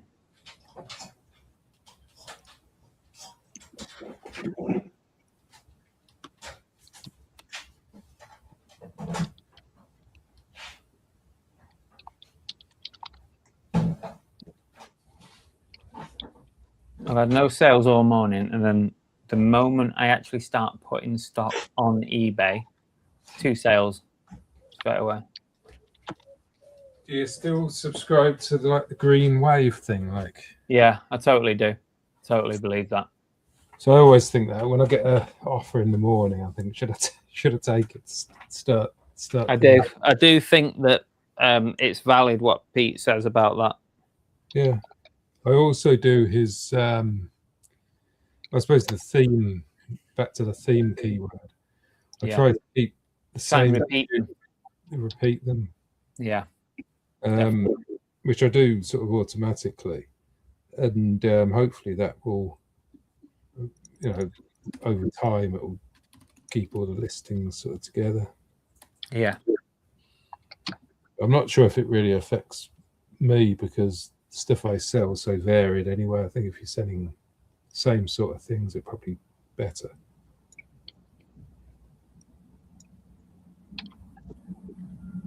It's quite easy for me to do it with the jerseys because you can repeat a lot of like keywords. Like a lot of my titles end up looking almost the same, and it's very repetitive like that. So I think it does work because I can sell like 3 or 4 jerseys, in quite a quick succession, and then you start thinking, obviously this is like a bit of a role where you're getting increased traffic or whatever. Earned edition.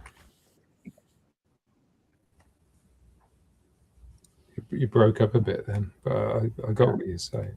Yeah.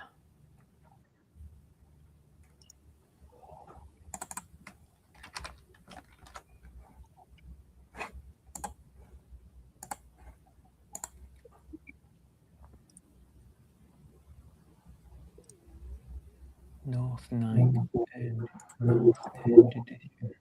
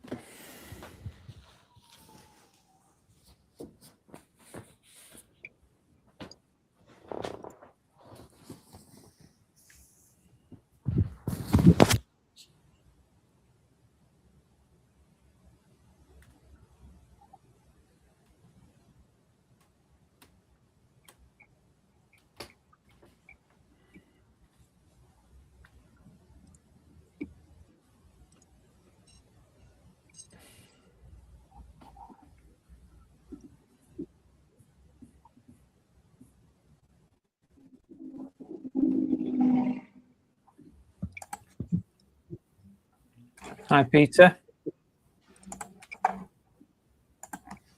If you want to pop on, you can do a bit of work with us. We're working hard now, cooking on gas. Well, me and Derek are. Richard doesn't look like he's doing anything, does he? He's not doing anything. I've done 7 Ali, I listings. think you need to crack the whip here. Go and sort him out. He's not even working. He's skiving off. I think he's got Ali listed all his stuff for him. That's Oh, is that what it is? He just sits there cracking the whip. Oh, work. List. I can hear her in the background. She's there hiding, isn't she? She's there hiding. Give him a clip round the ear, Ali. Tell him to get some work done. Go on, a day alive. Smack him around the head. Time to get some work done. He's watching.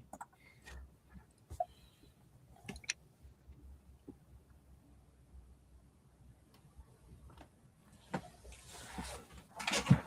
couple of offers coming on Vinted as well that I didn't notice while we've been working.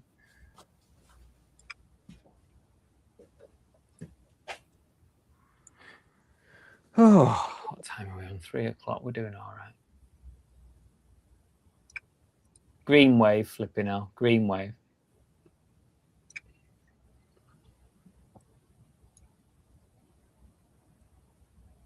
It's the best thing to do is go watch. You can go to Polish Pete's channel. He's done loads of videos on it.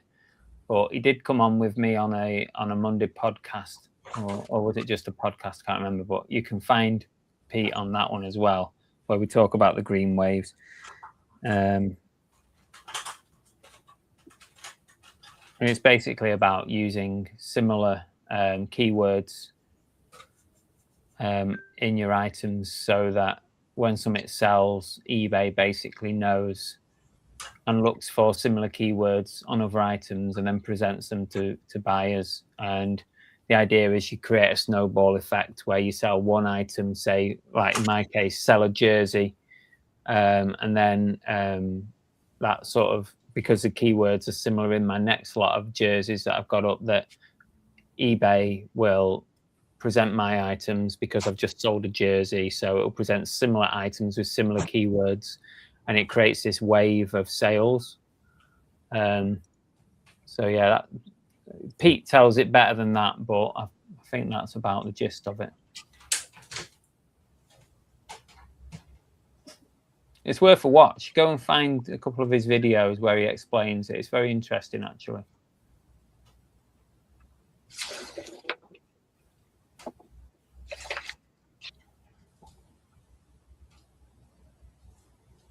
There you go. Even Phil gets green waves.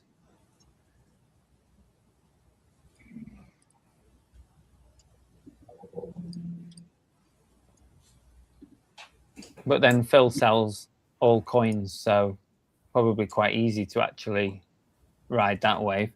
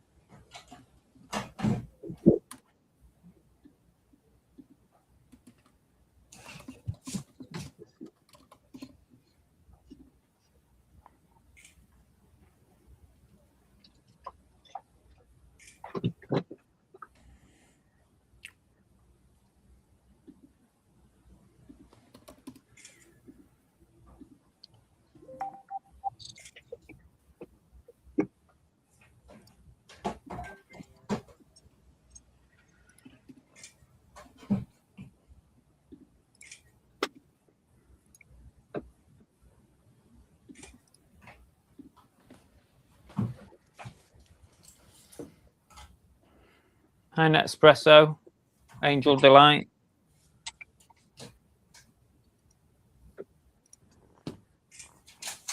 Told you we were doing more lives. You didn't believe me, did you?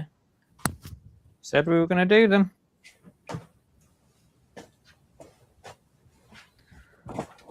Oh.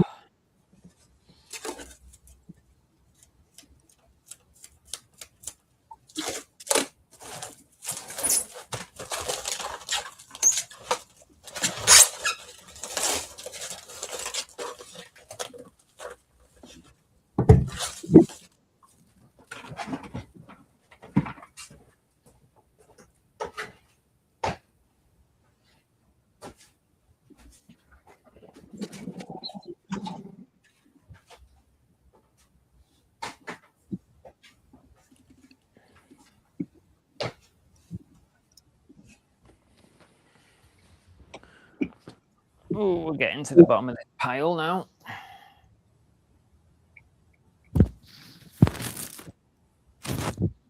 '89 Cooper.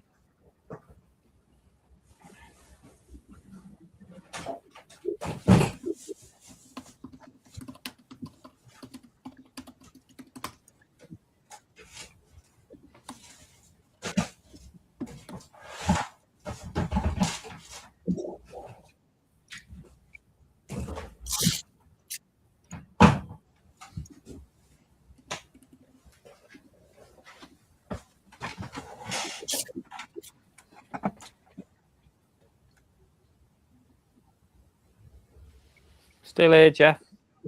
It's 9 to 5.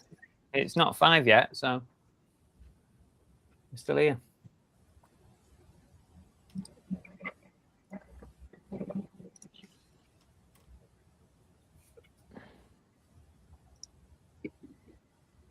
Right.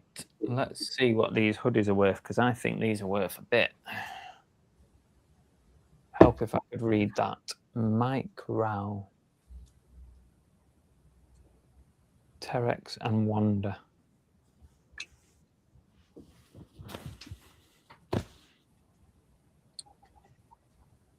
Adidas, Terex and Wanda.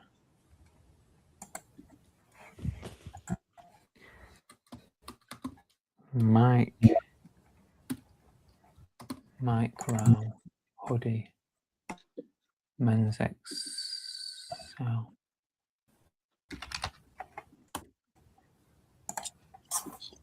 $2022.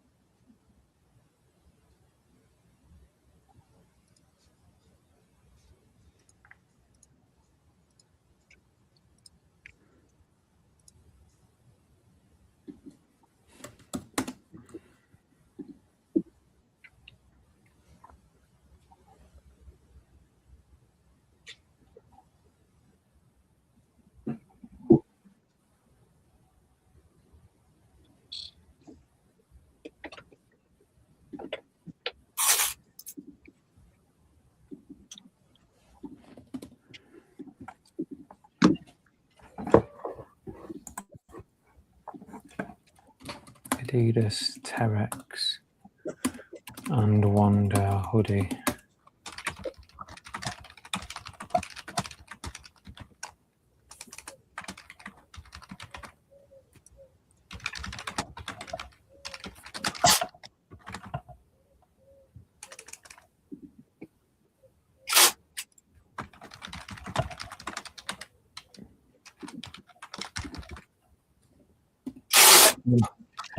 50 quid, I think I'm going to go for.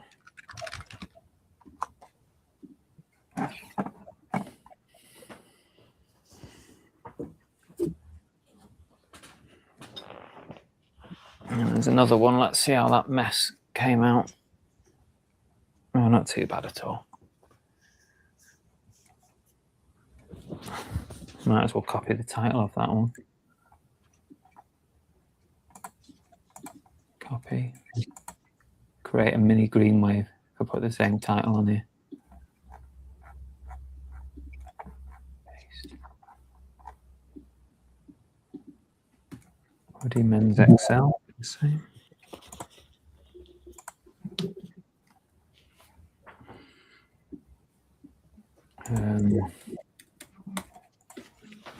Mustard.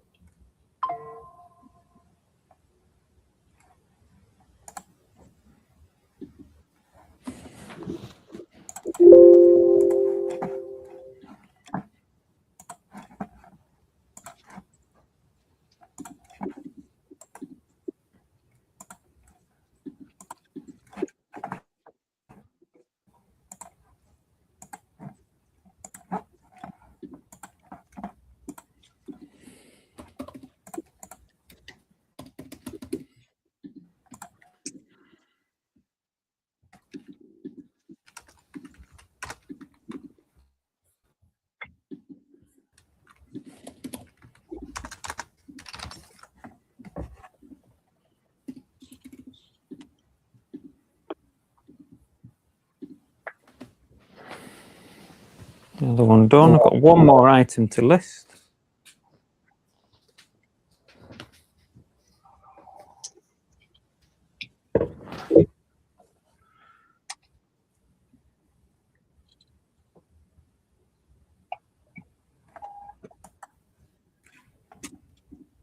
Jeff said, I jinxed myself earlier laughing at what sounded like Derek's death pile collapsing on him.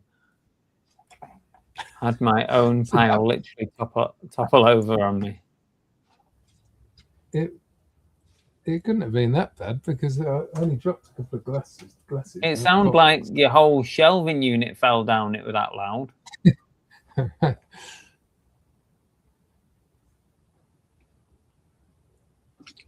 Peter says, Derek, is that the barn you renovated?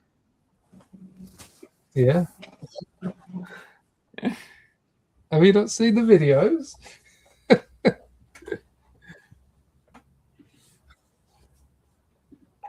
Yeah, it's all done. On to the next mammoth task.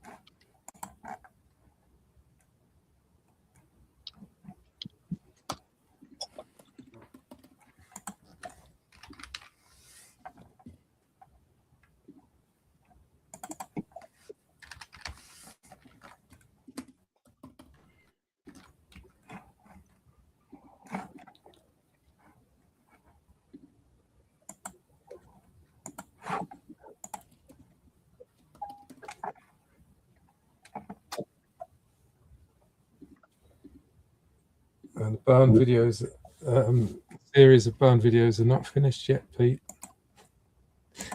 I'm keeping everybody in suspense.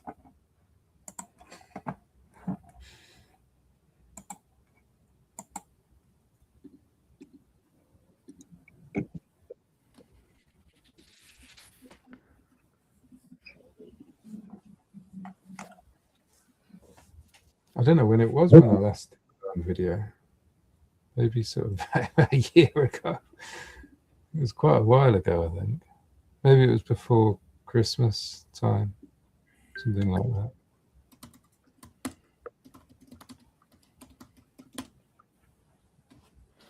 People ask me about my barn at the boot sales occasionally. How's your barn and all this sort of stuff. It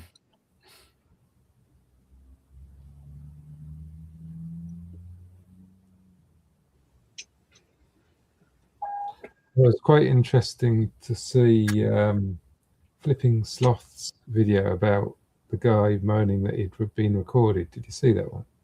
I've not seen the full video. I saw the one that he shared was like he clipped it. Yeah, I don't know if it was the full thing I saw, but it was basically just discussing like it with him. It lasted about 2 or 3 minutes, I think. But that's basically what happened to me. I had a similar sort of thing happen to me, and that's put me off filming. It does kind of make you wary. I had one when we were down in Devon where stall holder was really like horrible, like literally shouting across the boot sale, "Don't film me! What are you doing?" You know, Yeah, really abusive. And that was one. Thankfully, that was one that I had the support of the boot sale organizer. They already knew that I filmed, and they were more than happy. They were always like, "Are you coming to film?" and stuff. You know, they were really happy that we filmed there. So yeah. luckily, I had that behind me. But and also, whilst that was going on, one of my channel subscribers actually happened to walk past and sort of, you know, help me out a bit and told them where to go without me having to tell them where to go. So, but it does shake you up a bit, really. Well, now that same boot sale, the owner now occasionally does videos just of the boot sale advertising it. He's got everybody on it, you know, as he advertises it. And also there's a guy goes around with a GoPro. So they, you know, they must, because it was the owner who said, well, the owner said that he didn't have a problem himself, but he didn't want the hassle he was getting off all the stall holders. So he asked me, basically told me not to film or can't come back or something like that. It was Right. I don't know if that would be the case anymore, but I can't be bothered with it now either. Fair enough. I've thought about doing it at different boot sales, but I think I can't remember who I was watching. I think it was Behind the Listings podcast, Gentleman Marketeer and Luke. I think they were talking about how to do much better when they haven't got they're not filming, and I think I'd probably be the same. I kind of find the same as well. Also, I find that when I'm not filming, I'm much more picky about what I'm buying, because when you're filming, you just want to pick things up because people want to see you buying stuff. So you find like you source a little bit differently when you've got your camera. Yeah. Not always the case, but sometimes. But I had a similar thing at Real Car Boot. When we first moved here, I did maybe 3 or 4 videos at Real Car Boot, and then I got the whole curly finger from the organizer. She kind of came over and said, "Are you filming?" And I was like, "Yeah, I'm filming." She said, "You can't film here." And I said, "Well, I did actually liaise with the other guy that runs it, and he was like fine with it. He was like, 'Yeah, thanks for letting me know. Yeah, you can film, and try not to film people's faces and stuff.'" I'm like, "Yeah, of course I do that." But it was the other woman who stopped me filming, and she just basically said that she'd had a complaint about the filming. So that's annoying when there's no communication between them as well. I know. You sort of tell somebody, like other things in life as well. You tell somebody that you think needs to know, but then you don't like tell everybody else. So you get the same problem as if you didn't ask in the first place. Yeah. It annoys me when that sort of stuff happens. I'd even emailed them. I had no response from them several times. Like at the start of each boot sale season, I've emailed for the last 3 years the company that runs a lot of the boot sales. So they run Rill, they run a few in Newcastle. What's the company called? Do you know?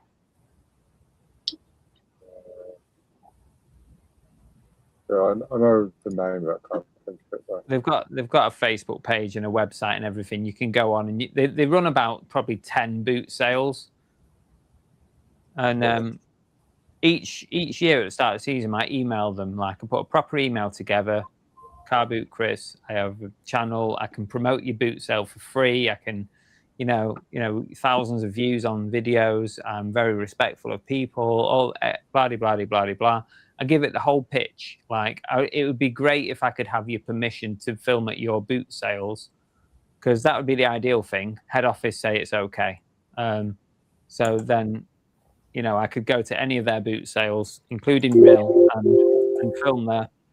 But each time they've completely blanked me and not even bothered to like give me a response, which is really annoying.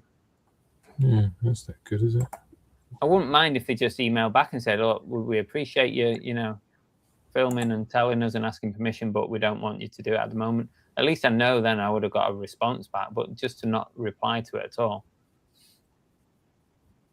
Noble, When you try and do it the right way, you know. Noble Promotions. Nobles, that's it. Nobles, yeah, they do. They run a lot of car boot sales.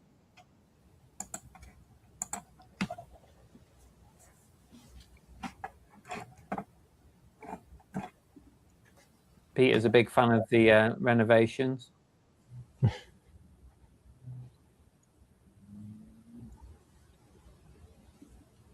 The barn's famous.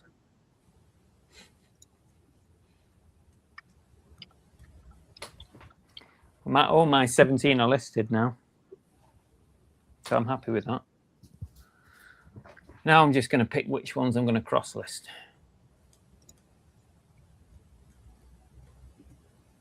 Why don't you just cross list everything? I'm getting there with it. I started before I had a way to manage the cross listings. I started putting everything on in like categories. So I started off with jerseys, and then I started putting all my trainers on, and then I moved into hats and caps and stuff. So I'm slowly putting them all on. So I'll probably cross list most of this stuff.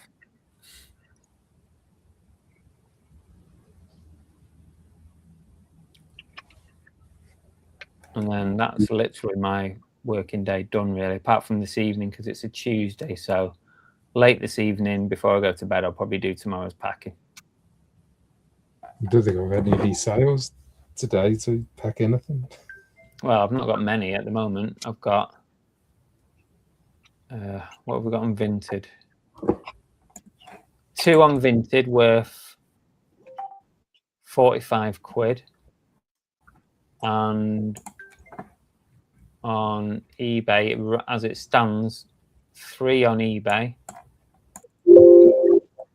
but 1 hasn't paid yet as well, so that would be 4 if they actually pay up. So that's worth about 40, 66, 76, 81, 92, about 92 on eBay.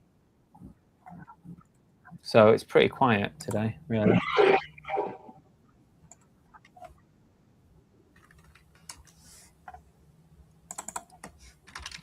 Right, I'm going to log into my Rello account. It's not a sponsored plug, but I am using Rello at the moment. I'm going to cross-list these. Pick some out to cross-list, and I'll bang them on Vinted. Bloody hell. Carper's no sale so far. Plenty of time yet left, Carper.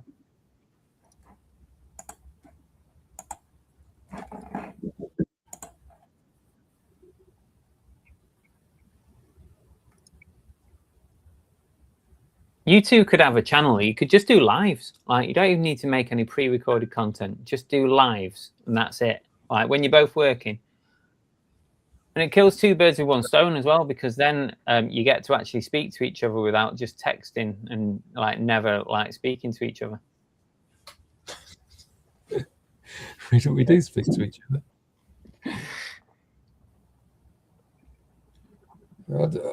Sometimes you don't want to be on live, though, do you? Do you know what I mean? I don't know.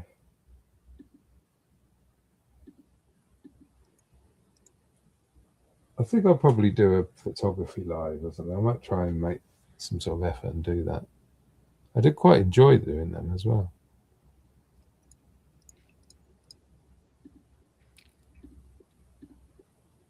I might just cross-list everything that I've done today, just because I'm trying out different categories on Vinted just to see what sticks and what doesn't. So I might just select every bloody thing that I've done today. I just write the word Vinted over on in the SKU on eBay. So I've stopped doing that. I was originally doing that. What I used to do is put V and then 3 for like the month. Yeah. Like March would be 3. And then the year after that I was doing VV3, so I could determine what was really old and what not. But now I log it in my listing tool. So that keeps track of it all now. Right.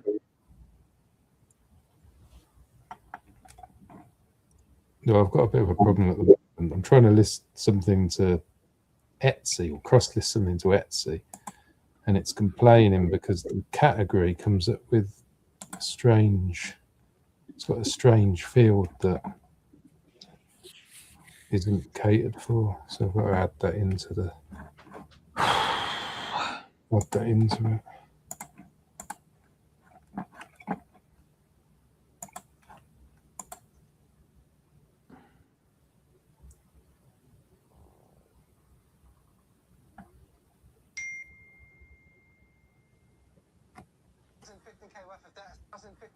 This is crazy. We've officially hit the point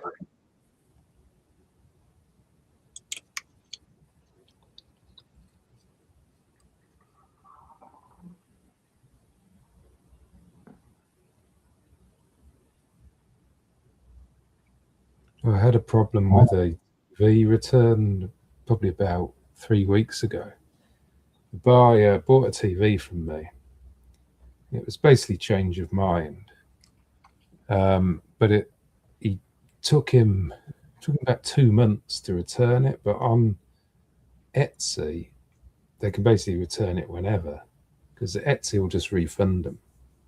Anyway, so he returned it and it arrived broken. Oh. I replied and said, look, it's arrived broken. I can send it back, but you're not getting a refund. Because it was over the 30 days, which is my return policy. And contacted Etsy, and Etsy basically said that he'll have to contact Etsy and they might cover him. But I don't have to cover him. But I haven't heard anything. So now I've got a broken TV just sitting here waiting for it to happen. But he didn't even put any void fill or anything. It was really badly packaged. Oh, great. I mean, common sense should tell you that you've got to at least package a TV carefully.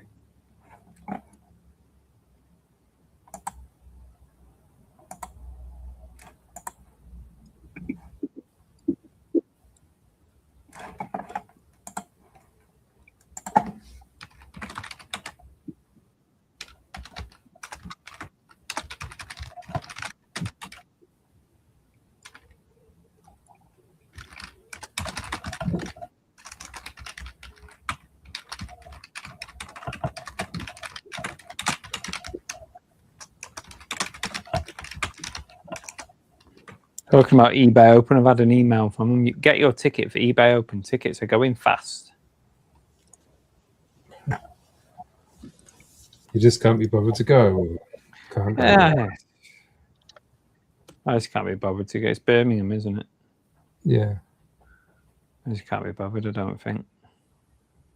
I quite like it. It's more the social thing I like. Yeah, yeah. I mean, the actual things, it's okay. Yeah. But I like the evening sort of. Everybody goes down the pub and stuff after and things. She's got another sale on Vinted.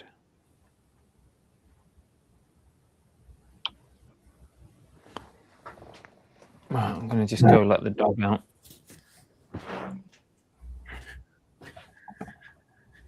Come on, go for a week.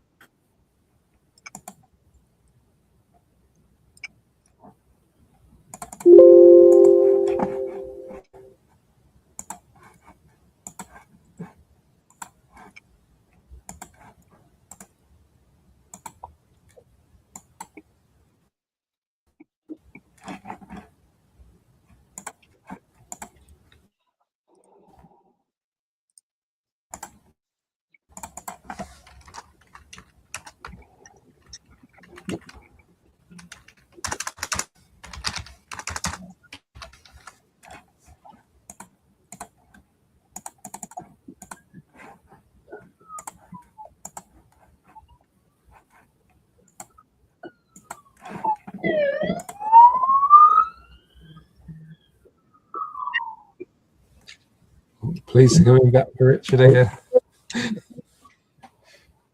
You're going to get raided or something.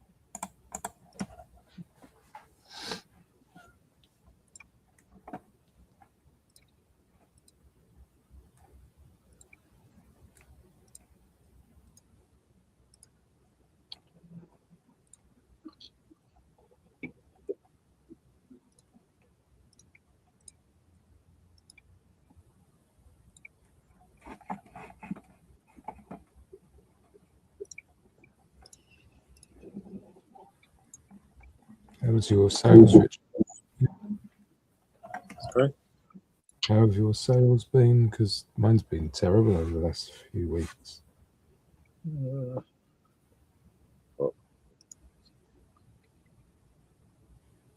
Got to dispatch that yesterday's and today's.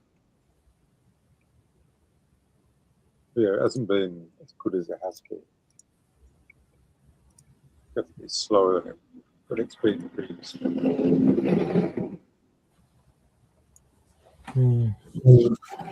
It's quite worrying, really. I'm finding stuff selling.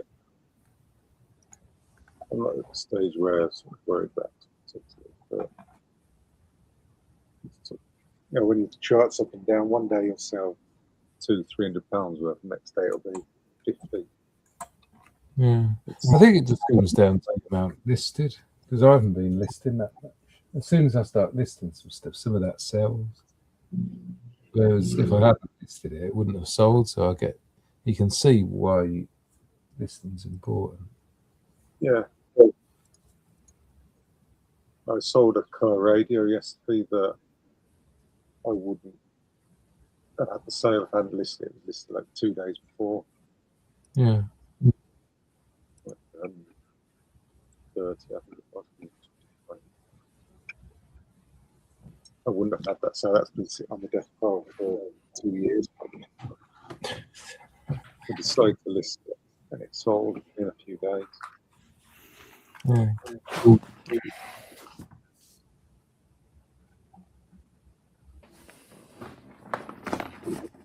Come here.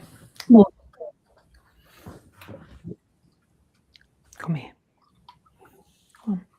Come on. Come here. Seen Cookie's donut of shame. Right. She's got a butthole she- problem at the moment. Oh. That's all you needed to hear, isn't it? So to stop her licking her back end for now while we try and sort it out. She's on antibiotics at the minute. Right. So instead of a cone of shame, she's got a donut of shame.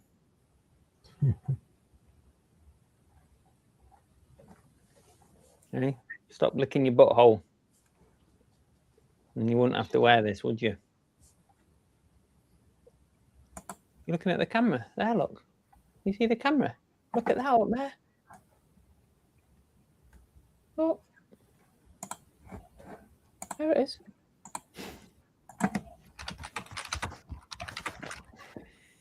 Right, 17 ready to go on Vinted. Oh, go on. No, stay here. Stay here. Come sit down here. In your bed. Come sit in your bed. Good girl.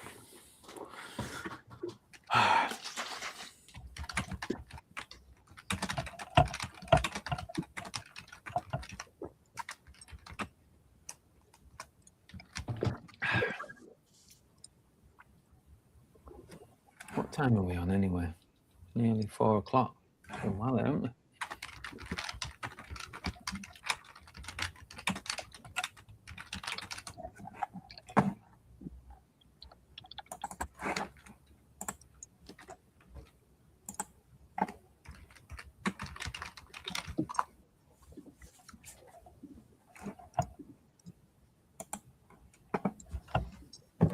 Go make a coffee. I think.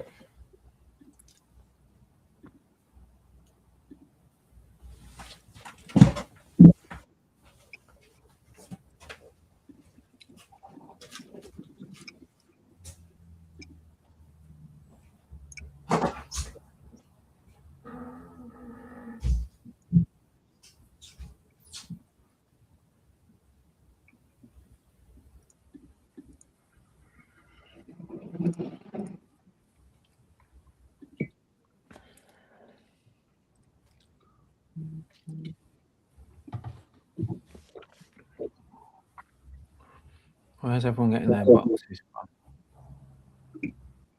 Where'd you get your boxes from, Richard? Mostly it's from eBay. Yeah, I get the green ones and the pink or orange. I never really tell. Orange. Orange. Yeah, I get those. Usually get 100 a month. And then I've just got like a backlog of moving boxes from when we moved. I use as Yeah. well. I'm pretty much the same, yeah. But most of them are by ear.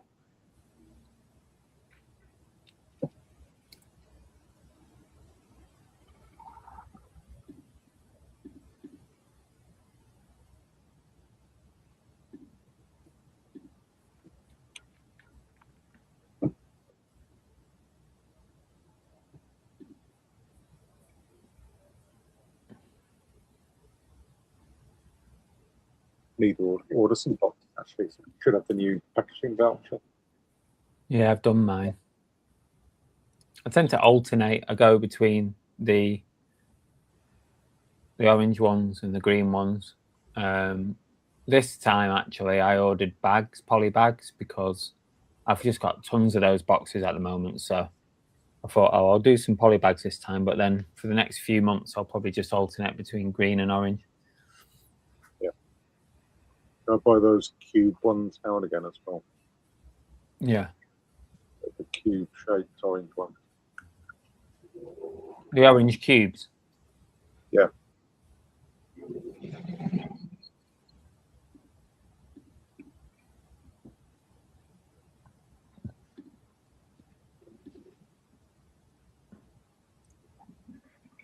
Here we go. Here's a test of the cone. Yep, it worked. She couldn't reach.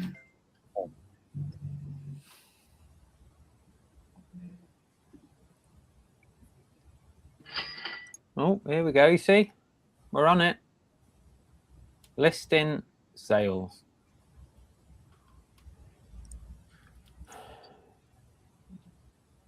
Blu-ray.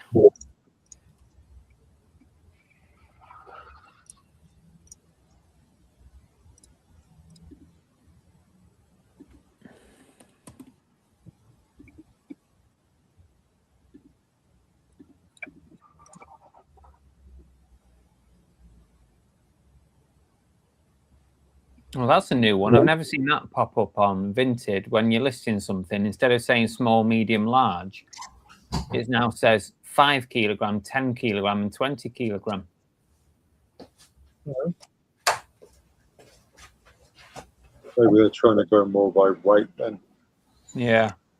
rather than size. What's that? Just noticed, I just listed something on Vinted, and it said instead of saying small, medium, large on the parcel size, it says 5 kilo, 10 kilo, 20 kilo. Oh, that would depend on the category. Oh, is that what it is? Different Wow. categories show the different. I think there's only those two options. That's the first time I've seen that. Yeah. I usually choose 5 for basically everything is 5.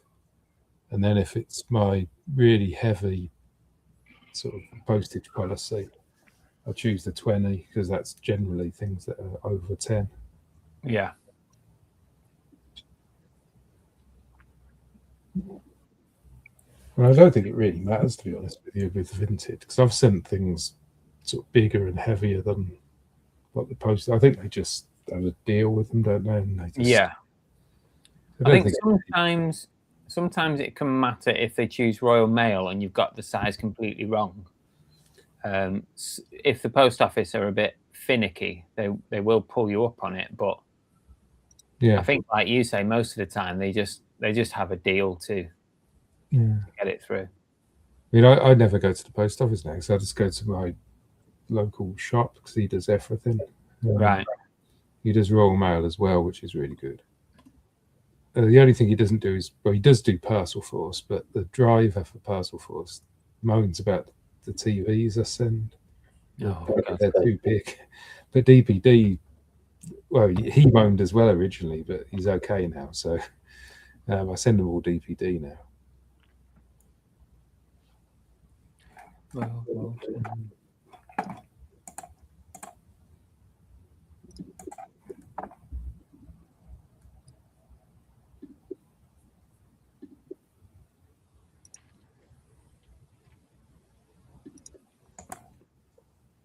Have you seen this energy label thing kind of stuff? No, it's not. Uploading energy PDFs or something onto listings for electrical. I did hear something about that. I think it was the eBay Open. They talked about something coming. It's in seller announcements on the seller page.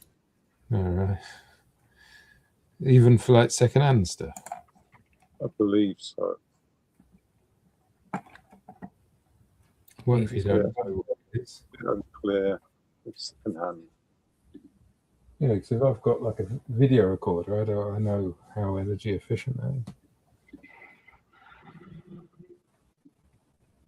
It just says these regulations may also comply to refurbished and second-hand products. You go over on the European Commission website for guidance. It should just be fully 500 pages of legislation you have to sift through to find what you want to know. eBay always do that. They just like they almost like pass the, but they give you some, you know, they say you've got to do it, but they don't give you any details. I suppose I should have a look at that, considering stuff I sell is electronic.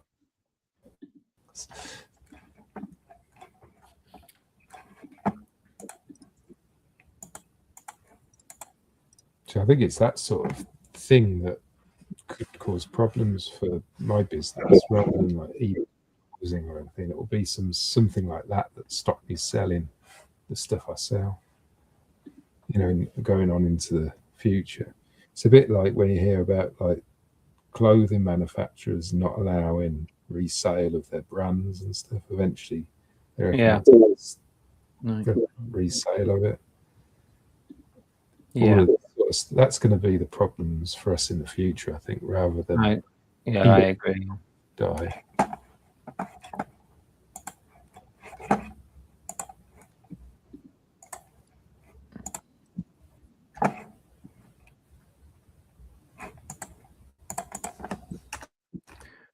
Nike Men's Medium.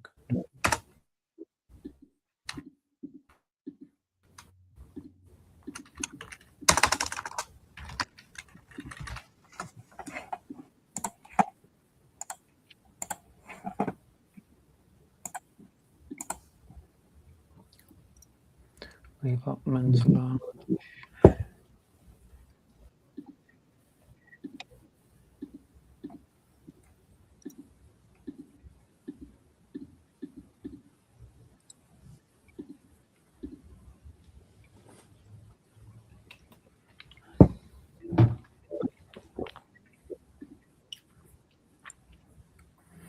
Nike Men's Medium, good.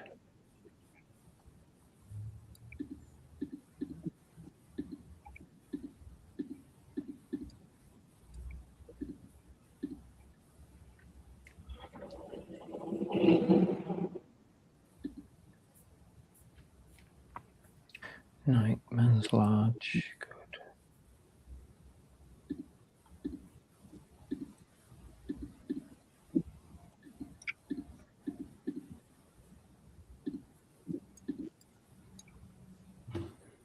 Eng Bargains, hello to you.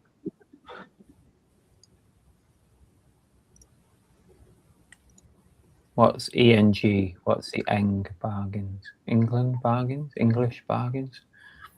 Has anyone had item not received lately? I've not heard anyone mention for a while. Item not received. It's been a little while, I guess, since I last had one. Adidas Men's XL, good.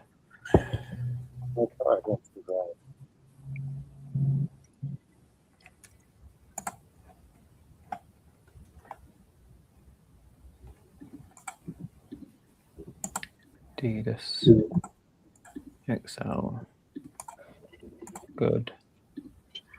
Black.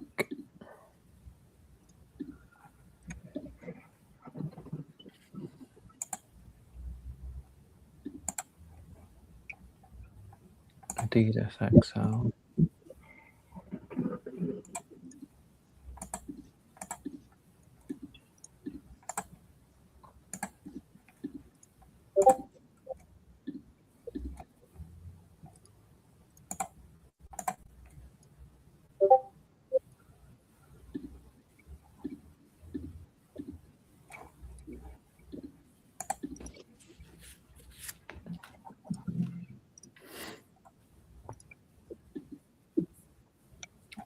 Gymshark in small. Gymshark small.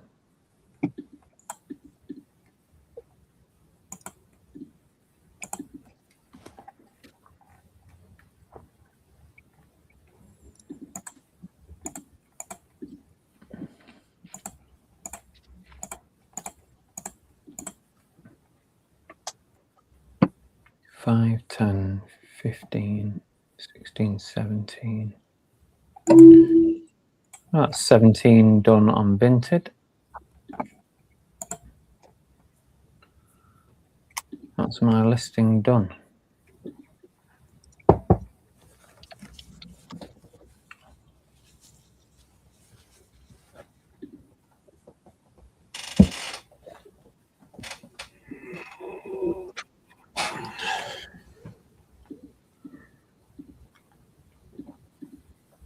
Just update the SKU.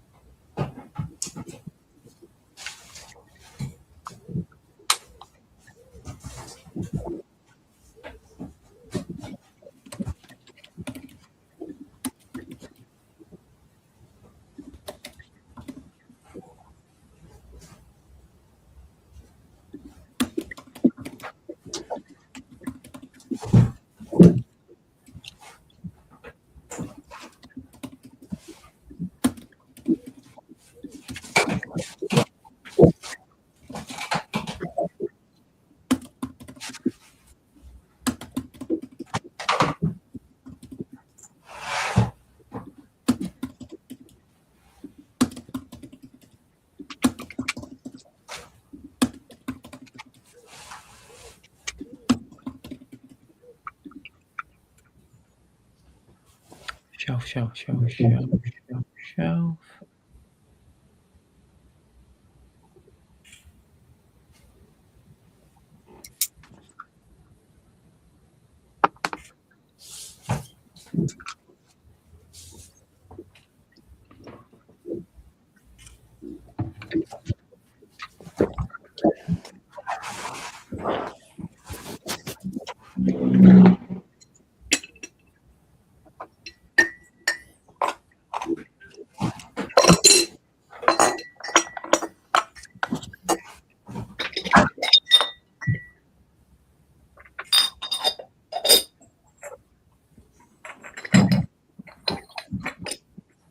Can't carry it all.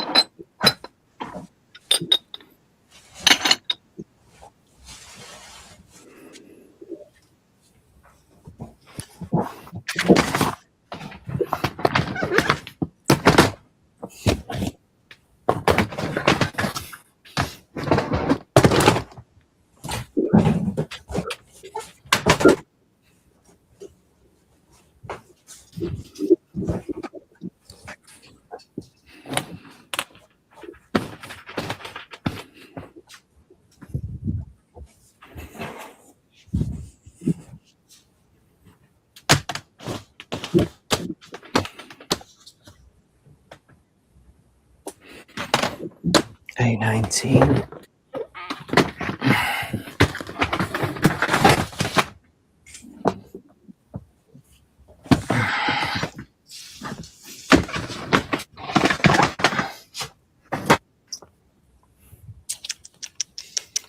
Come on. Come on. Cooks. Come on.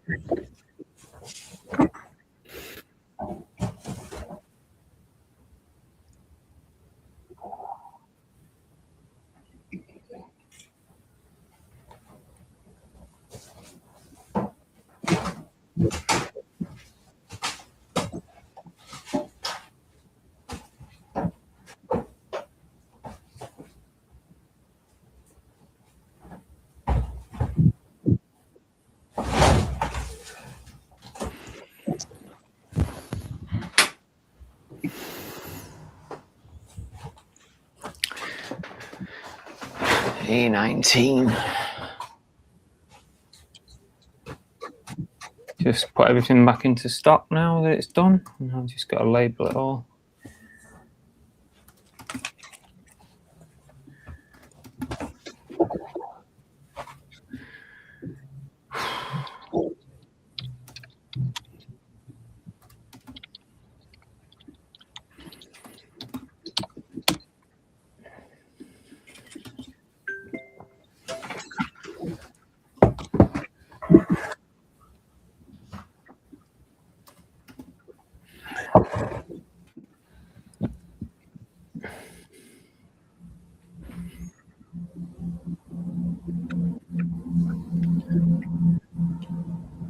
Sorted.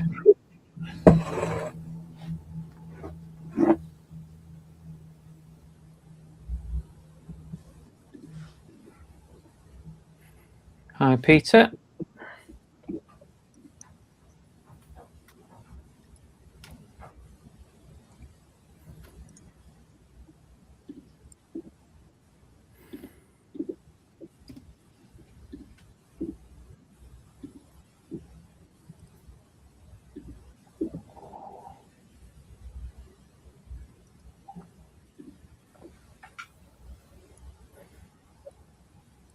Have you guys noticed what I was saying last night on eBay, that you can't mark a question as answered now?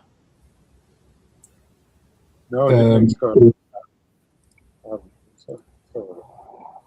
I've got one that I've got one that's been lingering for about a week that I've just not been able to get rid of.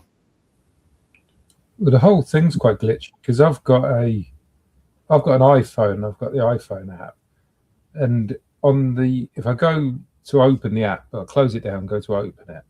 First thing it pops up is paid post now, and it's an item I posted about 3 weeks ago. Oh yeah, it does do that. It does do that. Well, if you click on unanswered messages or question unanswered, you used to be able to just click mark as answered and then it disappeared, but it's gone. Yeah, there's no. I can still do it. You're on Android? No, this is on desktop. On desktop. On desktop. That makes a difference. On desktop. I don't know. On phone, I'll have a look. I must admit, I do most of my I don't think you can do it on phone. I do most of my admin on my phone nowadays. I answer messages. I mean, I've answered his question, but it's still showing on my overview. It's got a little 1 next to the bit in listings. It says with questions 1. And you click on it, it brings you up the thing. Normally I can click mark as answered, but nothing.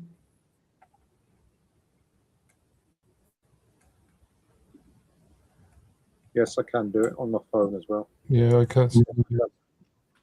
What, on the app? Yes. I've not even tried them. I'm on Android, so maybe that makes a difference. Oh, is it different?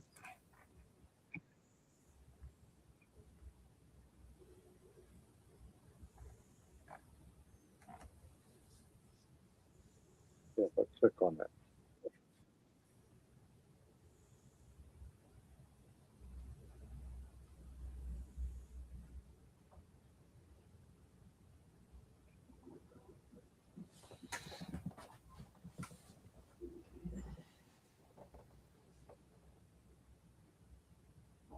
Yeah, click on edit and then I can select it.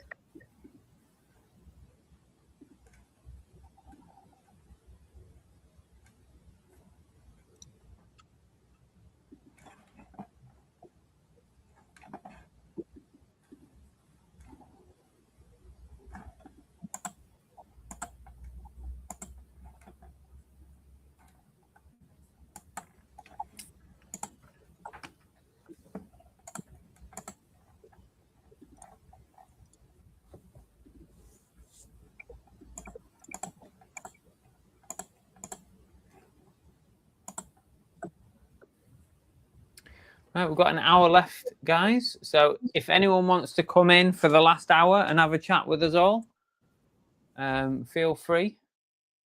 Just an hour, and then I have to log off by 5 because I think StreamYard only let you do 12 hours in one go, and also we've got to take dog to the vet, so definitely got to be gone by 5 o'clock. If anyone wants to come on for an hour, I've done my work. We can have a chat for an hour.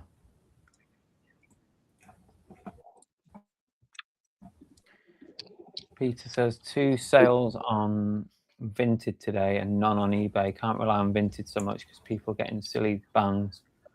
Sold a Michael Jackson top trumps £7 in 1 minute, and the Jackson's Triumph vinyl £20 Vinted in half an hour. Oh, that's good.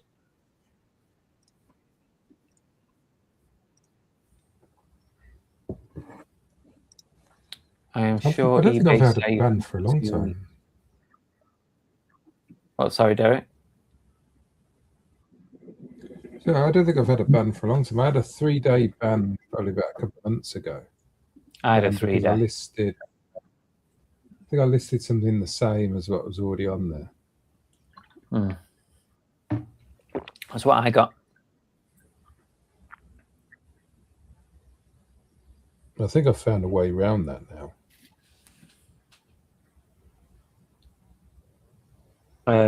Jeff, if it's domestic item not as described, you have to pay for it to come back. So you pay the return shipping, no matter what settings you've got. Even if you say you don't pay return shipping, you still have to pay if it's item not as described.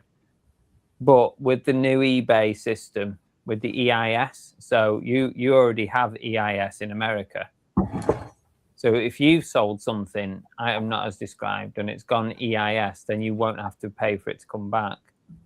And eventually, when we're all on EIS in the UK, we won't have to pay for it to be returned either. But if it's a UK domestic sale, then yeah, you have to pay for it to come back. As a seller pays.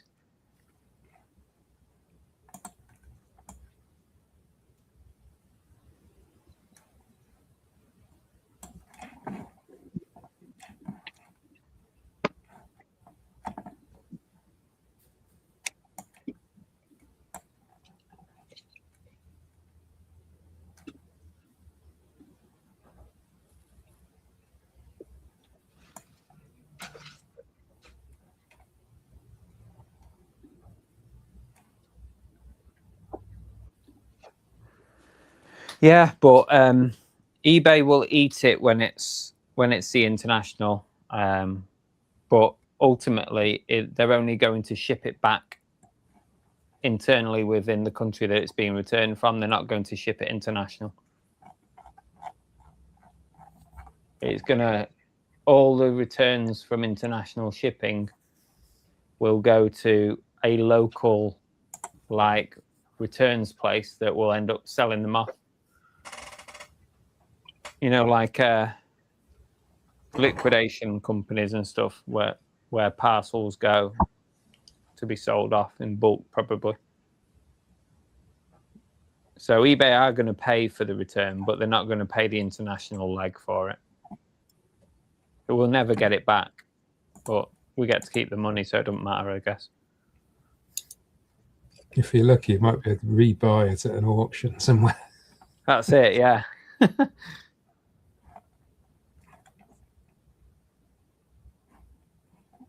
And then the process just repeats. Yeah. Over and over. Rinse and repeat, start again. Especially if it's a restricted item that's popular in the US, to say, and it keeps on selling on eBay in the UK, gets sent back, auction, somebody else buys it, bought by a US buyer again, and it's restricted, so it goes back to auction. It's just constantly rotated. I don't know about the feedback, Carper. I don't know how that works. I don't know is the answer on that one. I guess it'll all come out in the wash. Either way, it's a no-brainer. It's a big improvement on GSP, so I can't imagine why really anybody would bother like not just signing up to EIS and just letting it run. I mean, there are a couple of examples, like there's someone in the membership that, you know, has tons of stamps that they get cheaper than normal, so they do their own international postage using those.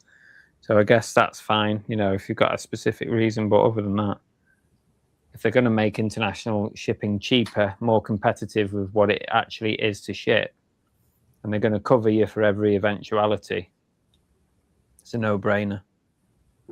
Like GSP is pretty much a no-brainer, although there is some train of thought that says you'll sell a lot more if you do your own international shipping, which is probably true. But now if they're saying that they're going to be a lot more competitive on international price, then you might as well let eBay do it.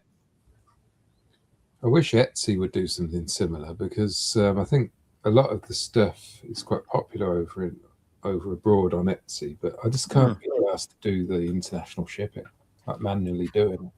I'm so used to it. You have to do it all sort of manually and upload your tracking and everything. Yeah, it's all manual, so you got to, you know, it's got to be weighed, and then you don't know how much to really charge. You got a quote, like it's basically how eBay was before GSP, which is a pain when you're used to GSP. I just don't do it. I just post in the UK. Yeah. But I'll probably lose quite a lot of sales because of it. I mean, maybe you should do a test and like just do like a month, turn it on for a month and just see if you get anything. I did for a bit. I put on like just a rounded number. It was like 20 quid or something for all the small packets to the US or wherever the price was, just to cover me. So it was probably quite expensive, but the option's there if somebody wants to take it. But I didn't get any takers. And that's the only way I'd want to do it. I wouldn't want to start spending a lot of time, because I don't know how much things are going to cost until, because I don't weigh them at, you know, I have a rough idea. Like a video recorder, I suppose, I know that it's going to be like 10 kilograms. But if I'm sending it to the US, I probably need to know more to the kilogram, don't I? Like 7 kilograms or 8 kilograms. Yeah. You know, to get the decent prices. I don't know. I just can't be bothered to work all that out, really.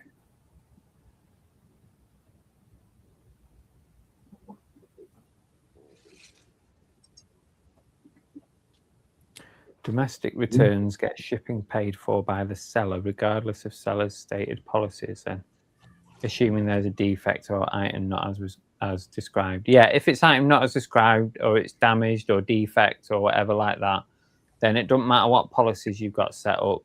As a seller, you're going to have to pay for that to come back, or you make a deal with the buyer, whether it be a partial refund or whatever, you know.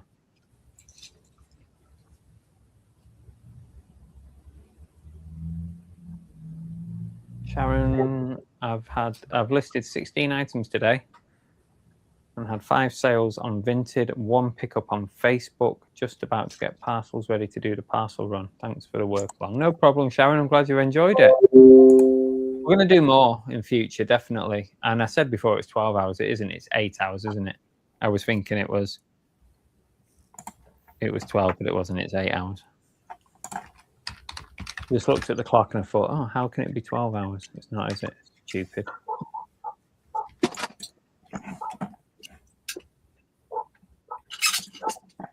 Marissa. Made to watch back. Would love the company whilst I work, but been outsourcing all day. Yeah, absolutely. Please watch it back. Please do. You can even watch it from the start, like right now. If you go back, you can watch it. But if you want to watch it tomorrow or something, you can just find it on the channel and watch it again from the start. I mean, that is a glutton for punishment, watching 8 hours worth of this on a rerun, but it helps you get your work done. Make sure you come along next time and when we're live. I'll try and do them more often. And Derek's committed to doing some as well. So, you know, check out Derek's channel, The Tap Peddler. I might be waiting a while. You never know, though. I might do something. I'd get a copyright strike, Chris, if we had Dolly singing on here now.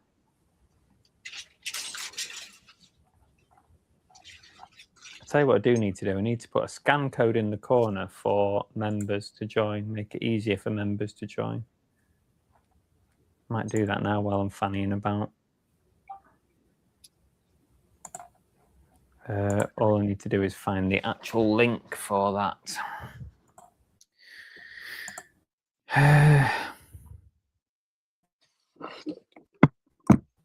Oh, poo.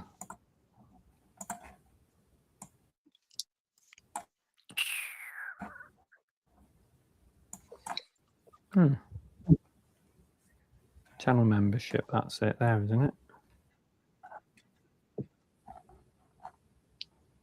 Membership.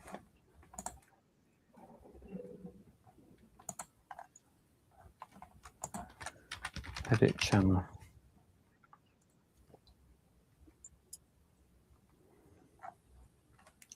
Don't know where the bloody link is.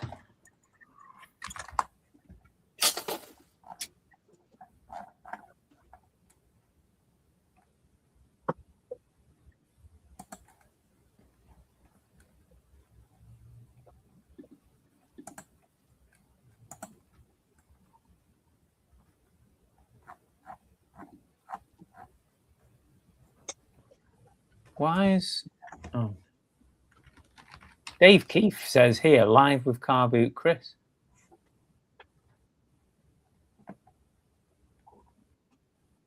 But it's a weird view. It's like that's on Dave's channel. That's weird. How's he managed to do that?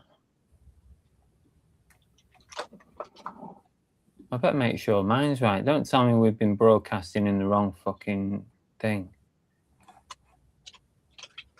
View channel. No, we're okay. But Dave's somehow broadcasting this on his, and I don't know. Maybe that's what I should have done. I could have got some views from it.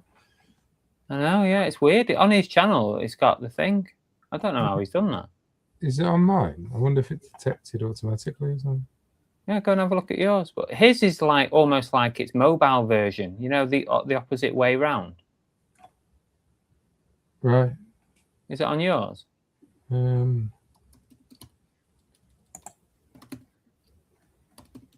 Tap Peddler. Let's have a look. Your channel.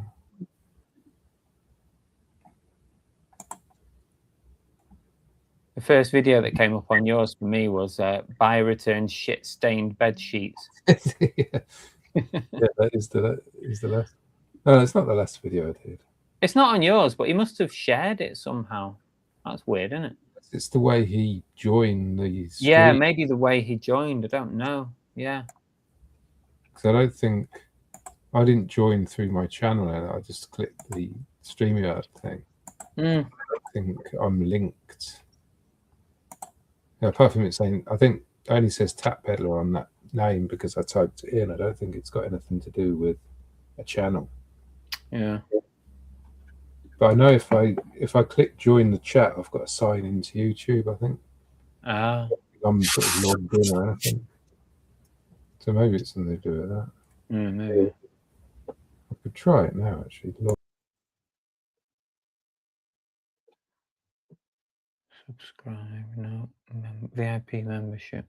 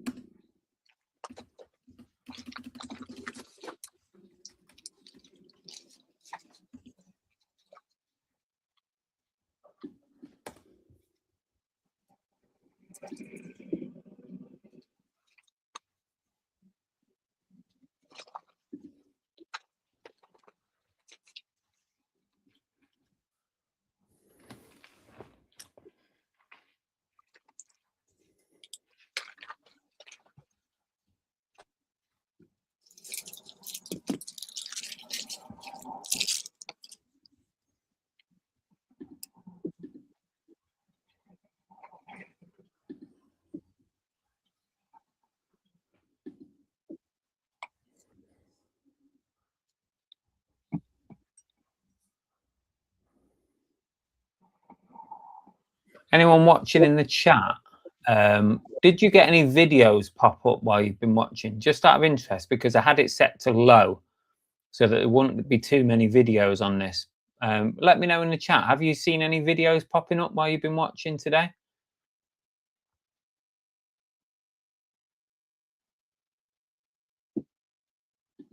The Payne Brothers podcast apparently is coming out on Monday.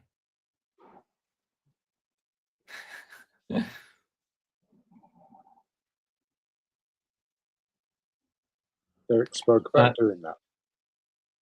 Eh? Derek spoke about doing that ages ago, but nothing ever came of it. Yeah, it'd be a good idea. That you could use, you could use Derek's channel. At least it keeps it alive. Yeah, pretty good idea. Marissa was here at the start, but went out to a boot sale. Don't worry, it won't disappear. All the lives stay on the channel, so these ones don't disappear on YouTube.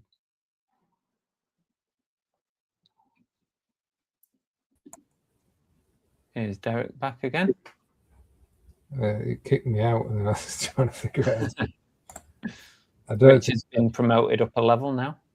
Connect your YouTube account to join the live. So I did this last time and it kicked me out, so I might do it again.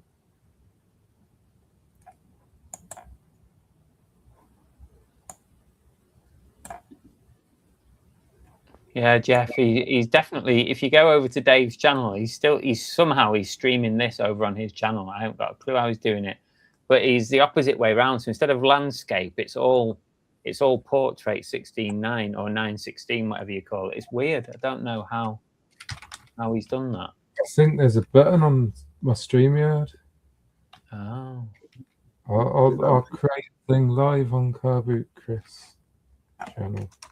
He's done that then when he signed in, and then he's left it on. There's something at the top of mine that says stream this to your audience. Oh, okay. I think that's what it is. That's what I was just feeling. It should come up on mine then once I've done this. Right, so I think I'm live now on my channel. Bloody hell. Let's have a look. Let me check.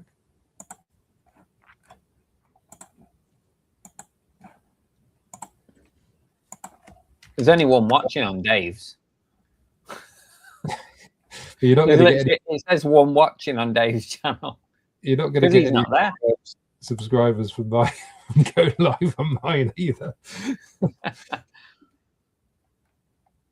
Oh God, you're live. You're live, Derek. You're on there. It's on your channel now. Is it live? Yeah.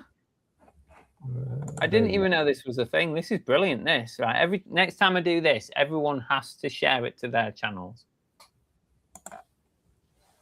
Oh yeah, there you go. There it is. Wonder if you'll get any viewers on this now. You probably get loads of subs. Oh shit.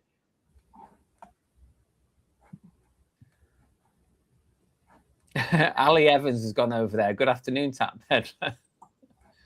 Is Ali not doing any work either? She's just messing about, isn't she?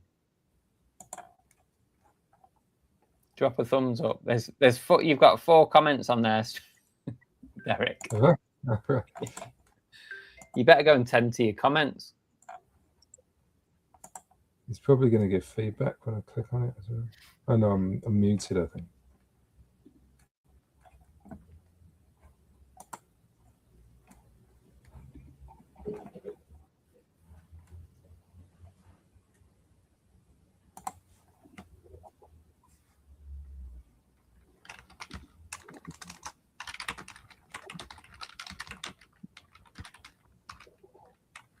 Dave can claim 50% of Chris's earnings. 50% of nothing, basically. That's all right, Chris. You don't hardly earn nothing off a live show. I might put... did anyone get videos popped up, by the way? Like, well, we've been on today. Because if you didn't, I'll have to put it on high next time, so at least get some videos popping up. I don't think I saw anything come up. Yeah. I had it on low because I know people moan about it, so no videos. Oh, I mean, yeah, sorry. I mean, adverts. Yeah, sorry, Jeff. Adverts. Anyone get a few ads? Oh, so the comments on mine are also comments on yours. Oh, interesting.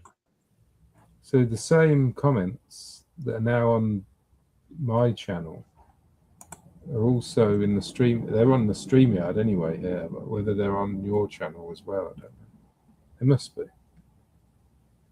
How do I know if it's your comments?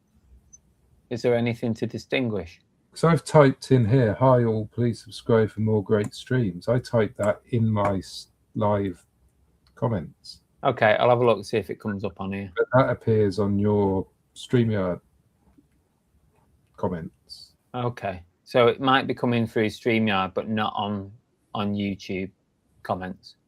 Yeah, it's got a little like chain link icon next to it. So Yeah, I see. I think that's stuff that's from my channel.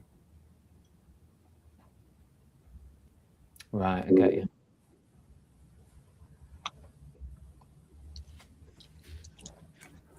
Yeah, a few people have been getting ads, but not too many by the looks of it. So, okay, I'll leave it on low then next time. Can have low, medium, or high. I could just absolutely spam you all with adverts and make an absolute fortune from these videos. But I won't do that. Jamie said he didn't get any ads. I mean, obviously, if you subscribe to premium, you're not going to get ads.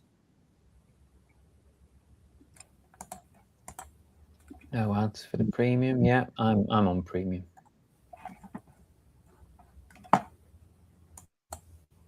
Oh yeah, I'm starting to see the little link comment. So that means it's come from someone else's channel, right? That's good. Ali says, I've done my work, been down, making the brews. Richard, do you and Ali have two different, like, do you have different, like, businesses or eBay accounts and stuff, or do you work together? No, they're both completely separate. Completely separate. So you're completely separate entities? Yes. Okay. Because we sell completely different things as well, so I think it's better just being separate.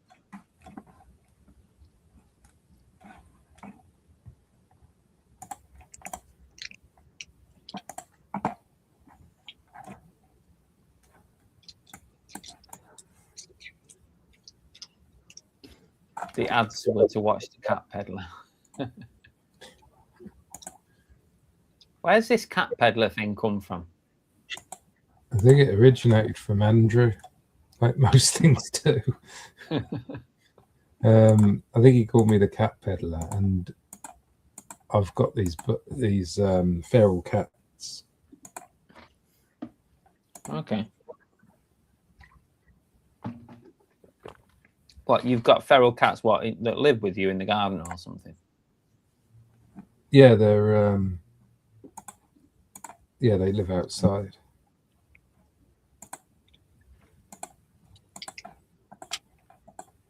Jamie D doesn't subscribe to premium. He's a tight Scotsman. Do you think of yourself as a Scotsman, Derek? No, not really, no. Although, I don't know, I've been here longer than I was in England for. And you, I don't think of myself as Welsh, so yeah, I guess why would you? I still consider myself English, I suppose, and I'm reminded of it occasionally by Scots people when they sort of say something like about my accent or something.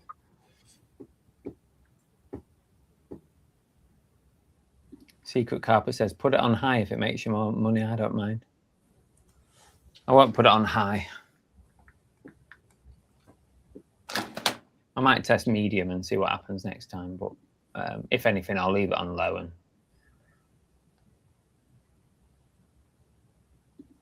even though he left a long time ago, Dave still hasn't. Yeah, that's what we were saying, Peter, that he's still going live over there.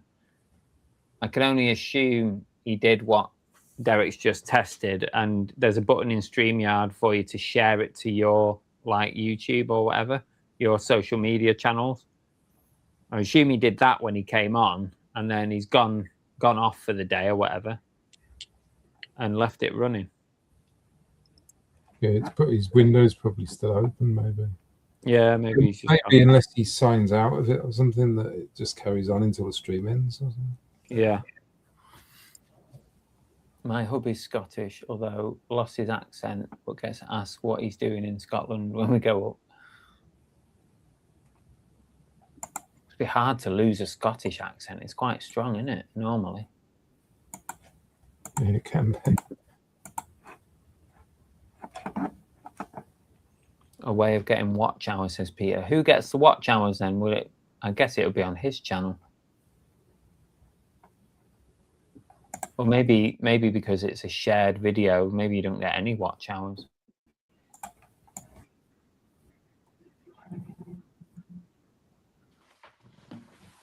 Oh, I've got to list that chair tomorrow. Honestly, I can't be asked, but it could be 100 quid there, so really I should be asked.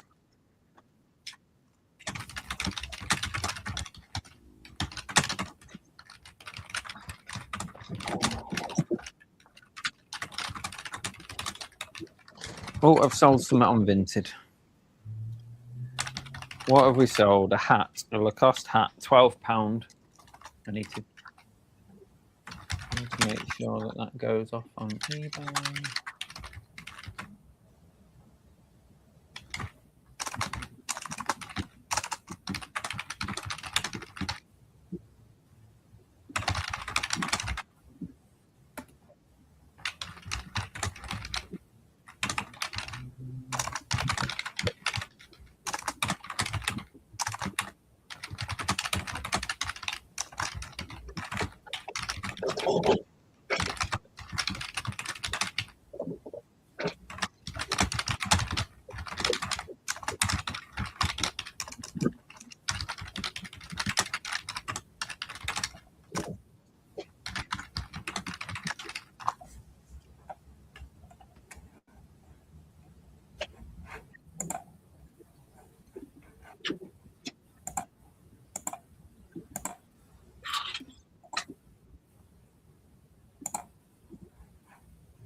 Hi, Antoinette.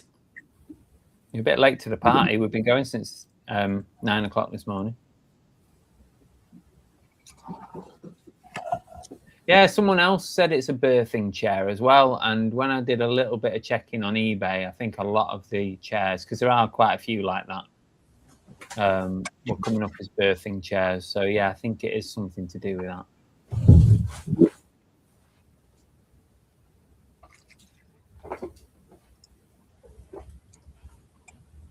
And then I've got a new video out, just popped up. Our thrifting day in Basingstoke was going so well until this happened. Ooh, drama.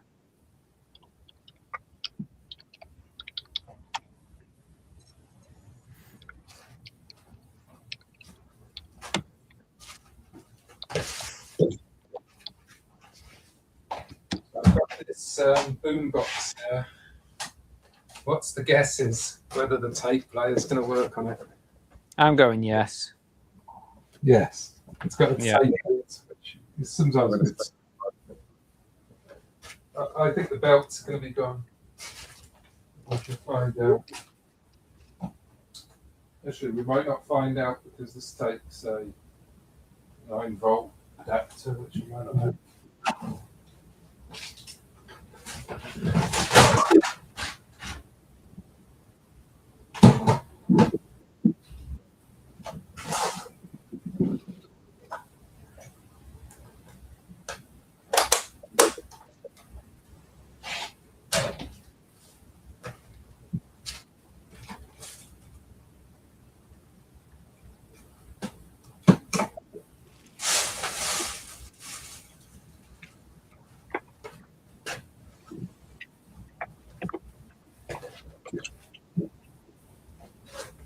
I think I'm going to have to start buying a load of adapters at the boot sales as well when I see them, because I'm basically out of adapters, so I can't actually test that at all. That goes back on the depot to live another day. I can't believe it. You've just picked that up. You were going to deal with it, and now you've put it back in the def pile. I know, because I can't test it. Although, luckily, I have another one. So, what do you reckon? Do you think that one's going to work? Oh, I'm not sure about that one. That looks very 80s. That's probably why I bought it. I'm going to say this one's knackered as well. But I reckon that one's busted me. let's try it out.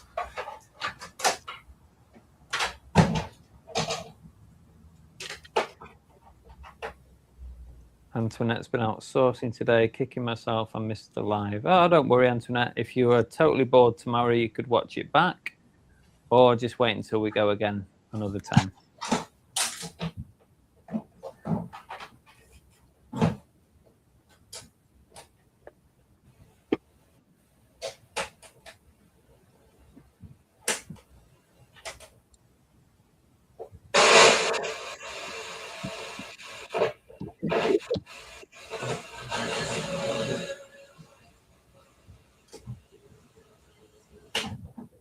Yeah, it's knackered. It's knackered. The tape's knackered. The radio works. That will still sell though. A cheaper brush. This is why I can't spend much on these. We're saying that boot sales, people want so much for them, Yeah. but they're always, the tapes are just always knackered. It's like a 70-30 being knackered. They've got to be cheap. It's the same with VCRs.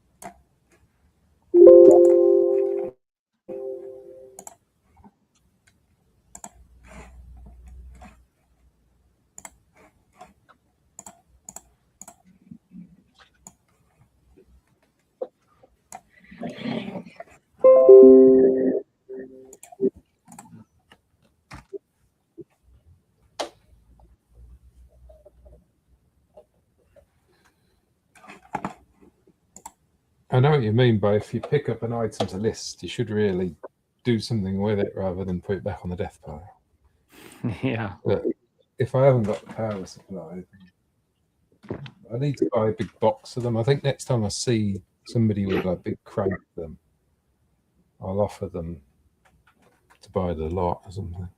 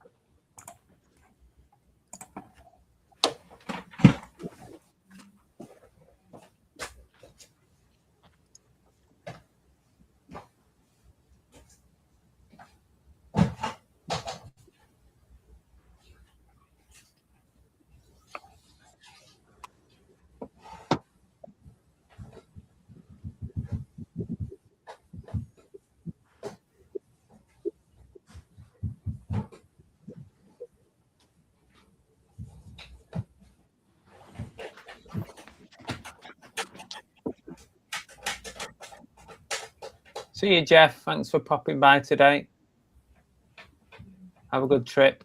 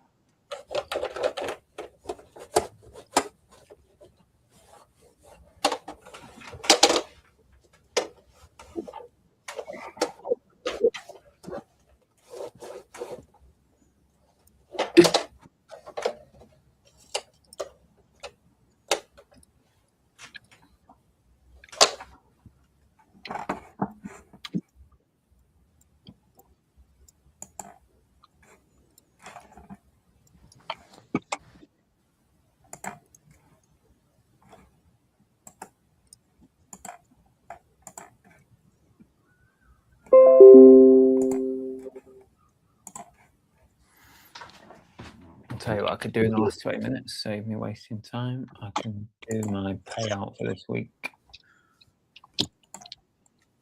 Cheers, Carpet.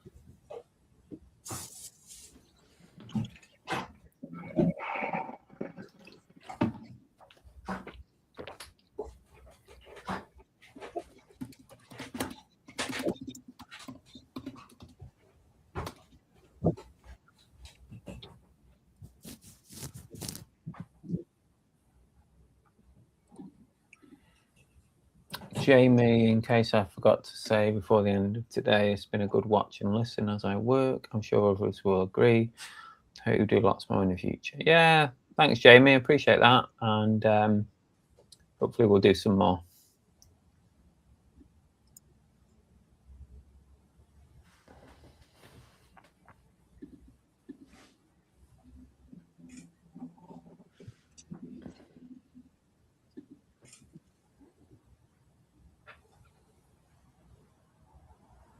Cooks, you're not supposed to be able to reach that. Is this code no good? Is it no good?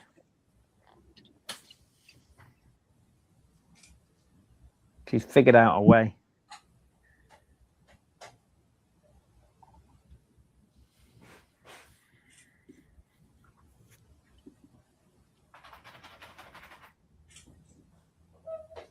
Cooks.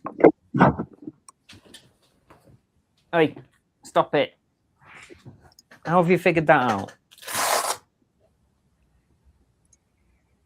You have to do that.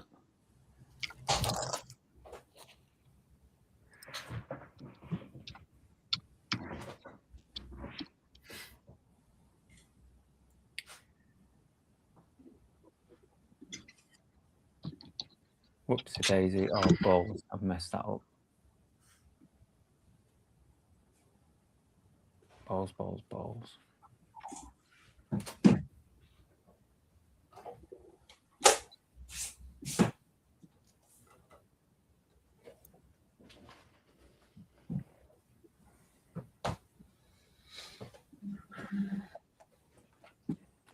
Another sail in. Hat this time.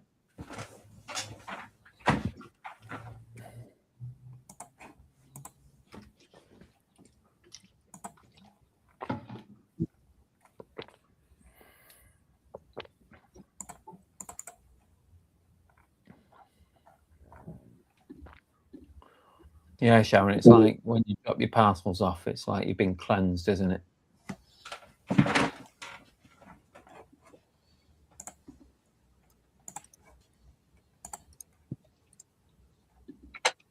I don't tend to do the individual bumping. I do permanently have the spotlight on though. I literally pay. I just pay $8.95 a week, and I spotlight everything all the time. It seems to work all right. See, I don't do anything. That's on Vinted, I guess. Yeah. Yeah, I don't do any of that sort of stuff.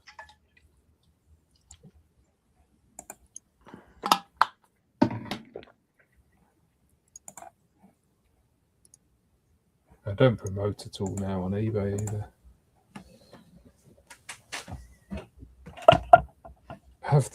I've thought about doing a markdown sale though, just to encourage a bit of buyer action.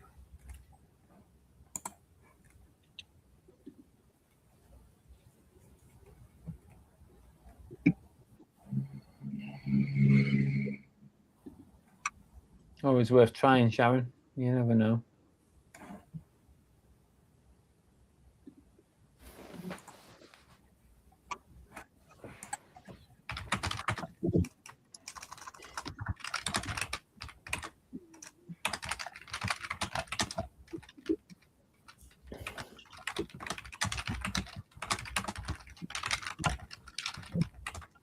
No internet connection. What's that all about?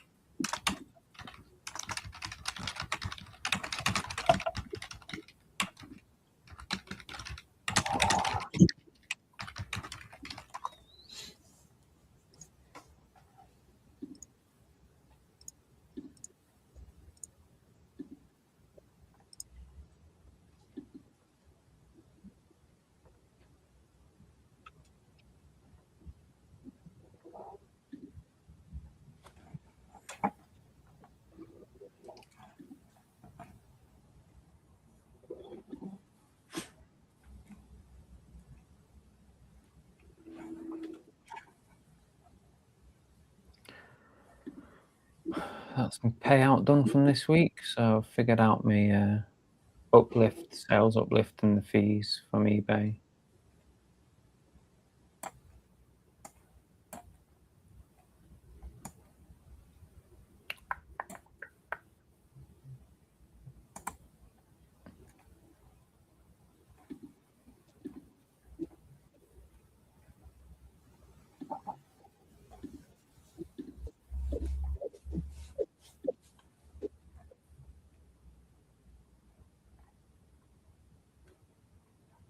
me check what others saw.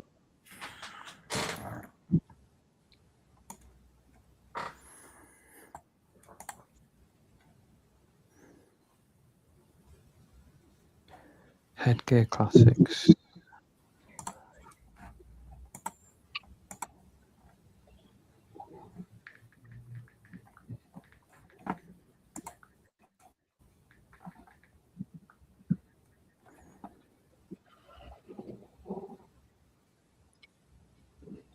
$7.25.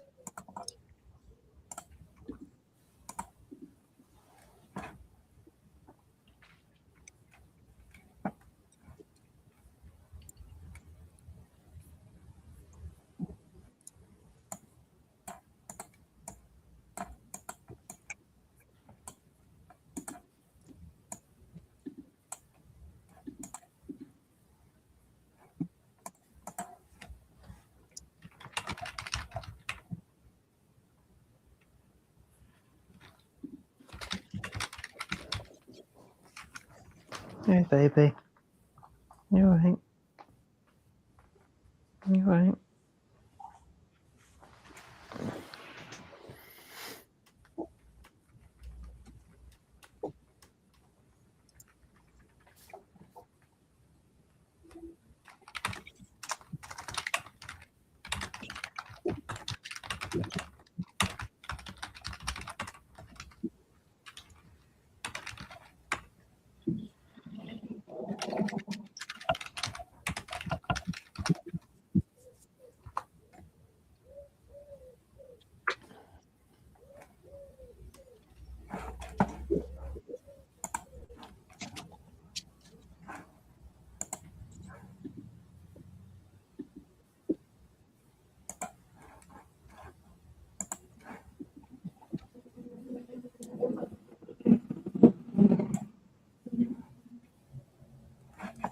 Discover your new eBay AI Activate training hub. Do you use the chat? Is that basically ChatGTP? Yeah, I've never done that. I've just used the paid one. yeah. I already had the paid one, so I was like, it had all my stuff on it, all my saved chats and everything. So it's like, I did sign up to the eBay one. Well, I've never really used it. In fact, Belle's actually been using that side of it on hers, but I haven't really used it, to be honest, because like, you know, you kind of invested already into your other one. Yeah, well, I use it for so much other stuff as well. So Yeah, me too. Yeah.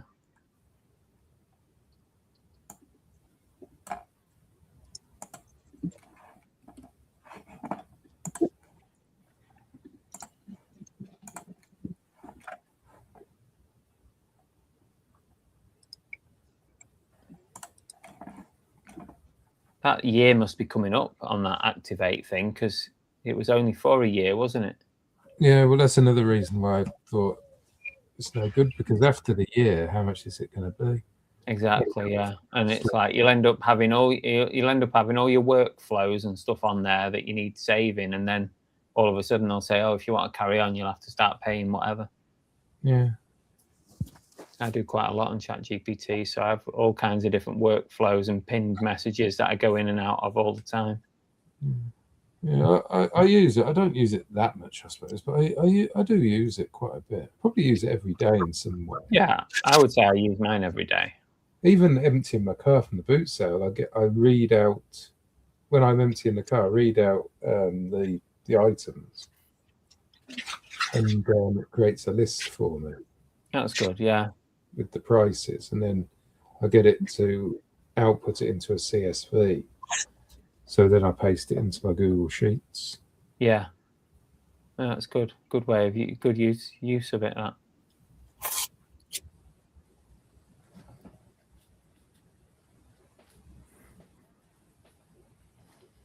And I was using it the other day, asking about. I was making a rhubarb dessert, and I was asking various things about that. And it, I use it for cooking and all sorts of stuff.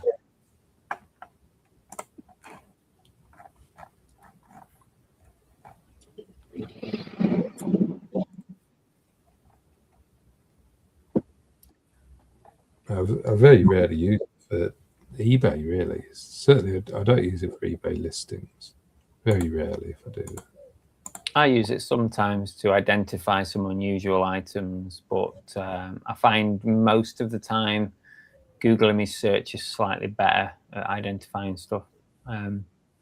Yeah, I do. I've got a couple of chats going on where I just, I want it to look for certain things, and so by posting the photos in that particular chat, it remembers what I've asked for previously and tries to deliver it in the same manner. Yeah. I find it always forgets how you want it responding. It does forget. Because I with the car thing, when I'm emptying my car, I get it so it doesn't repeat what I've said. It just says, okay, the next item. But it keeps on, sometimes it's fine, but sometimes it's right, so the first item's this, and then it starts reading out the whole list. Every time I tell it something, I've got to say, no, just say, okay. Let me just read out the next bit. And then it does it, but yeah, forgetting. And the same with the list I ask it to create at the end, so I can paste it in different formats and stuff. I say, no, yeah, send it in the same way as sends it last time. Yeah, exactly. It's always trying to change.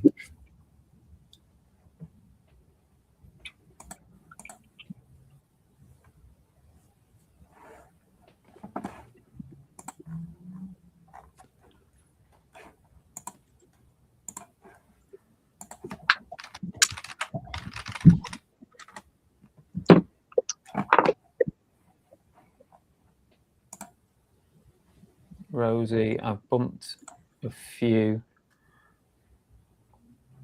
I do quite well, but I don't spotlight anymore. I do the opposite. I just spotlight all the time. I spotlight on a Sunday. Apparently Sunday is the best day to spotlight because that's when most people are browsing vintage. So when you first spotlight, it gets you a little bit of a bump. So I do it on a Sunday. Then when it ends the following Sunday, I just immediately spotlight it again. So I'm permanently on spotlight.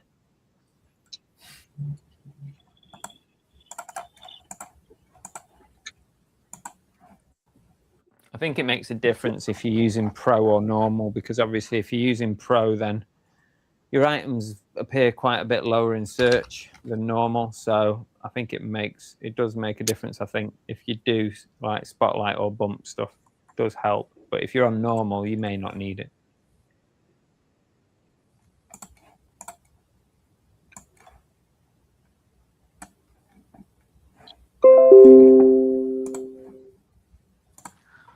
One minute. As soon as we hit 8 hours, we're going to call it a day. And we'll try and do another live soon. Cheers, Ali.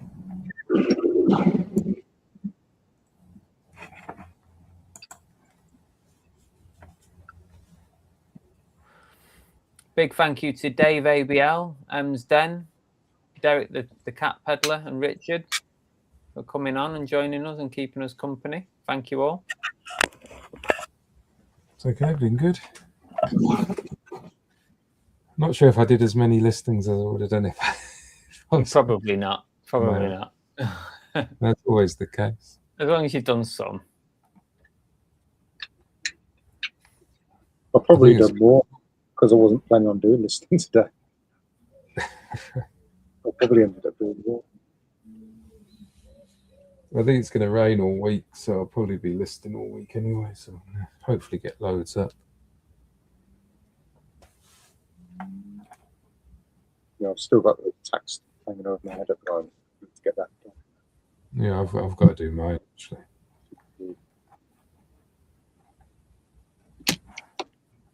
Are you Most- still using Sage accounting? Yes.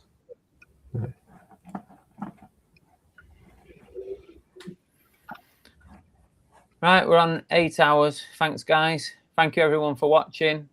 Hopefully, we'll do it again soon. So don't forget to subscribe, and then you'll be notified when we go live. And subscribe to everybody who's been on today as well. If you can, that would be good.